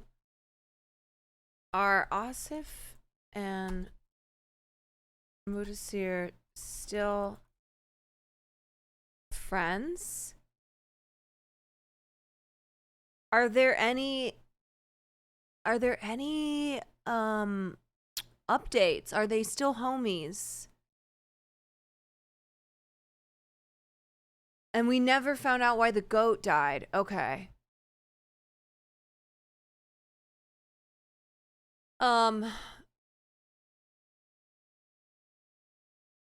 Okay, alright. They're best friends forever. Turns out Mudassir cheated on him. People are disappointed. Alright, now I understand the meme. Great. Some questions just don't have answers. Mudassir, Salman, and Asif. All right, what do I want to cover next? Let's see.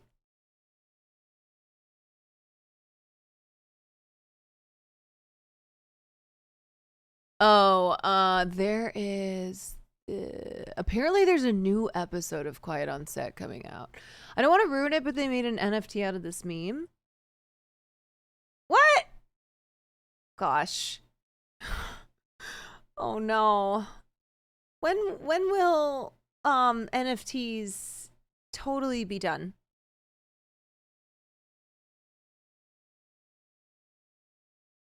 Get the bag, boys.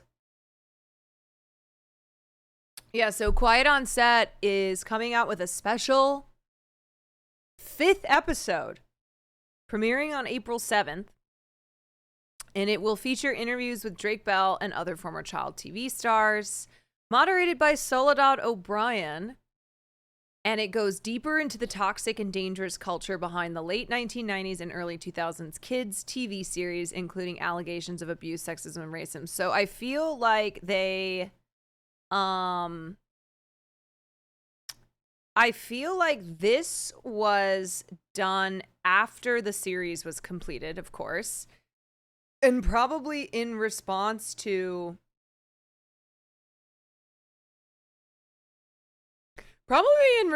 everything that's happened.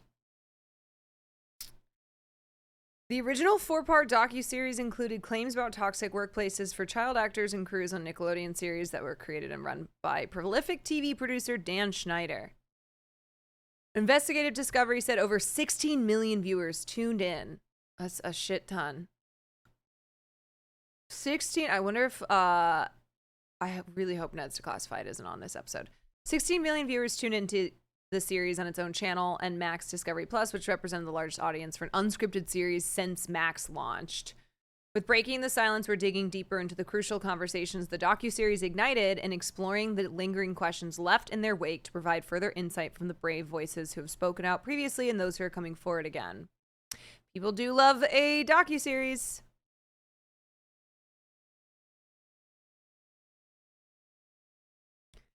Huh.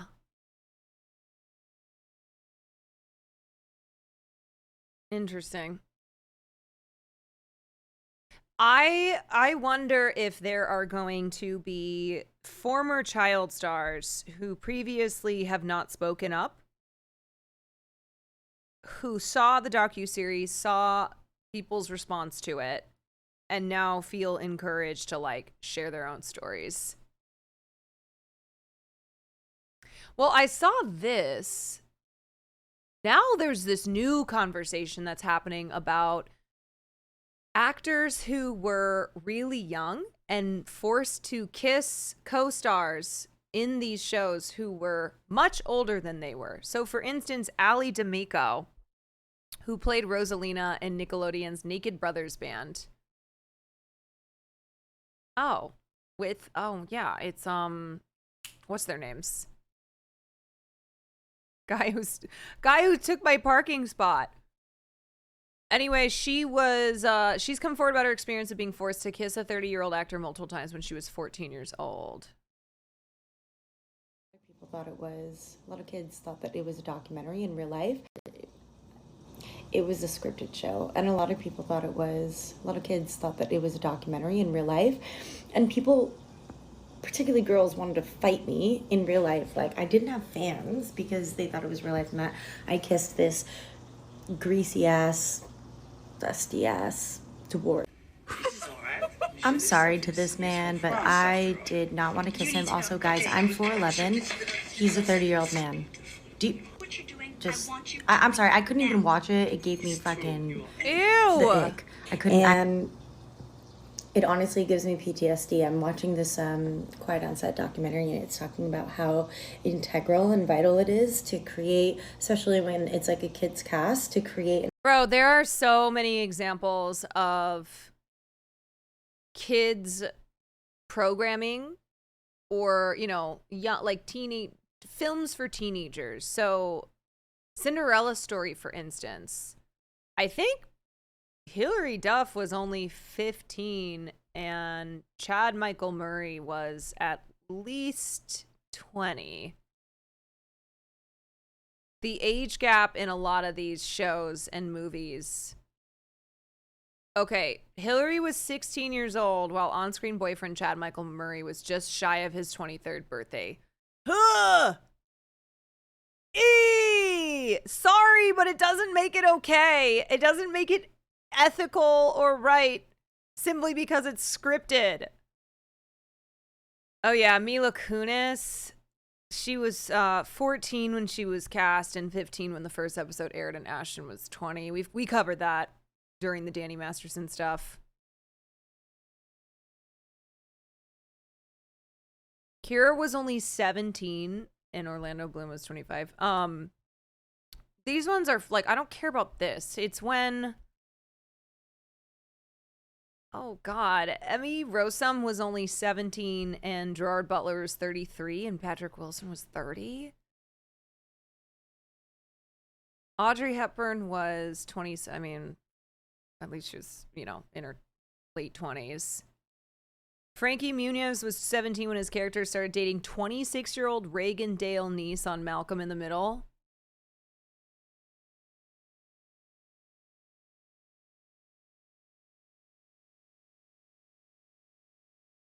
Yeah, I don't, it's not this stuff that makes you go, ugh! It's the age gap kisses. It's stuff like this. Wait, where's my...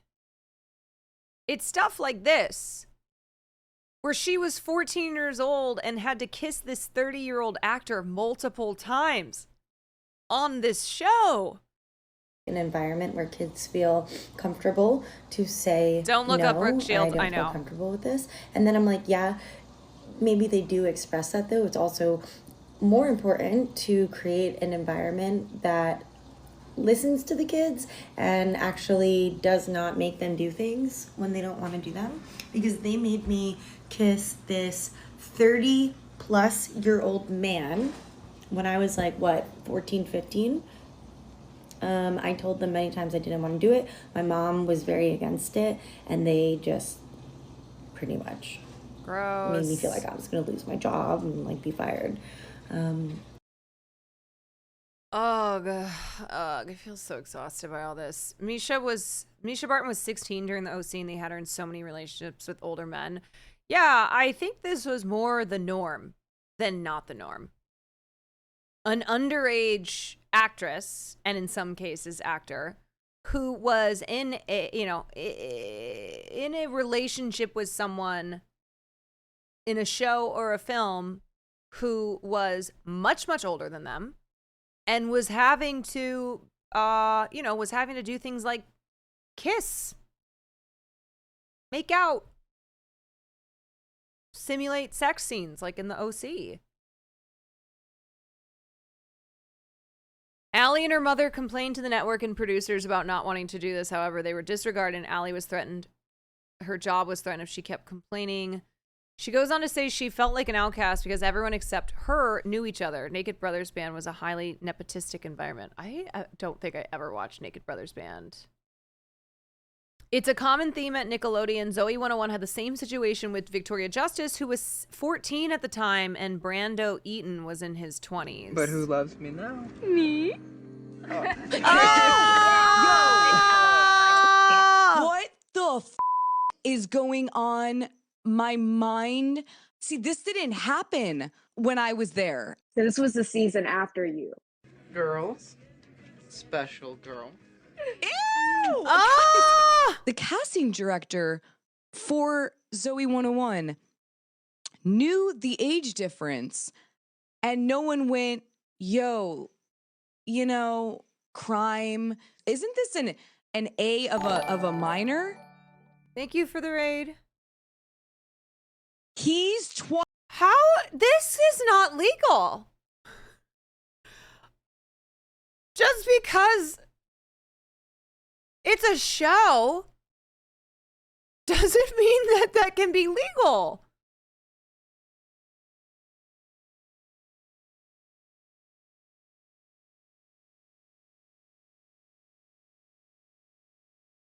What? Like, what? Oh my God. The 30-year-old actors should have refused to do the scenes. Yeah, I'm sorry. I don't care how hard it is to get work in Hollywood. If you're 30 years old and you have to kiss a 14-year-old repeatedly, no, I would never do that. Sorry. Absolutely not. There's something in this thread that I wanted. Oh, I think this. Now, I don't know if all of these instances, and in all of these instances, if they actually kissed, but here's just some examples. In Everything Sucks, Sydney Sweeney was nearly 20, and she made out with Peyton Kennedy, who was 13. Tyler was 19 and Coco was 14 when they filmed Let It Shine. Selena Gomez was 15 and Brian Kubak was 24 when they played boyfriend and girlfriend in the first season of Wizards of Waverly Place. Hilary Duff was 15 when she filmed A Cinderella Story with Chad Michael Murray, who was 22. Chloe Grace Moritz and Jamie Buckley are 6 years apart and played love interests in If I Stay. She was 16, he was 22. In Starstruck, Daniel Campbell was around 15 years old and Sterling Knight was around 20. I mean, ugh. Yeah. Now, there are some examples that are, of course, more egregious, like in Poison Ivy. Yes, Tom Skerritt was 58 and Drew Barrymore was only 17. Brooke Shields, of course, if you know anything about this, about just how she was sexualized at such a young age. She was, 15 in Blue Lagoon?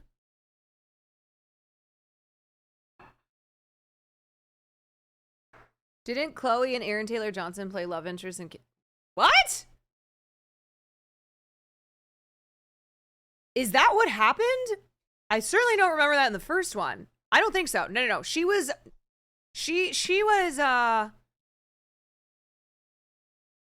Nicolas Cage's daughter.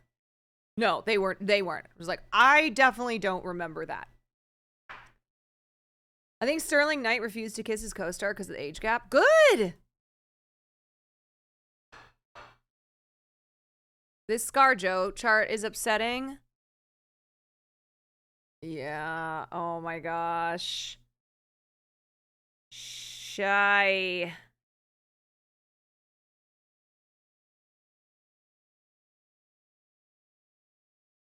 Wait, in Kick-Ass 2, she kisses him?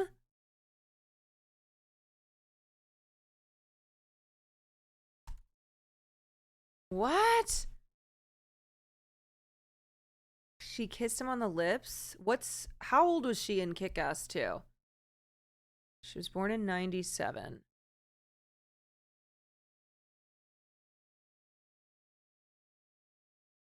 So 11 years ago, she was 16.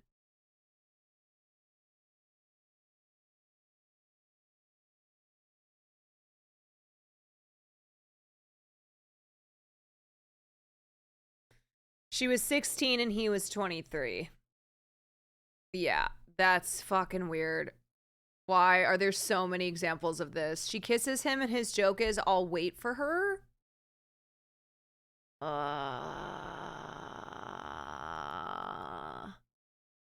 Look, you guys, I don't think it's fair to like totally put the blame on the actors in these situations. You know what I mean? Why are the directors or the producers? Are you okay? Oh, I just saw you sprint. And it's also how normalized it was. Yeah. Unfortunately, kissing is a huge gray area in U.S. law. Typically, a short kiss between an adult and a minor without the intent of arousal is not considered illegal in U.S. courts.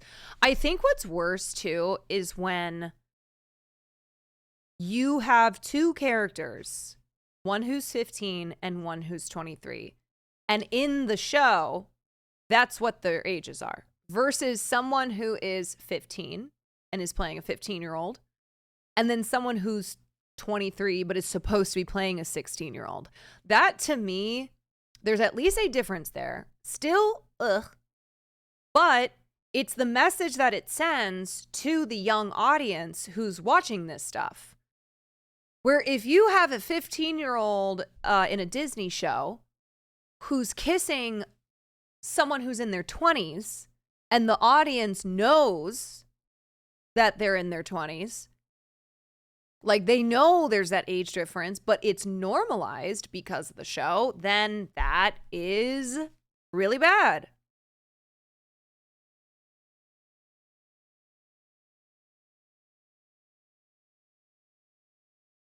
It feels especially, it really feels especially bad when it's for kids' shows and movies, where it's like, oh, okay, we're just teaching kids that if you're 14, 15-year-old, it's perfectly fine to be in a relationship and be kissing someone in their 20s.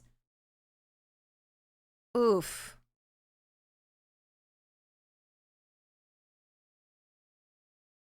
Intent of arousal. It's very, very gray area. Yeah. Yeah.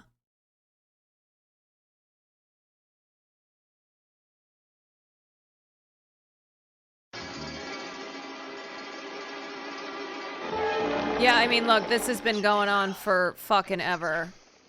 But everybody calls me Amy. I'm Corporal John McBurney. How old are you, Amy? 12. 13 in September.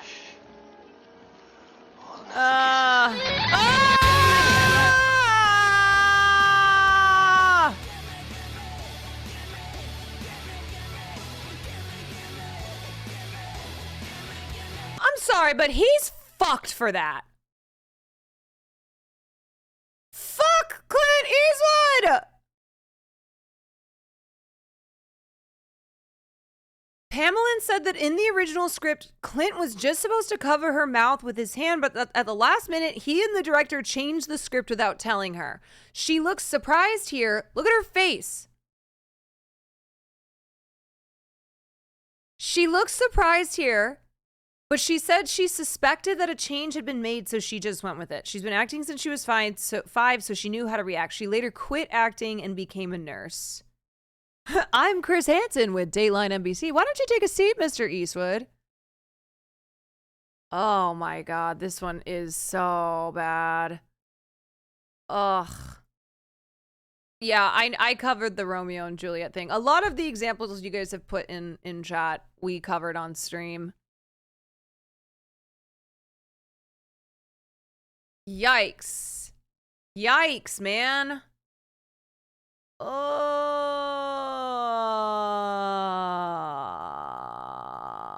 gross. So gross. Fuck, where was I?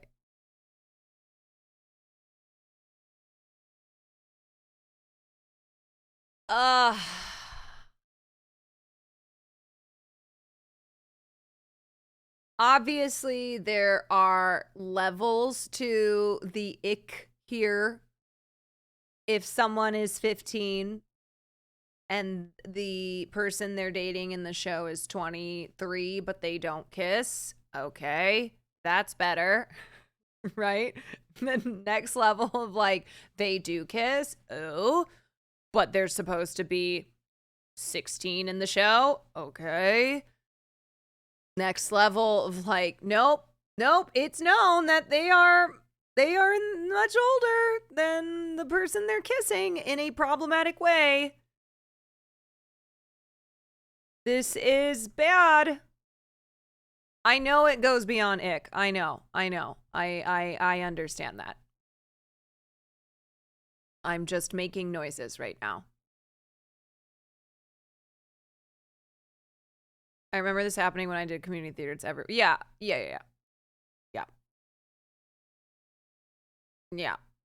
Oh God. All right. I need to move on from this topic. I feel like I've covered so much abuse in Hollywood these last couple weeks.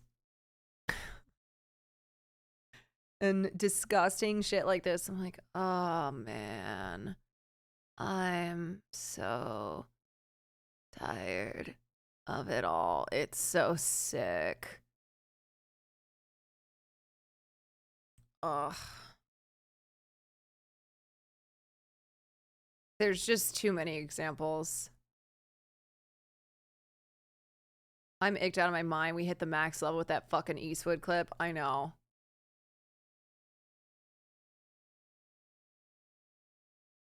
Look, I'm all about adult actors who can still play teens. Okay? You put 2 adult actors who can play teenagers. Great. Do you guys think I could play a teen? Am I giving high school? Especially with this gray hair.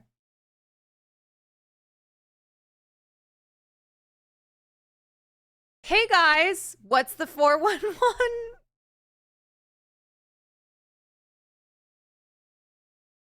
You know what was sad? What was sad was when I moved past being able to play like 15, 16. I think if you do my hair and my makeup a certain way, I might be able to do 18 or 19. Like, it would be a stretch, okay? No close-ups. And I would have to really act like a teenager. But I remember when I got to my late, like probably 4 years ago, and I realized I can no longer play 15 or 16. Because the nice thing is, as an actor, the wider your range, the more opportunities available to you. So it's why if you're 30 and you can still play high school, you're golden. You're golden because in many situations, producers, directors want adult actresses who can play, or actors who can play high school, who can play young. If Rachel McAdams can do it, so can I. Exactly. Yeah.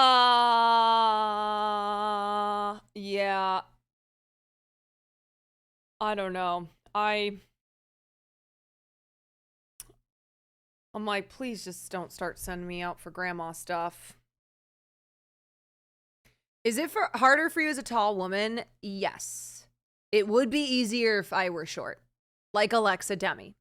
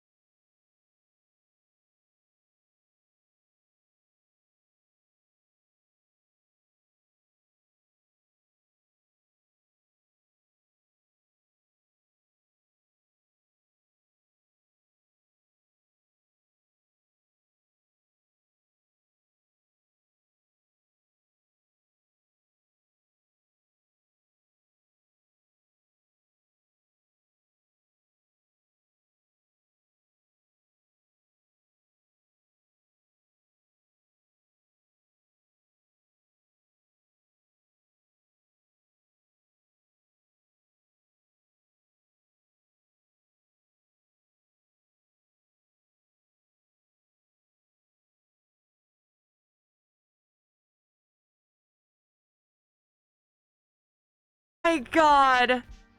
How do you do, fellow kids? This is me. This is me. The power of Jesus Christ in AI.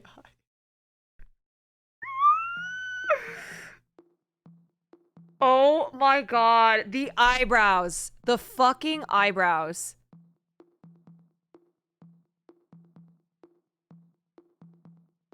How do you do, fellow kids? I feel like this every time you guys are explaining internet stuff to me.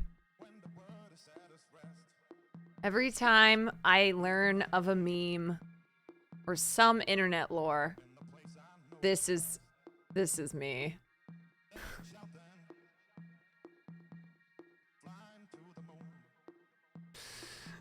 Oh man. Face swapper. Okay.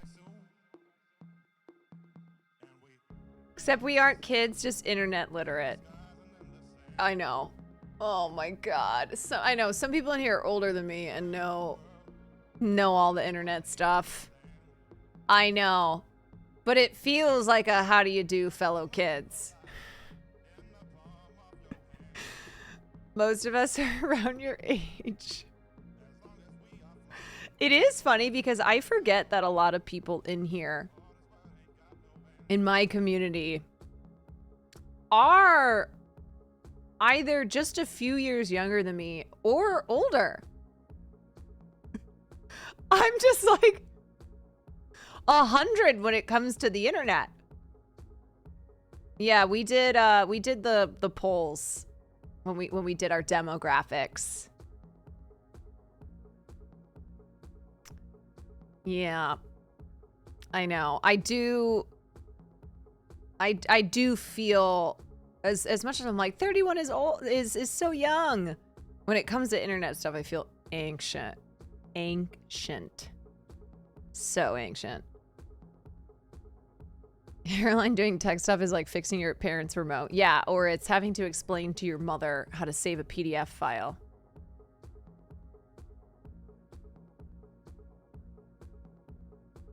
The cashier at Costco told me he aspires to be like me when he grows up. And I still haven't recovered. That's how I feel too. When people who are a few years younger than me are like, oh, I want to be you when I grow up. Oh. Via!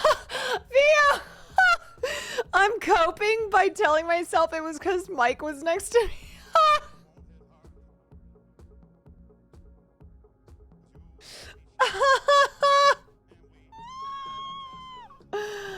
Oh!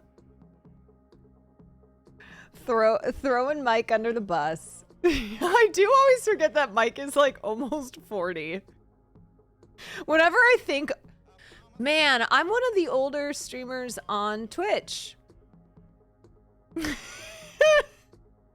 then when I think to myself, like, okay, maybe not, I'm not the oldest streamer on Twitch, but I got started pretty late. And then I think even though Mike is, he's older than me and he's been streaming longer, he was still older than me when he started streaming. He's turning 50 next month.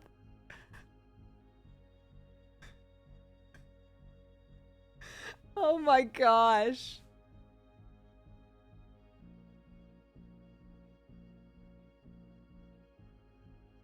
Mike doesn't look a day over 45. Yeah, no, it's true story, you guys. Mike is turning 50. Yeah. If he says he's not, he's lying.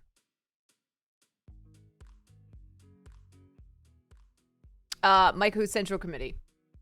Everyone is saying this. This is true. Okay, I wanted to talk about this because I feel like we're in 2024 and we're still having this debate over the Titanic door. And somebody spent $718,000 to buy the prop door.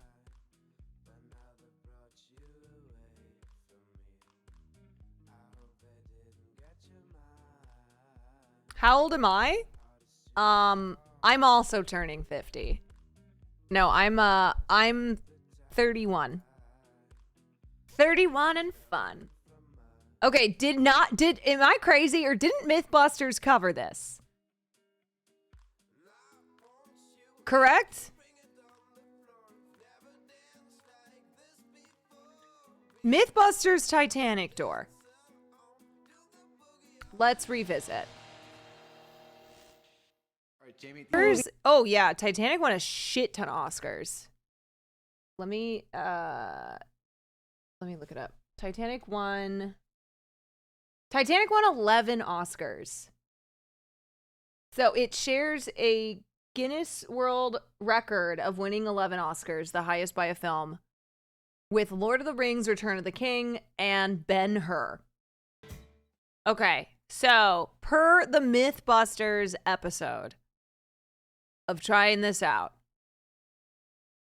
they concluded that they both could have fit on the board.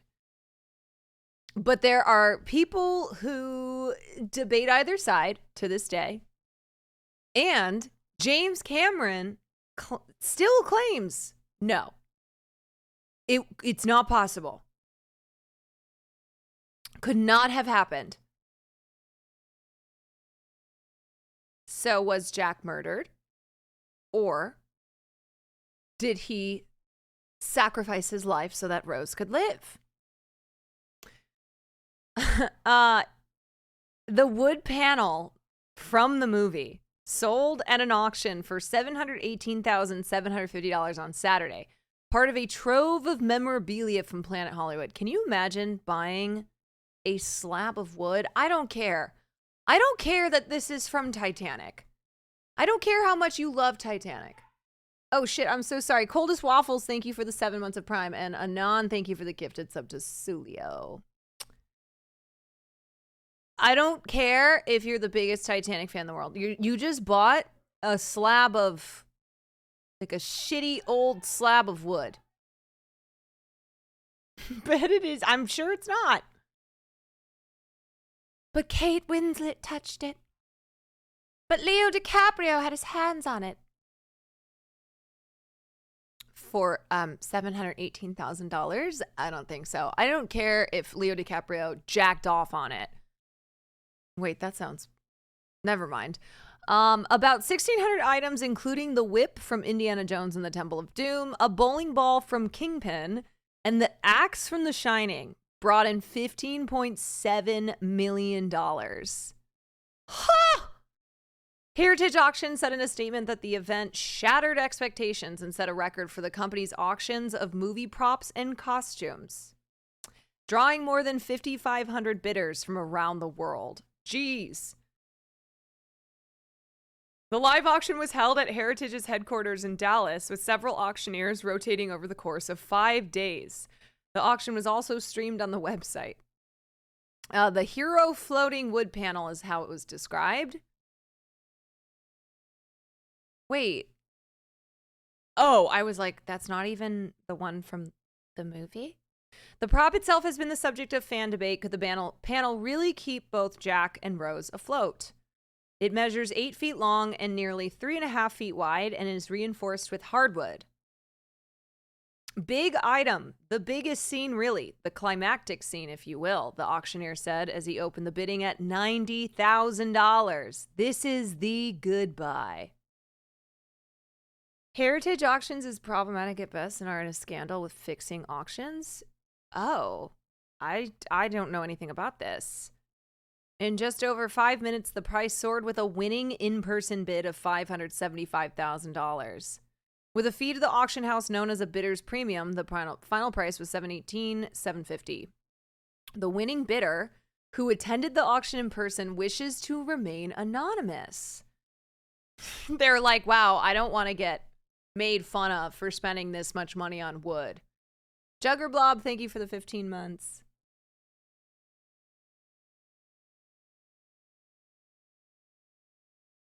Yeah, I'd probably be anonymous as well.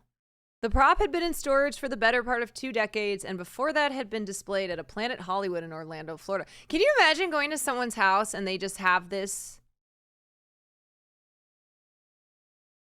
like on the wall? You go, why do you have a shitty piece of wood on the wall? And they go, that's the door from the Titanic.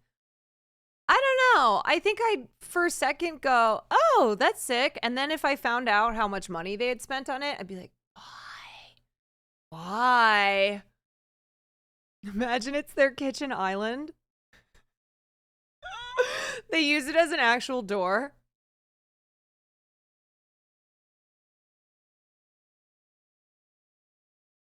I'd be like, hey, I think there's something wrong with your door.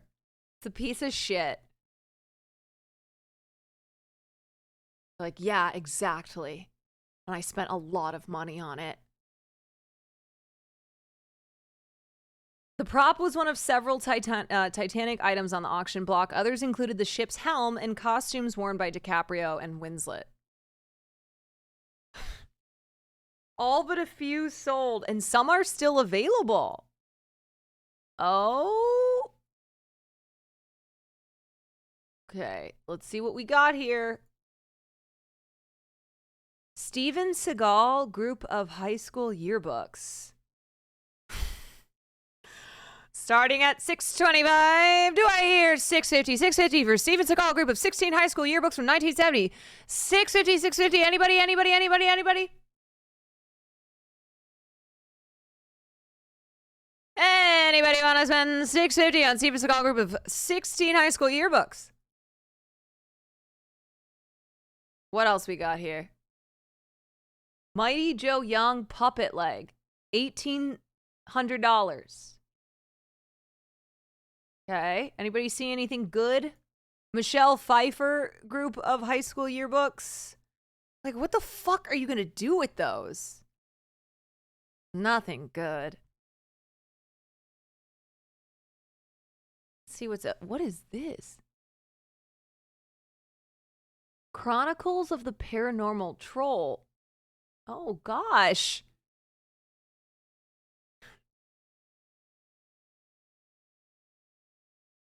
And anybody see anything? Jason Statham and Wesley Snipes character ensembles from The Expendables 3. Oh, hell yeah.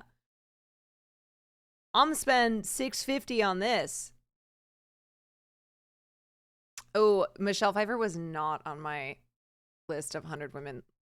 Yeah, you're correct for that. Who's giving away yearbooks? I don't know. I do not know. Weird. Okay. Forrest Gump group of photos?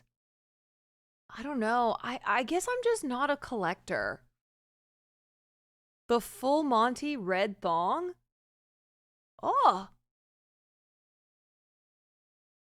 Peacemaker pair of Russian Spetsnaz night vision goggles. Lost in Space real diving knives.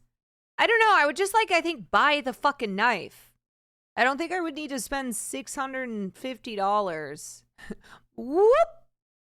Simply because it's from the movie. But that's just me.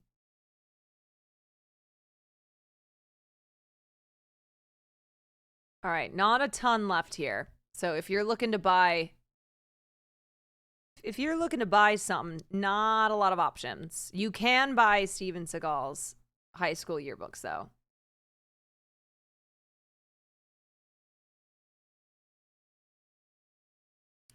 Now, if it was, okay, look, if it was something legitimately cool, if it was something that you would look at and there's no doubt that that is from the movie, you know? Then okay, I'd think about it. But this? Or these knives? No, I wouldn't want something that they bought for a movie and a character simply held. I'm like, yeah, this is the knife from Lost in Space.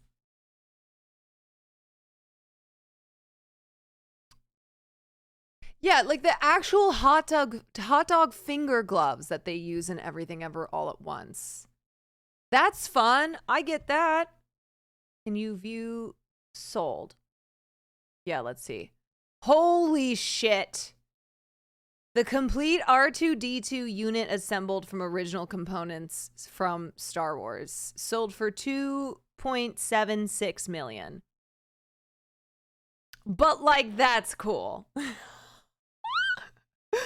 If you've got a lot of money, that's a cool thing to get. That's pretty nuts. That feels like actual art.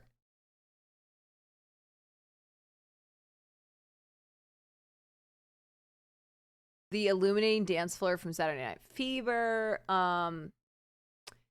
David Prowse. What, babe?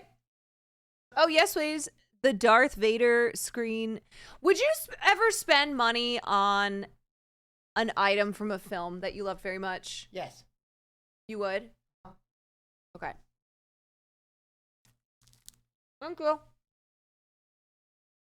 Dorothy Gale's outfit from Wizard of Oz.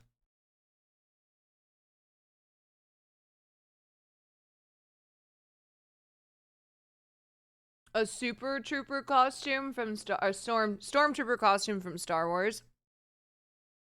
That's also cool. He does have Tifa. Yeah. That pizza slice looks comical. This looks like a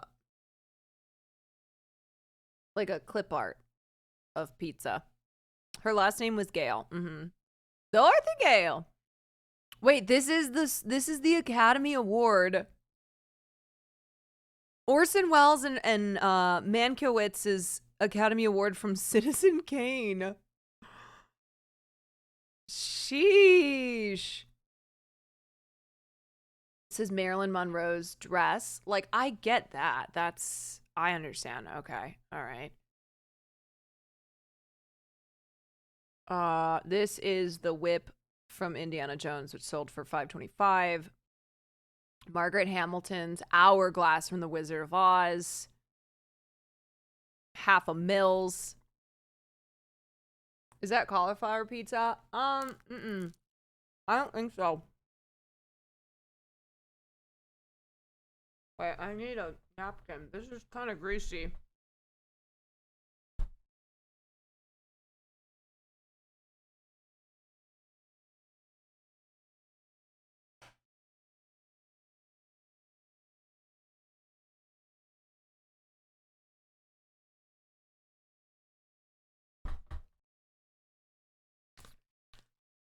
Okay. There's some things on here that I think are legitimately sick. Like the R2-D2. I would not have ever spent this much money on the Titanic door prop. And I love Titanic. Big fan.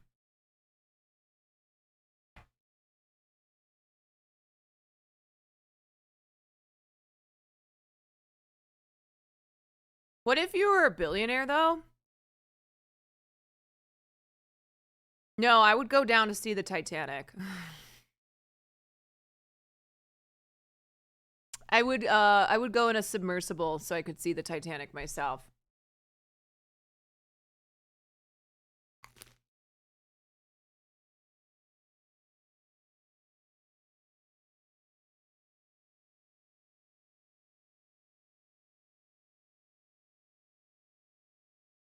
There's a Titanic 2 sketch? The reason we asked you here is because we're kind of worried about you.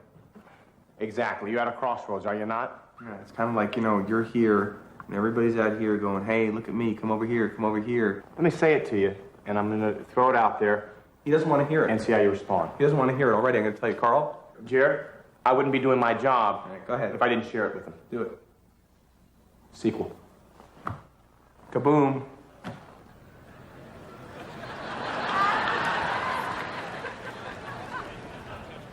I can't believe you said that. I can't believe he said that. We all know that the big boat goes down. The people, what if they didn't die? Wait, you guys don't know that Vince Vaughn was hot? Really?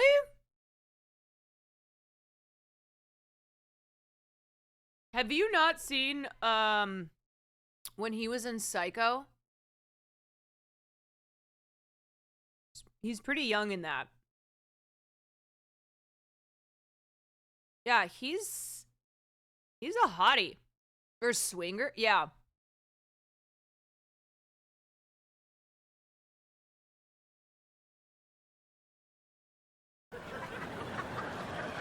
How can you do that? That's sacrilege. In one world, sacrilege. In another world, tribute. I prefer tribute. Now, just stay with me here, please, while I take you through this. I'm going to hold your hand like a child if I have to. The ship goes down.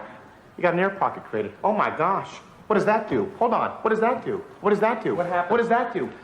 Can people survive under there now? Is there an undersea community there now? Let's go to this ship that has an air pocket, and people have been living in it for 87 years in this underground utopia, this octopus's garden, where they've created a world. They think it's called, you know what it's called? It's called Titani. Titani. Why?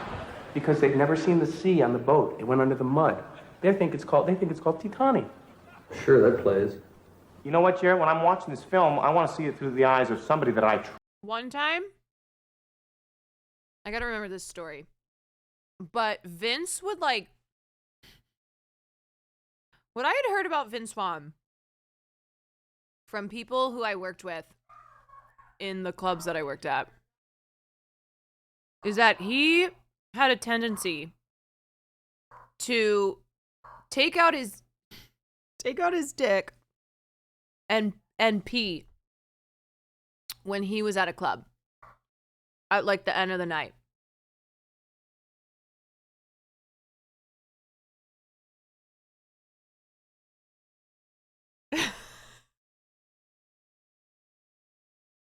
I think because he was fucked up. Yeah. I'm trying to remember it, but it was this thing that everyone knew about Vince Vaughn, or like he used to do that. Hey! Is there any more pizza? Trust and that I care about. Who could that be? Who could that possibly? Where was he peeing? Just like, I don't know, on the ground. I know. I thought it was going to be worse once you said he would whip out his dick. I realized as I started that sentence that he would whip out his dick that I was like, this is going to go in a place that people don't think is going to go. It's still not great. But yeah, he would pee. No, I think because he was just really fucked up. Be? Maybe it was that nice-looking young man. Maybe it was that dreamer boy. Maybe it was that fella who was on the piece of wood who we thought froze to death. Maybe he got pulled down to Titani by one of the survivors. Maybe he decided, I have to find my love. Woo! I'm Yay. flying! I'm flying! Woo! Woo! Guys. I'm the king Guys. of the world!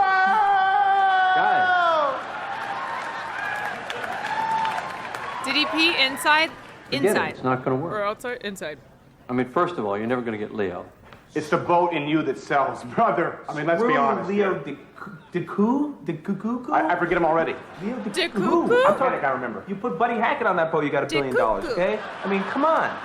That's the single most preposterous idea I've ever heard. You know what else is preposterous? A movie about a ship full of people banging into an iceberg sinking, they all die, it makes $1 billion. That's kind of preposterous. You know what else is preposterous? Love. You bring the Titanic up in 1999, New York City, Memorial What Day, is this? okay? What year is you this could from? squat on Godzilla's nuts. I don't care. It's going to smash the damn thing down to China, okay? People are going to be going crazy. That big ship's got wings, brother. You get Will Smith in there, okay? He was like a steward's son who was living in Titanic, right? You know what I think? It blows. Jerry, come with me a second. Are you comfortable here? Let's put a little pillow behind you, brother. Might keep you nice. See, this is a better feeling, isn't it? Now we're Yeah, all looking definitely out at the early same thing. 2000s. We're on the same side, Admiral. All hands are on deck. Sir, I'm not seeing anything go out there, Carl. I don't see anything. How could you? I see a big blank screen because you know where it is? A canvas. You know where it all is? Right in here. Where is it? Right inside of there. Where is it? I can't see it in there. Something in here? I don't see anything Who's in there. there?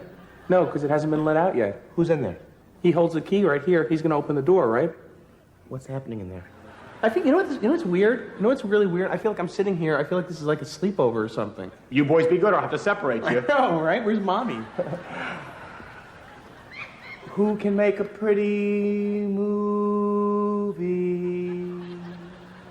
Oh, I think I know. I think I know. Is it right here? Is it right here? It was sad when the great ship went down to the bottom of the husbands But they and wives, didn't little children lost their die lives. because they're alive. What do you know? DiCaprio, Kate Winslet, means business. Manic, frantic. The kids are gonna love it. Want to battle Is me this for my life? improvised? Oh, I you feel better like it's partly. ban it. Or, whatever.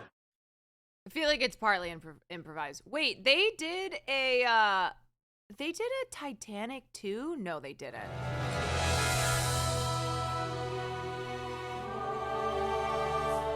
One 100 years later, the world's greatest ship Most sophisticated ship ever created, the Titanic 2. Let's make history. Will sail again. What? Have another one of your bad feelings, Captain? You could say that. 180 good evening, ladies and gentlemen. If I could have your attention, please.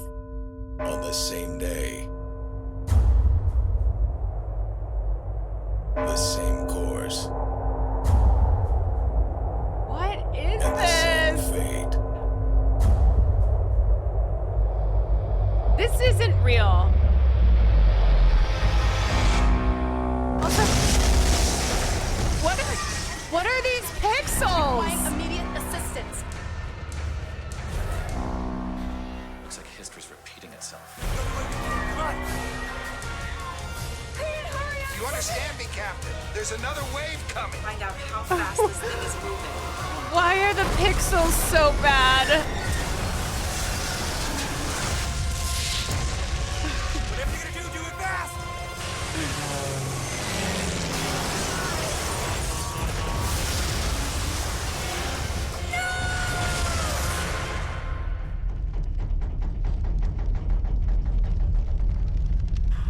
I don't believe that this is. I don't believe. No, this has to be a shit post. This isn't real. No, I'm not gonna believe it. Full movie? No, there's no way. No, it's not real. We can't watch.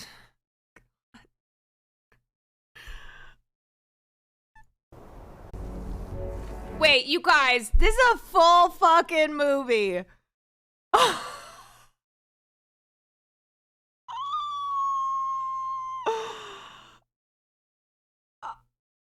Are we really gonna watch this?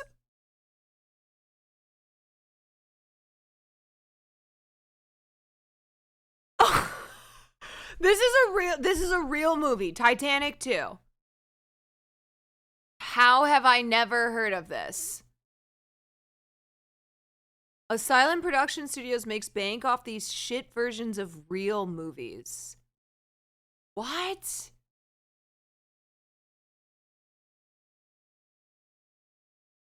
Okay.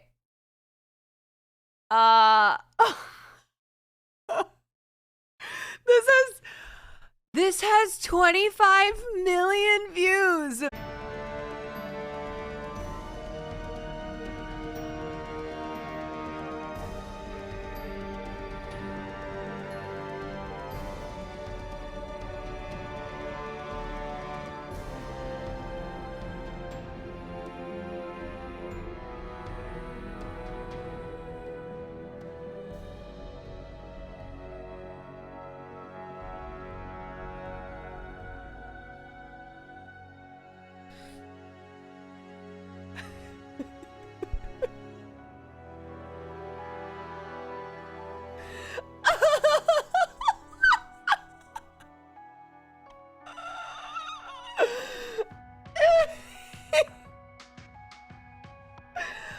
Wait, what the fuck? We watched the whole thing?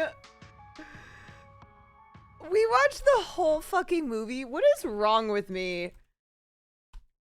What is actually wrong with me? I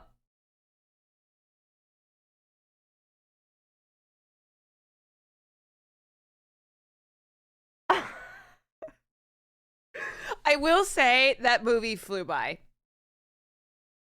Hey, look out the windows of this ship that's totally in the middle of the ocean. See if you notice anything.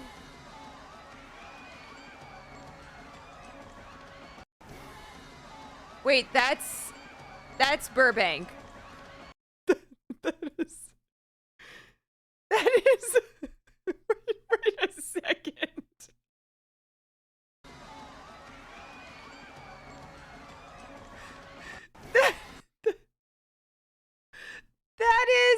That's Burbank, California.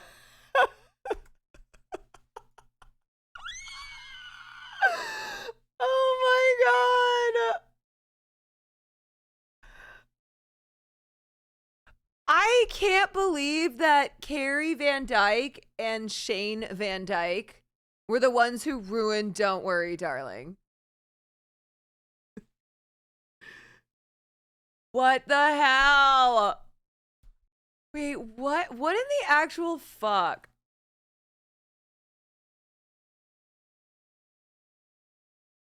Good news is that Titanic 666 is on watch parties. Here's the trailer. And on the deck of the Wait, why isn't it 180p? What's up with that? Titanic, and I Is started that? hearing something. I'm sorry. Is that Anna Lynn McCord? Is that Dear Mr. Putin? I wish I was your mother.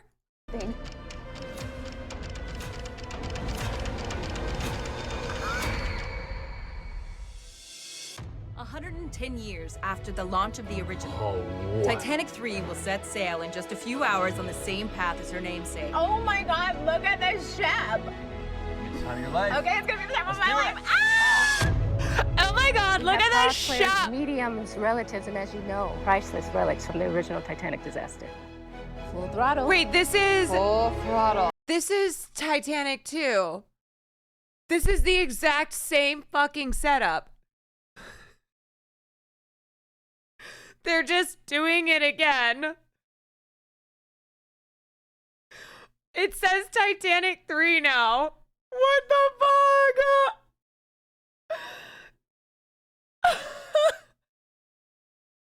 To the best crew on the Atlantic.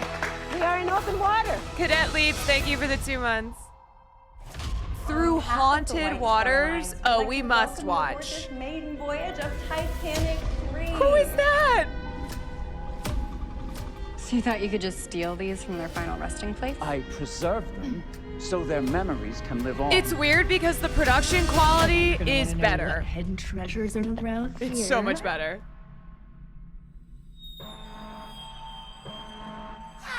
What is she doing? I call on you, you spirits, rise!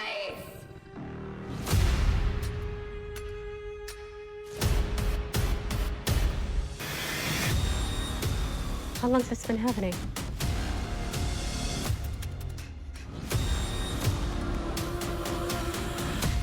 You are on hallowed water and you have desecrated it.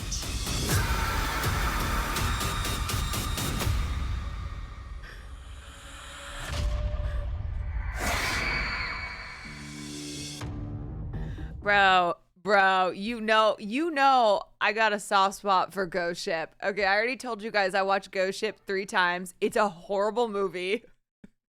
And I've watched it 3 times. Wait, what if it's the same iceberg every Titanic movie? Wouldn't that be so funny? This iceberg's like, Jesus Christ. These fucking dumbasses keep hitting into my berg. It's the exact same iceberg every time. Okay. We might have to watch Titanic 666. What has happened? What has happened to this community? I used to watch films. And now we watch cinema. His filmography. I mean, look, they are from a very famous family. Shane Van Dyke is an American actor, screenwriter, and director. He's the son of Barry Van Dyke and grandson of Dick Van Dyke. In the years following his role in Diagnosis Murder, he worked on The Bold and the Beautiful, Arizona Summer, Murder 101. Yeah, I mean, I don't think he's had anything particularly... Like, it's actually kind of crazy that he has a credit on Don't Worry, Darling. Oh, he was in Chernobyl Diaries? Wait, what did he do on Chernobyl Diaries? He wrote Chernobyl Diaries? Oh my God, this man loves making crappy, I mean, incredible, excuse me, not crappy. Pardon.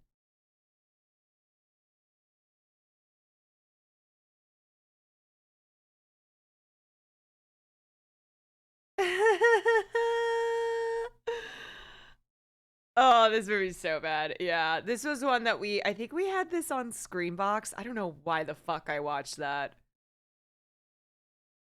I'm pretty sure that was there, though. Are these all Asylum movies? Nope. Nope. They are not. His brother Wes was the surfer at the beginning. Oh, the one who tragically dies. Always at a loss how people like this exist, keep being given millions of dollars. Oh no, BB. No, this is their own money. Okay. Like when you see something such as Titanic 2, that's coming from, that's like Van Dyke funds.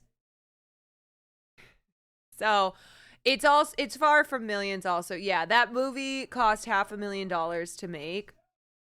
He probably had some producers and then put his own money in. But you got to remember that a lot of Nepo babies, they come from families that still have wealth. Like, they still have wealth in the family. And so they'll just fund their own projects. Have I seen Bone Ying's Iceberg skit? Yeah, I have. Bone's so funny.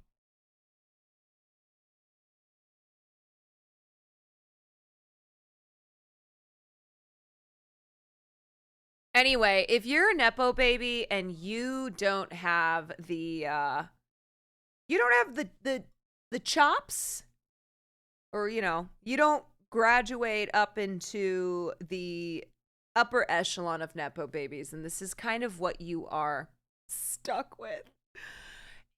That's why I always say I don't know why Nepo babies get so upset, because we're not saying that they don't have talent.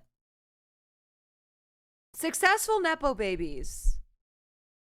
Successful, like the Nepo babies we love, the really famous Nepo babies, of course they're talented. Of course, we are aware that there are many Nepo babies who litter the path of Nepo baby fame.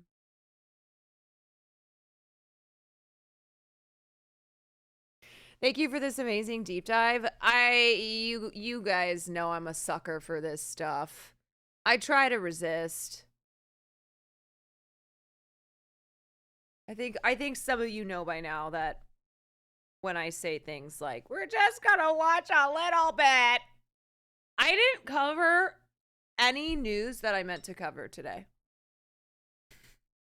Granted, the two main stories I was gonna cover, I did do yesterday. The bridge story, I didn't cover it. It was just like as it was happening, and we were looking at videos of it, it's so sad. A miracle that there weren't cars on it. Unfortunately, I think 4 workers are missing, but all in all could have been so much worse. We were gonna cover that, and then I was gonna look at more Sean Combs stuff, but this is a perfect way to kick off the watch party marathon.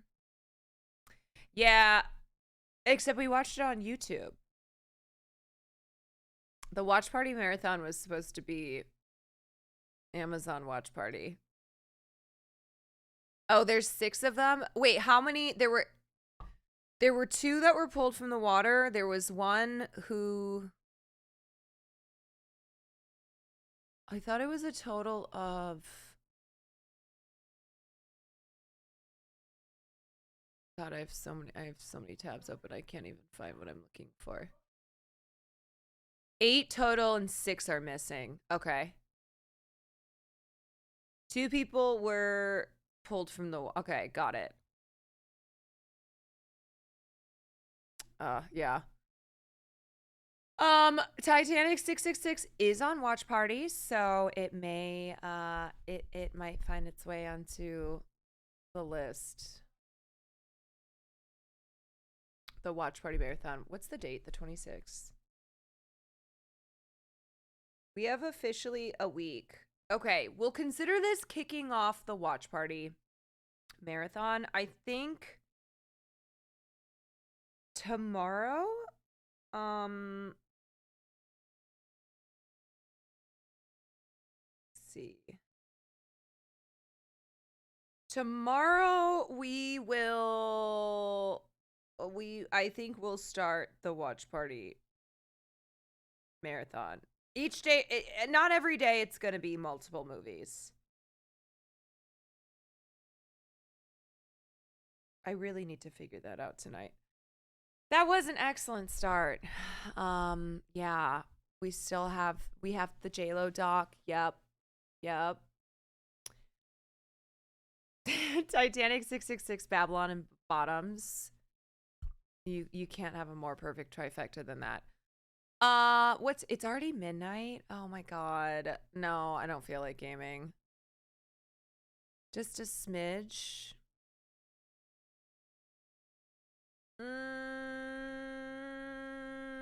Well, blame Cutie Cinderella, because I texted her to see if she wanted to play Played Up. I texted her 2 hours ago before we watched Titanic. And she says notifications have been silenced. She's a bitch. On Women's Month. Silencing me. She started playing Super Mario. Well, I know she loves Played Up. So I was like, okay, let's play a little Played Up. All right, let me see what Will is. Let me see what he's doing. If he's deep into gaming, then maybe I'll do a tiny bit.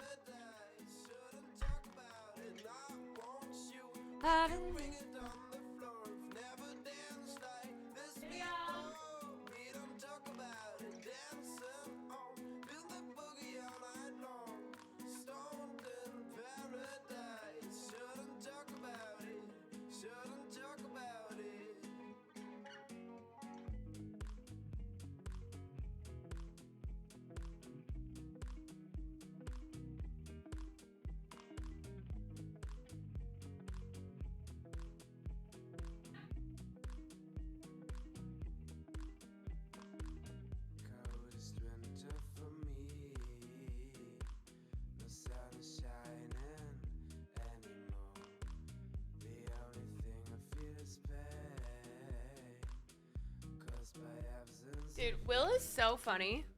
Will ended stream because he said he was feeling so tired from, what's it called? Hot yoga. And he's just been playing League. Screaming.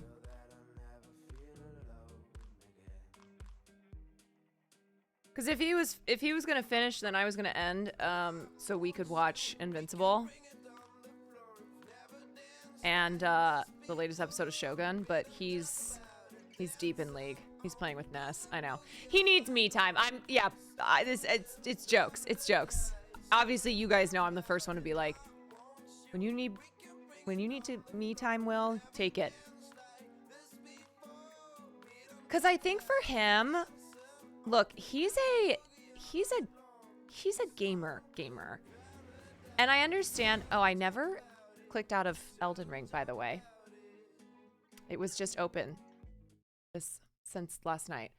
You know though how I don't know, I think with gamers it's different gaming on stream than it is on your own. Oh, very cool. Connection failure. Okay.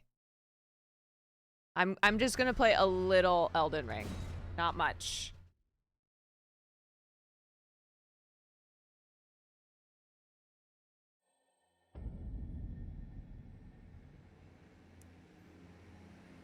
Okay, I don't even think I'm gonna bother changing my... Just a tad. All right, I'm not doing well in this area though. What did I say last night I was gonna do?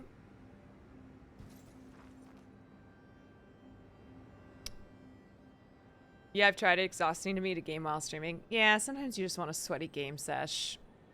Not on stream. Tortu Passable, thank you for the 4 months. Where should I go, you guys? I should try to fight Astel again? Should I upgrade my Claymore one more time? I don't know. Also, no one watched... Yeah, no one would want to watch him play League, so he just wants to play on his own. Okay, let me go here.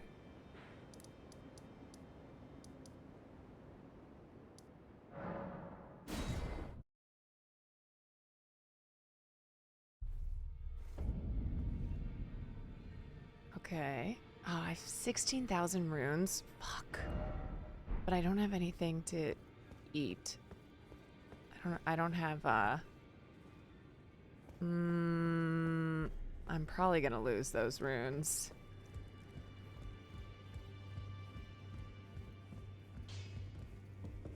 Greetings. Greetings. Spirit. Can I upgrade this again? Oh no, I can't. I forgot the fucking glove work. I have no money. Well, I took you no matter it. Lay out your arms then. Okay, strengthen. So here's the claymore. All right, let's just bump it up a little bit.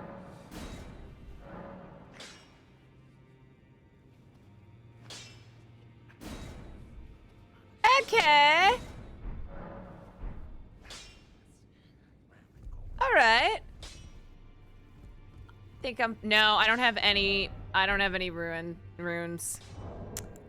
No, I don't think so. I can check again. No, I'm kind of a broke bitch. I've missed items that can upgrade my summons and flasks. Fuck!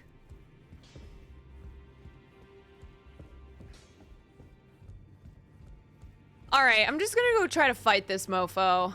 I think that's probably a good task for today. How do I get to him again? Isn't he over here? Or is he here? Is he in the basement? I don't remember. Or was he here? No, he's definitely not there. I think he's in the basement.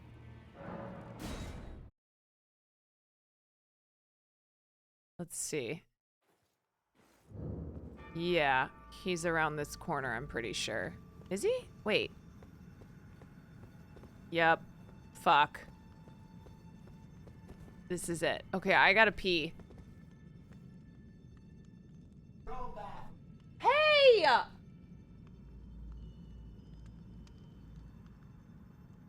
Okay, maybe I'll try to fight him once. Just try it out. I'll get my mimic ready.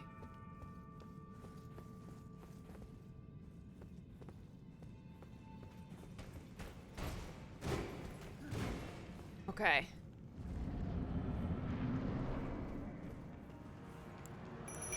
All right, asshole.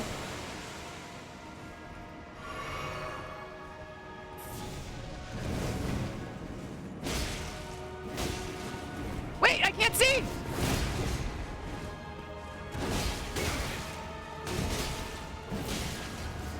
Ah! Shit, shit! Oh no, I'm already dead. Oh, you guys, this is bad.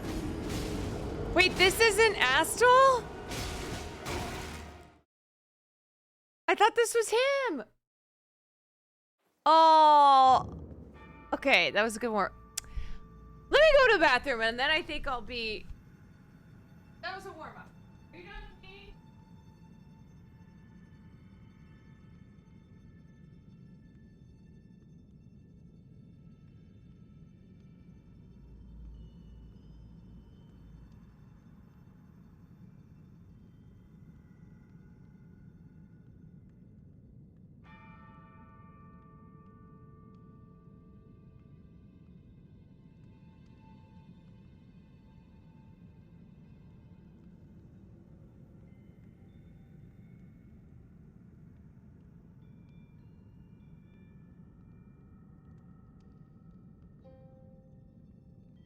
Barley, you want?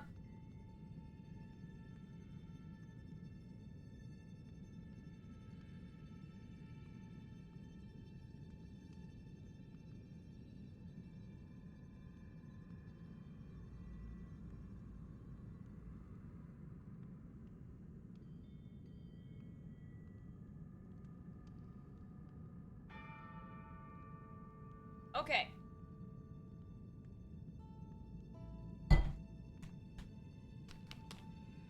Wait, who the heck is Astal? I thought that was him. This guy. Okay.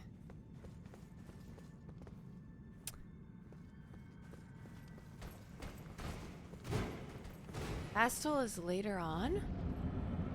Oh. Shit! Oh god, I hate when he throws them right away.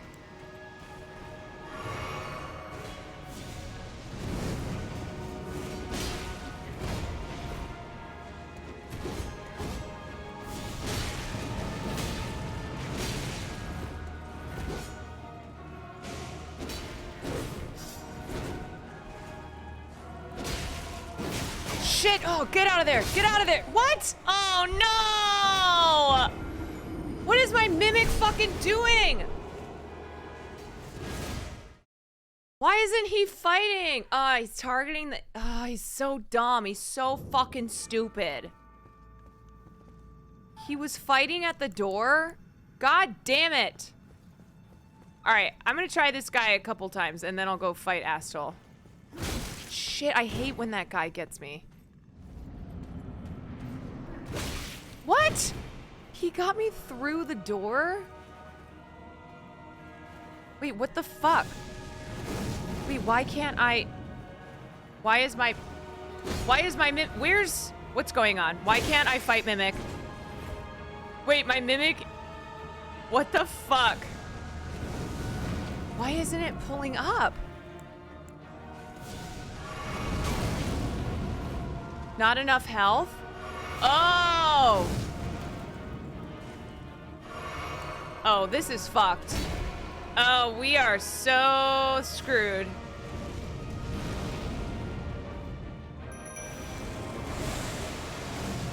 Oh, yeah, no, we're toast.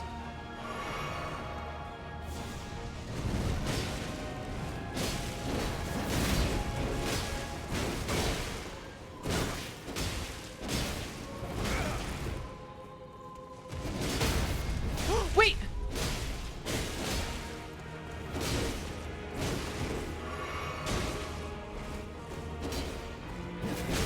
Shit.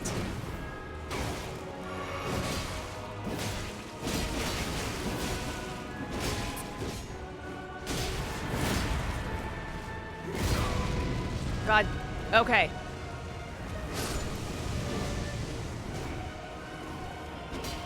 Oh, God. Oh, Jesus! Oh, how do I avoid that thing?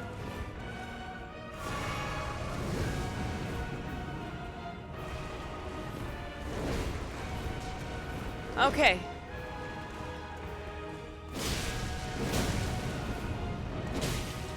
Oh, shit! Oh, God. Oh, God. He's gonna get me. He's gonna kill me. Oh, no. Yeah, no, I didn't even have time. Oh, God. Oh. Fudge muffins. This guy... Okay, let me just try a couple more times. Granted, to be fair, I started off real bad. Do the Mimic in the second half? All right, let's try this.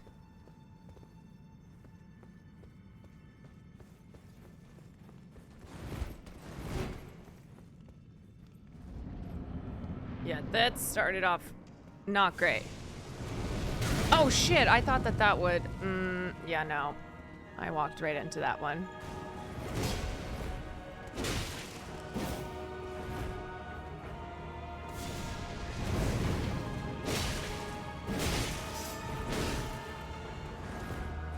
Ah, I'm... Okay, yeah, my dodging is...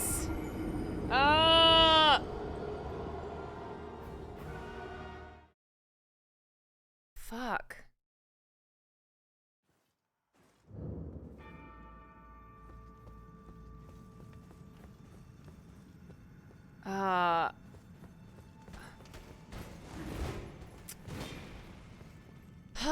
Okay.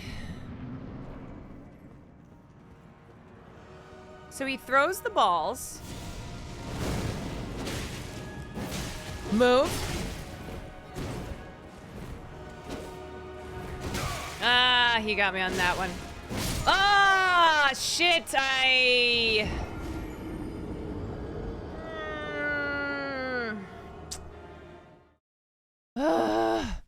why am I doing worse now?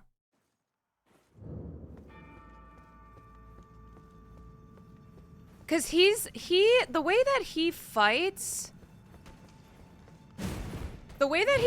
is like, if you hit him, he'll keep hitting you. See? Shit.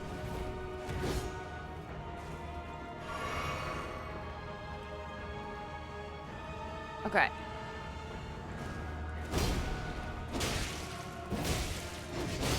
Shit. Oh God, I walked right into all those.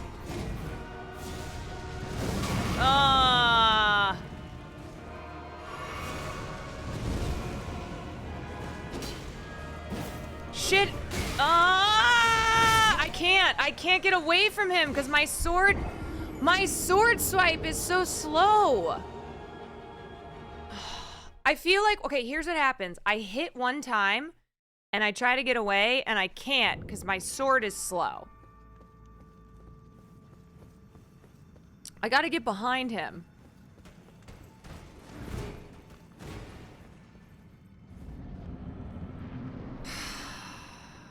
It's just so, it's so slow.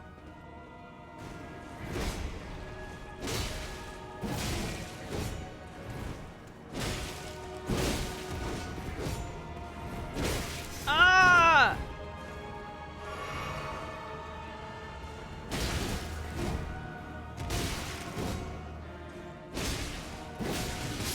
I can't, oh my God, he's impossible. He's impossible.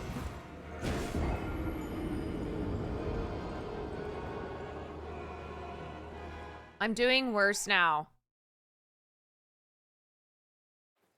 You're gonna 1-2 at his ass then. I know, but I'm trying, but it's like, I don't know. The claymore is really slow.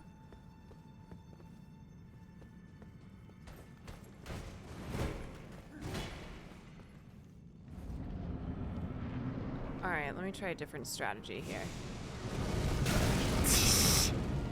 Yes, nice. Good strategy. See, it hits twice. I don't know why.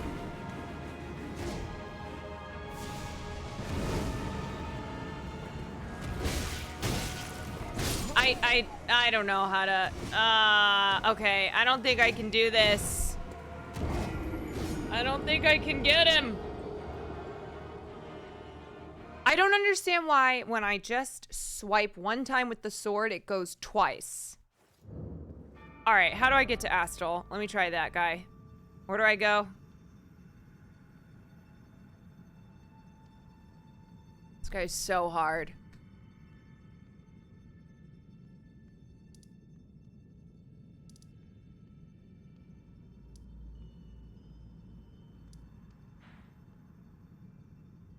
Actually, you know what? Fuck it. I'm gonna try it again. I'm gonna try it again.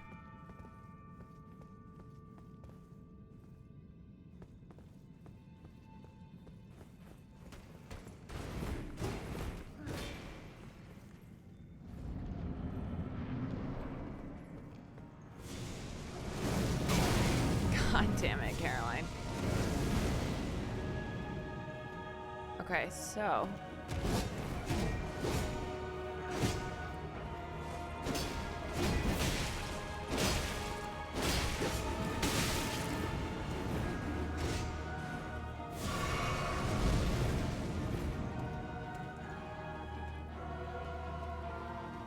Okay, swoop me.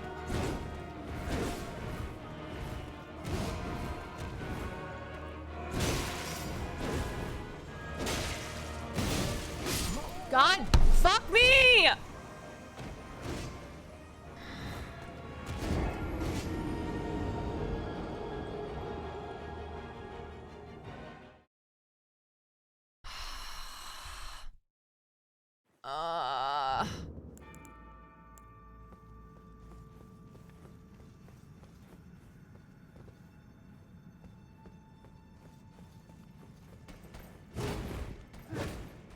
Fuck it.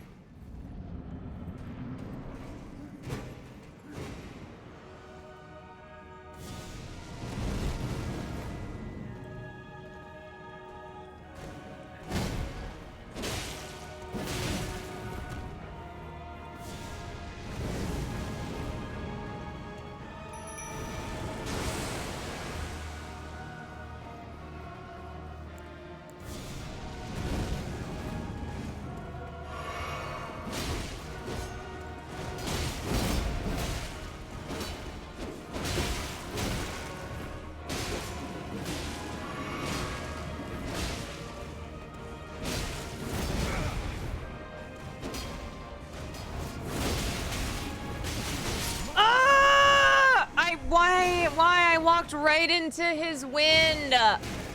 I walked right into his wind. His wind sword.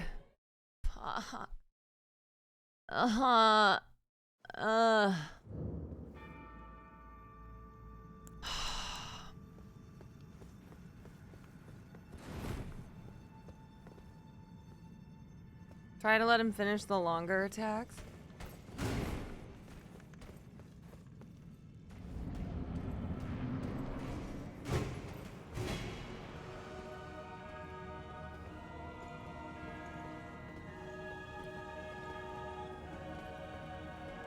Come on, throw your thing. See how I do the double hit? Oh, God. Come on, Mimic. I need to heal. I don't have time, though.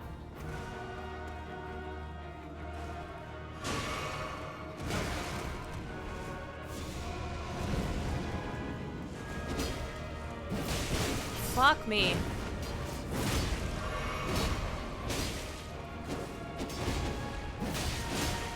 God damn it, I'm missing.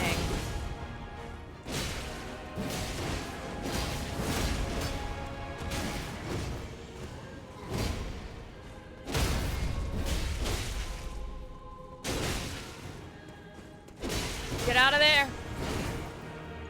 Get out, get out, get out, get out.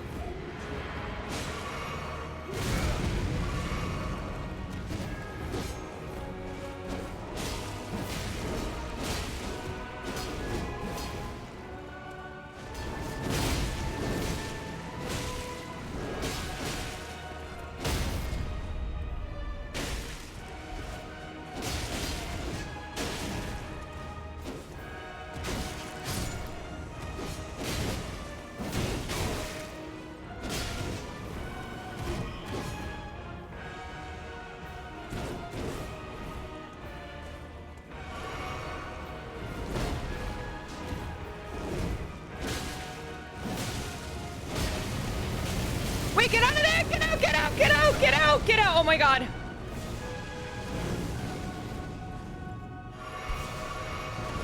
Fuck.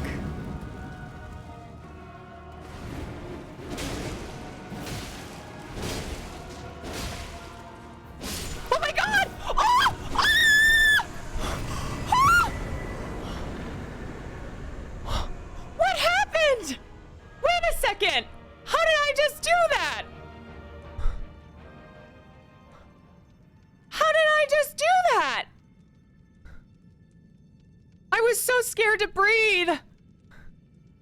I didn't want to get excited that I was getting his health down. I just stayed locked in. Oh my God. Will told me I wasn't strong enough. He didn't mean me. He just meant this character. Oh my God, you guys. Ibram, thank you for the 11 months. Wait, when he kept doing the body swirl thing. You know, when he turns into the thing that you see at a car shop, I would just run up and start swiping at him. Holy shit. I found his spot. I tickled his spot. The inflatable tube, man. Yes. Ah! Holy crap. I got him, you guys. Wait, so now I've got a 6 sword, right? What do my hands are shaking again. Lisan al-Gaib. I want to see what I got. I did it. Oh, that felt good to beat that mofo.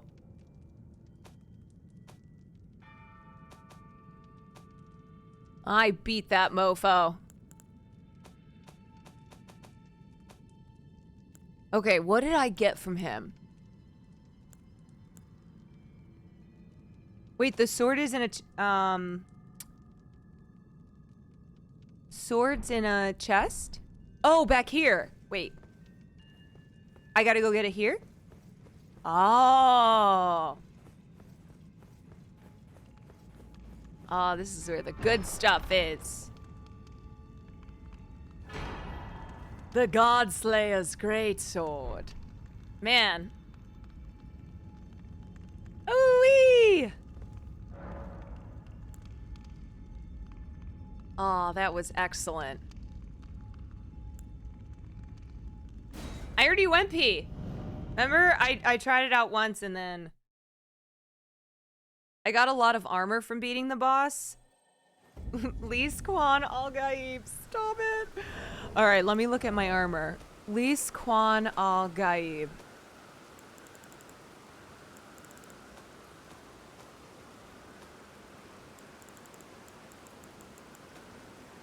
Where is my... Okay. Is that his? I got new drip. This is his, right? Or is it this Godskin Apostle hood? I don't remember. Third row. This one.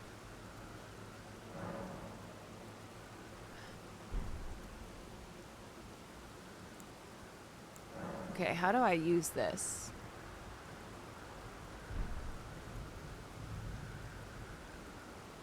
How do I put it on? Do I have to go equipment? Oh, yes, I do. Okay. Is there anything else of his that I should put on?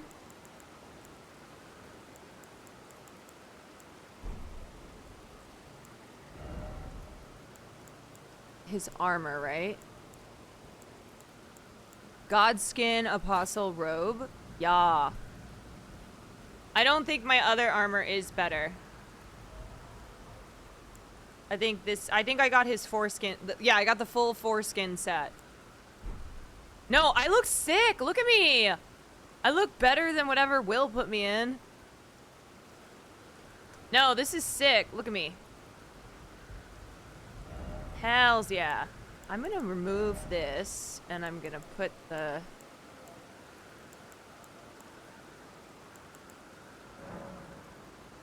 What do I need with this one? What do I need? Strength 37? Okay. 37, 23 endurance, 25 vigor, 43.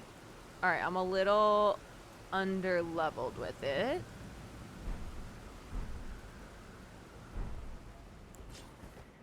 Yo, the Queen's Black Flame? Wait, what? Hold on. Okay, wait. Boom. I'm gonna take off.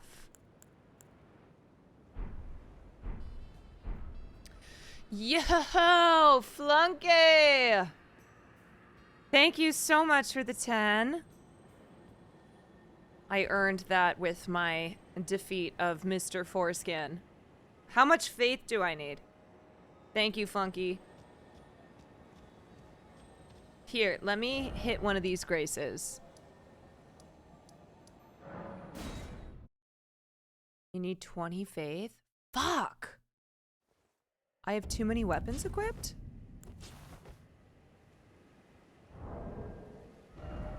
Wait, I have the great sword?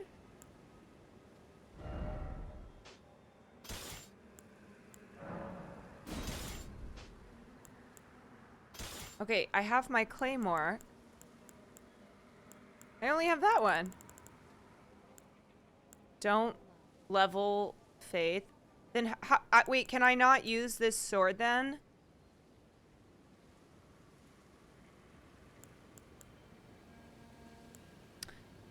Italic Man, thank you for the 7 months. Wait, it's useless?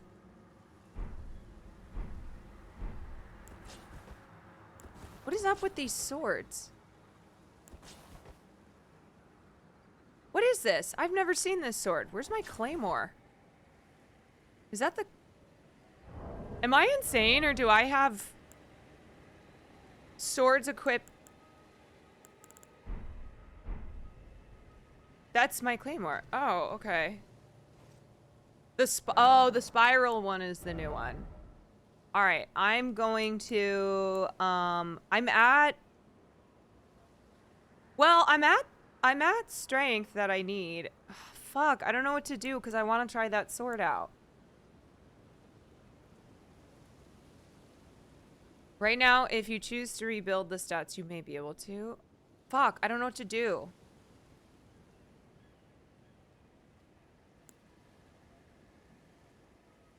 Should I just...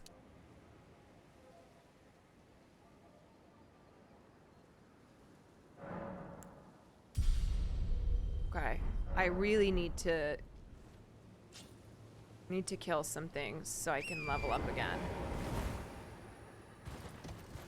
Because I don't have any runes. I mean, I have runes, but I don't have ones to eat. Callaway, thank you for the 7 months.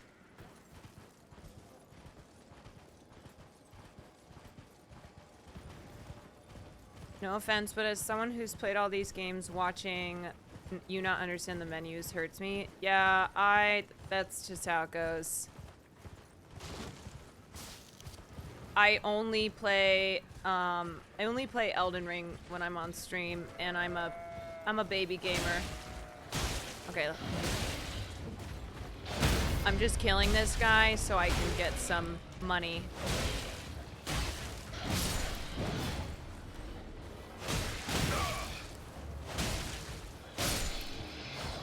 Okay. Nice! There we go. Now I can...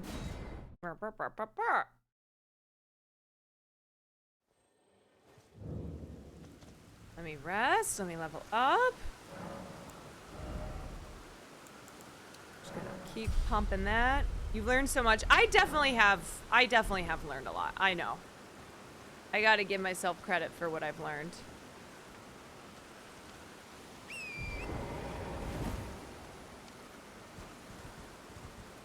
You can ask Renala to redistribute your points if you don't want to wait till you level up 12 more times. Wait, what does that mean?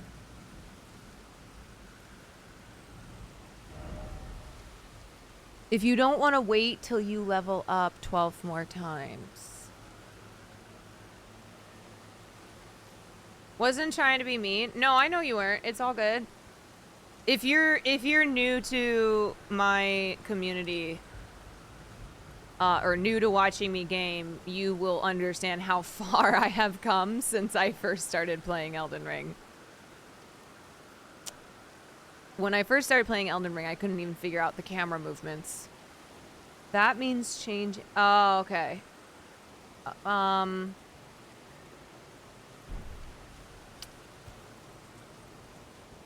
don't know. I mean, I feel pretty good. Like, I beat that dude, and he was really hard.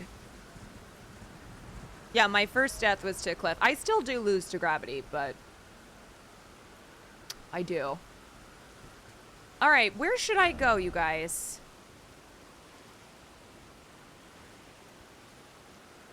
What's a good what am I missing here?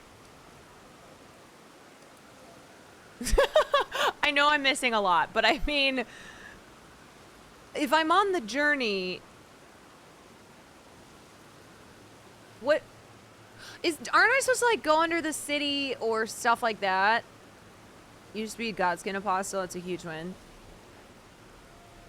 Yeah, I feel pretty good about that. The catacombs under the capital. Right, because didn't I have a mission from that one guy? Oh my god, how do I get out of this fucking hole? Remember in the tutorial, I couldn't get out of... I kept falling in the hole. I did. Aw, that seems so long ago. I truly kept falling in the hole.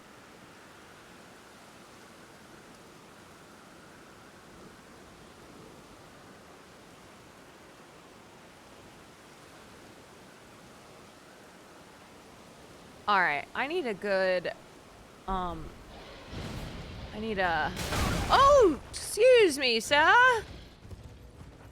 Who's the Albanuric lady? guy is on me. Oh, God.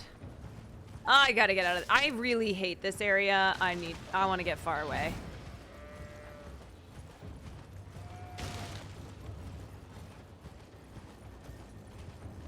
Twisted stick. I just despise this whole area. Fuck, I hate that you can't... You can't travel if there's enemies around. Can the enemies please go away? Oh! Oh! Oh! No! No! No!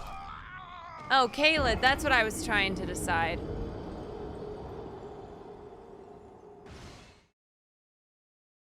Okay. Wait, did I have any runes when I died? I didn't, did I? I don't think so. Did I? No. Didn't I just level up? I had like 1,000. I don't care about that. Okay, I don't care about 1,000 runes. Get me the hell out of here. Well, I guess they are over there. No, okay. Ah, they're right there. Ah, fuck. Okay.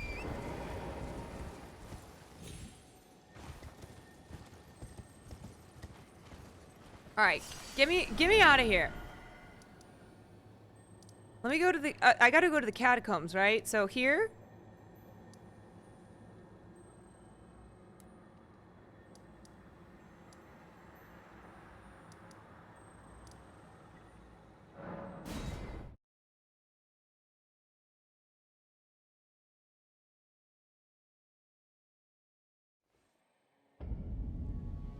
Southern Liurnia, there's a cave with a lady at the end. Oh. I like the sounds of that. There's a cave with a lady at the end? Okay. Southern Liurnia.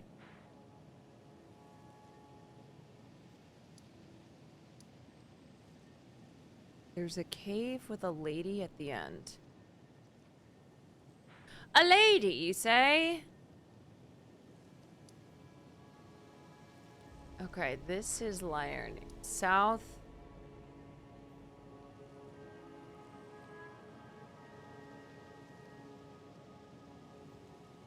Okay, where to? Under the cliffs? Left of this grace?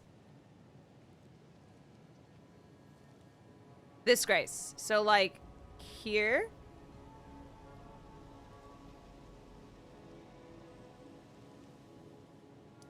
Southwest of that.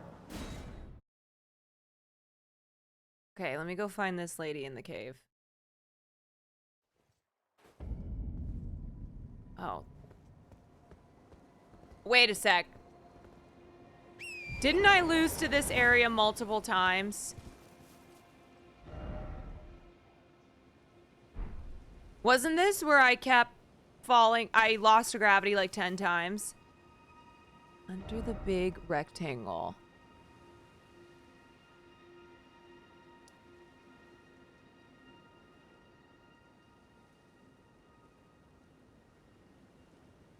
Southwest. Big, okay. So I need to go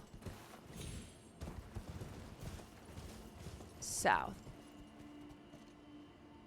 Oh, God, I have to get down there again. Okay.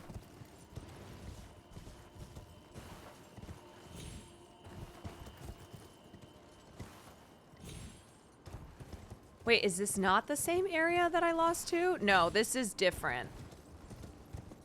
No.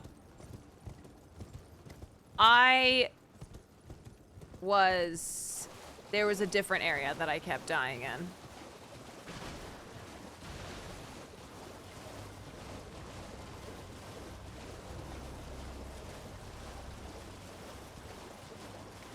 I like the way you feel. Nope, I'm not fighting that thing.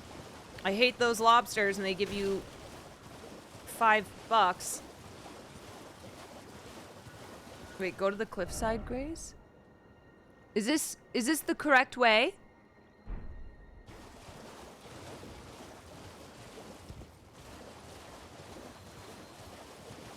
hug the cliff in front of you. Where's the cliff?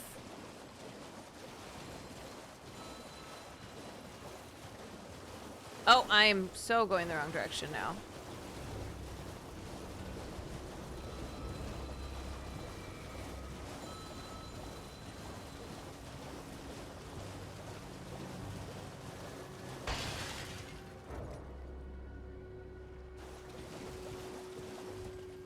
Oh, there's a cliff. Okay. Heading southwest. That's the cliff, right? You might want to change your cat. I know. I thought I was going to play like 10 minutes, and so I didn't change it.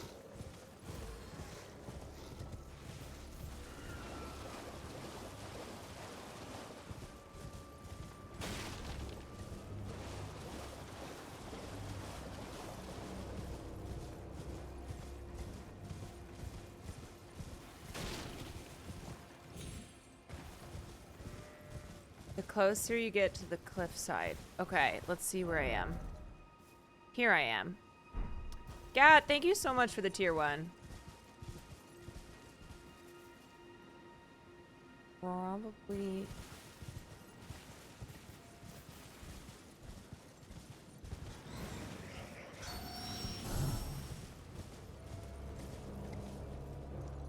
Okay.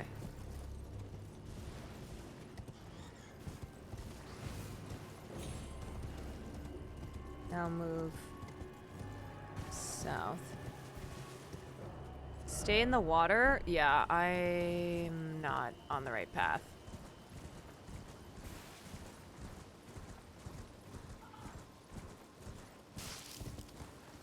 Here, I will update my title quickly. Takes 2 seconds. Oh my god! You, excuse me! Excuse me, I'm trying to update. Oh, it is changed.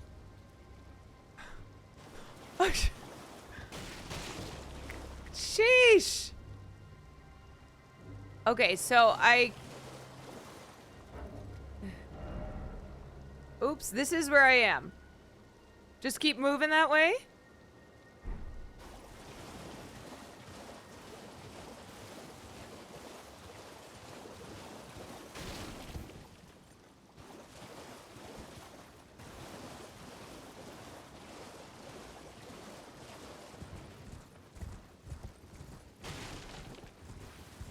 It's in front of you.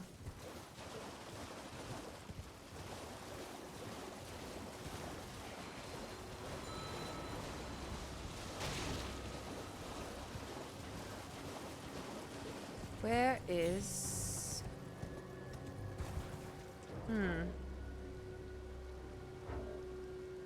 Too far? I don't even see... How do you guys see these things? Do I have to go up that? No. Fudge.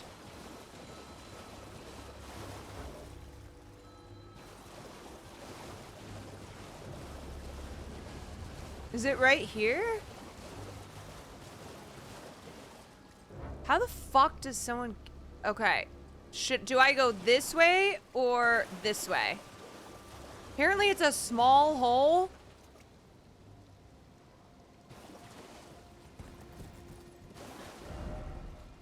Here I am.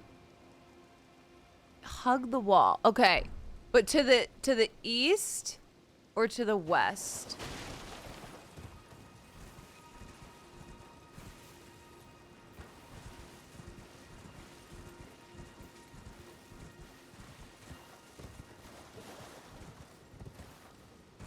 Is it this? No.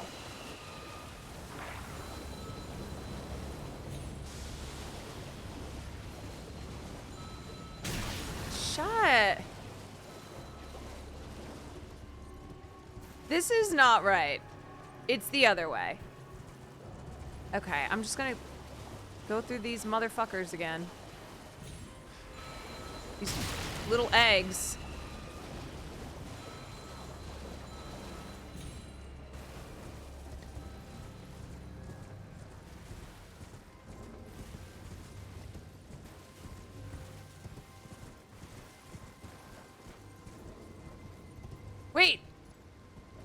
Is it here? No. Hold on. I don't want to get off this track. If you go to the southernmost point in the water.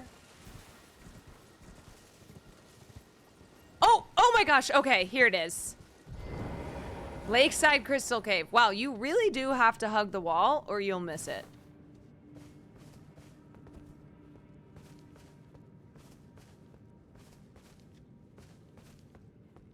A grace, me lord, a grace. Ah, oh, we found it.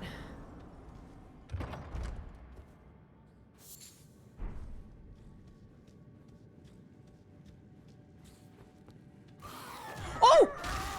Oh my god! Oh my god! Wait, why can't I move? Oh, that motherfucker. Jeez. He stabbed me like hella times.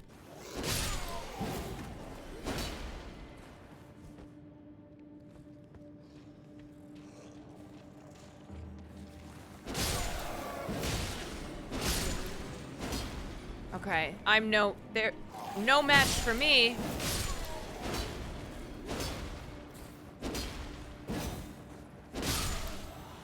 Should I get my lamp? Yeah, hold on.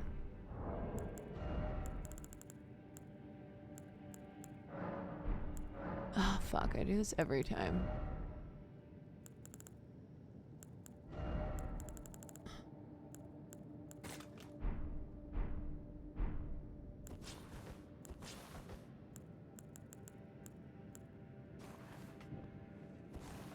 All right, there we go.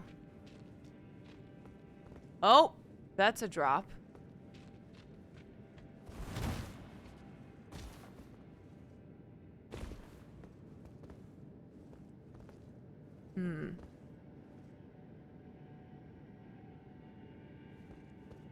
Okay.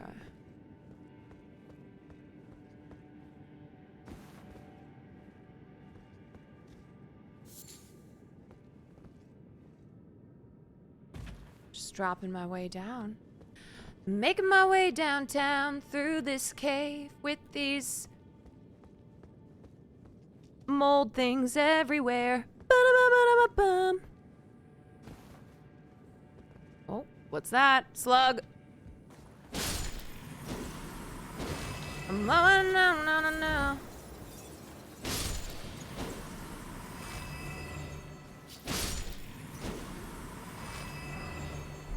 Throwing daggers. Never know which way to go. Need a map.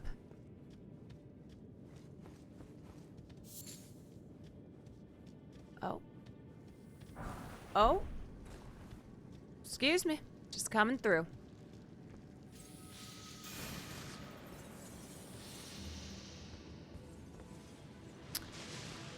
Oh.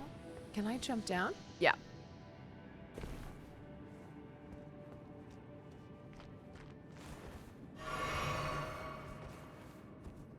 Yeah, I don't know why sometimes I am two-handing my sword and then sometimes I stop. I don't understand it. I don't want to stop two-handing it, and yet...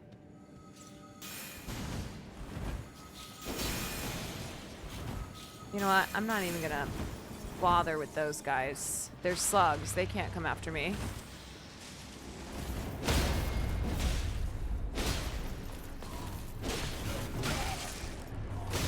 Oh! Fuck. Come on, I got this. Fuck! God damn it! How is this guy not dead? What the fuck? Isn't he dead? How was he not dead?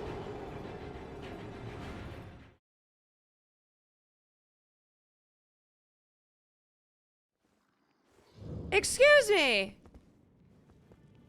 Okay, all right. Cool. Cool. Where am I? Great. I'm so pissed now because I should have had that guy.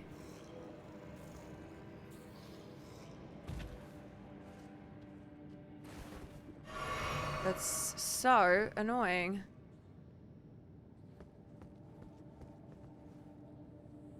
If I had sneezed on him, if he had eaten one hot Cheeto, he would have died. Which way did I go? Did I go this way? Oops, that's too far. That's too far of a fall. I know. One little fart and he would have died. Okay, that was too far of a jump. Let's do this again. I don't even remember how I got to where I got to. Oh, didn't I go this way? Oh, shit. Nope, I don't remember this.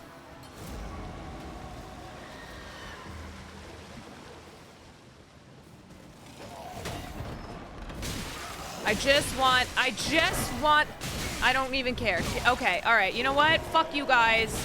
Just kill me. Okay. I don't even have, where's, fuck. Okay, I'm leaving your stupid cave. I'm leaving your cave. I'm going.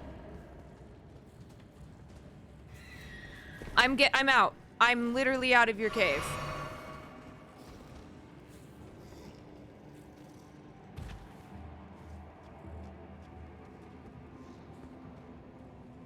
I don't remember though. Was it this way? Fudge. No.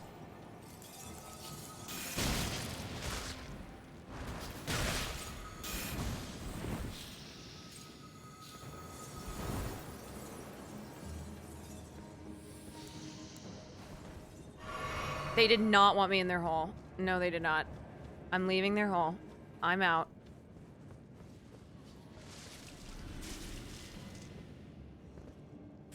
Fuck. Go this way, and then this way. Oops, I should have grabbed.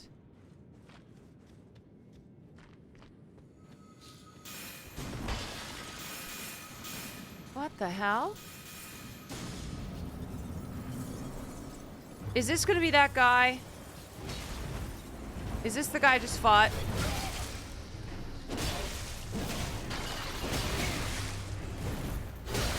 Fuck, I gotta get out of here.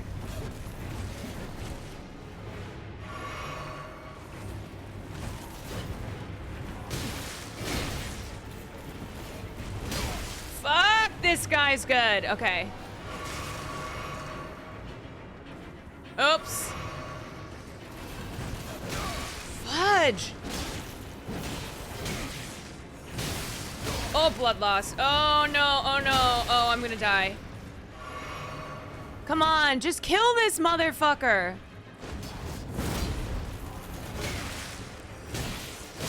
Fuck, what am I doing? Oh, he's tricky. Oh, I can have my mimic. Wait a sec. Okay, hold on. Fuck, I'm not fighting him well. I'm really not. Ah, shit. Shit. I didn't realize it could summon. Take the moss in the game? Okay. Alright, let me fight this piece of shit.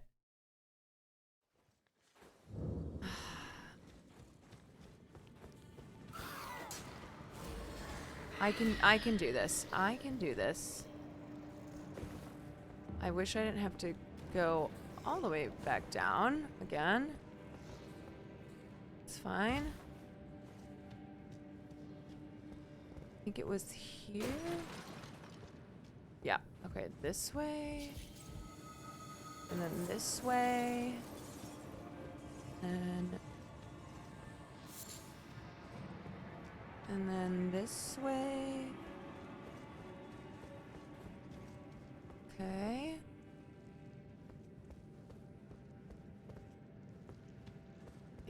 How do I get down? Oh, there.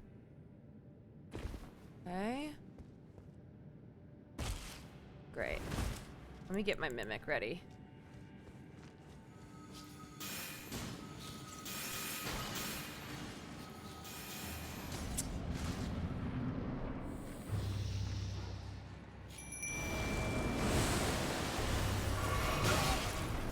Okay, let me clear out of here.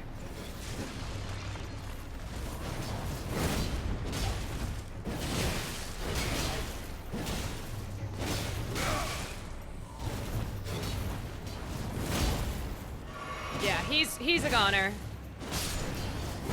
Yes, Mimic! Alright, okay. Yeah. Yep. Okay. Should have done that on the first time.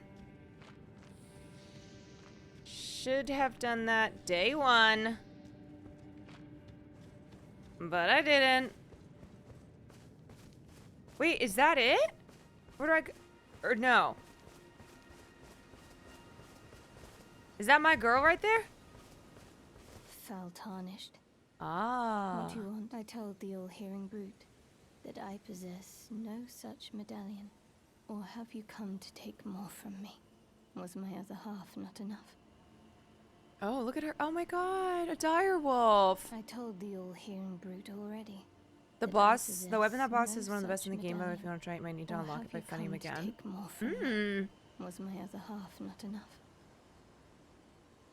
Wait, did I kill the wolf? I told the all-hearing that I possess no. Wait, I have it. My other half not Wait, enough? I have it. How do I give her? Wait, how do I give her the medallion? Or have you come to take more from me? No. Was my other half not enough? No, I want to give it to her. Can I not? Talk to her again after speaking to Albus Dumbledore from a nearby village. She'll be friendly. The village is very close outside the cave. It's a different one. Wait, I didn't get any runes from killing that guy? Oh, I only got half. Okay. Cool. Cool, cool. All right, guys. I'm calling it a night before I get any further.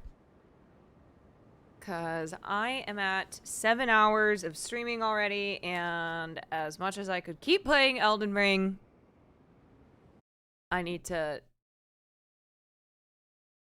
hold myself back. So, by the way, tomorrow I'm doing like a fun listening party stream. Let me close out of Elden Ring. There is this artist called Tyla. I think she was just nominated for her first Grammy. Your back must be sore from carrying Twitch all night. Oh, exhausted. Like my back doesn't already have enough problems. But anywho, I think I'm gonna probably listen to her album when I'm doing some more gaming tomorrow. Because I don't really want to. If I listen to it on top of talking, like my just chatting content, it'll all get muted because I don't know how to do audio split. So I thought it would make the most sense to be like gaming while we listen to her album. Do you know Tyla? She was on Kai's stream. Oh, cool. Yeah, her team reached out and asked me to do an album listening thing. I really like her song Water. I had already known that song before they reached out to us. So yeah, that's really fun. So we'll be doing that tomorrow. Kai asked her out on stream. Shit, and got shot down. That's pretty funny. I do have to say. Good for her. Good for her for not giving in to there being that many viewers live and saying no. Her team is out here working. They're making... Oh, yeah. No, we had a call and everything. And as far as sponsors go that I've done, this one's really small. But they wanted to make sure that, like, everything was good to go. They're really putting a lot of care into her album release. He made it weird. Oh, gross. Oh, don't love that. Anywho, so I'll explain more tomorrow when I go live and announce what I'm doing. What are we playing tomorrow? Probably Elden Ring? I don't know, unless maybe I don't know if maybe Elden Ring's not the vibe.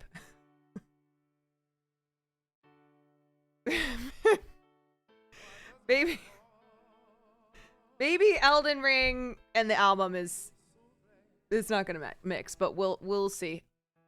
Okay, I'm gonna send you to Ness so that Will knows that I'm done streaming. And also because I love Ness. You always pick great tunes for streams, so this fits in perfect. Thank you, Hannah. All right, y'all. Good night. What a fun stream. I can't believe, but I also can believe because it's the most me thing to have watched all of Titanic 2 and not get to any of the news content that I had originally planned to get to. It's always funny when I go to publish my VOD and I will edit my stream title. And sometimes it will be exactly like nothing that I had in my stream title I would have covered. It's just 100% different, but still fun. That's the beauty of streaming. Gotta be flexible, spontaneous. So worth it, I know. All right, guys, I will see you tomorrow around 5:30. And thank you for everything, always. Always, always. All right, have a good night, have a good day, and I hope you come back and join us for more tomorrow. Peace and love, y'all.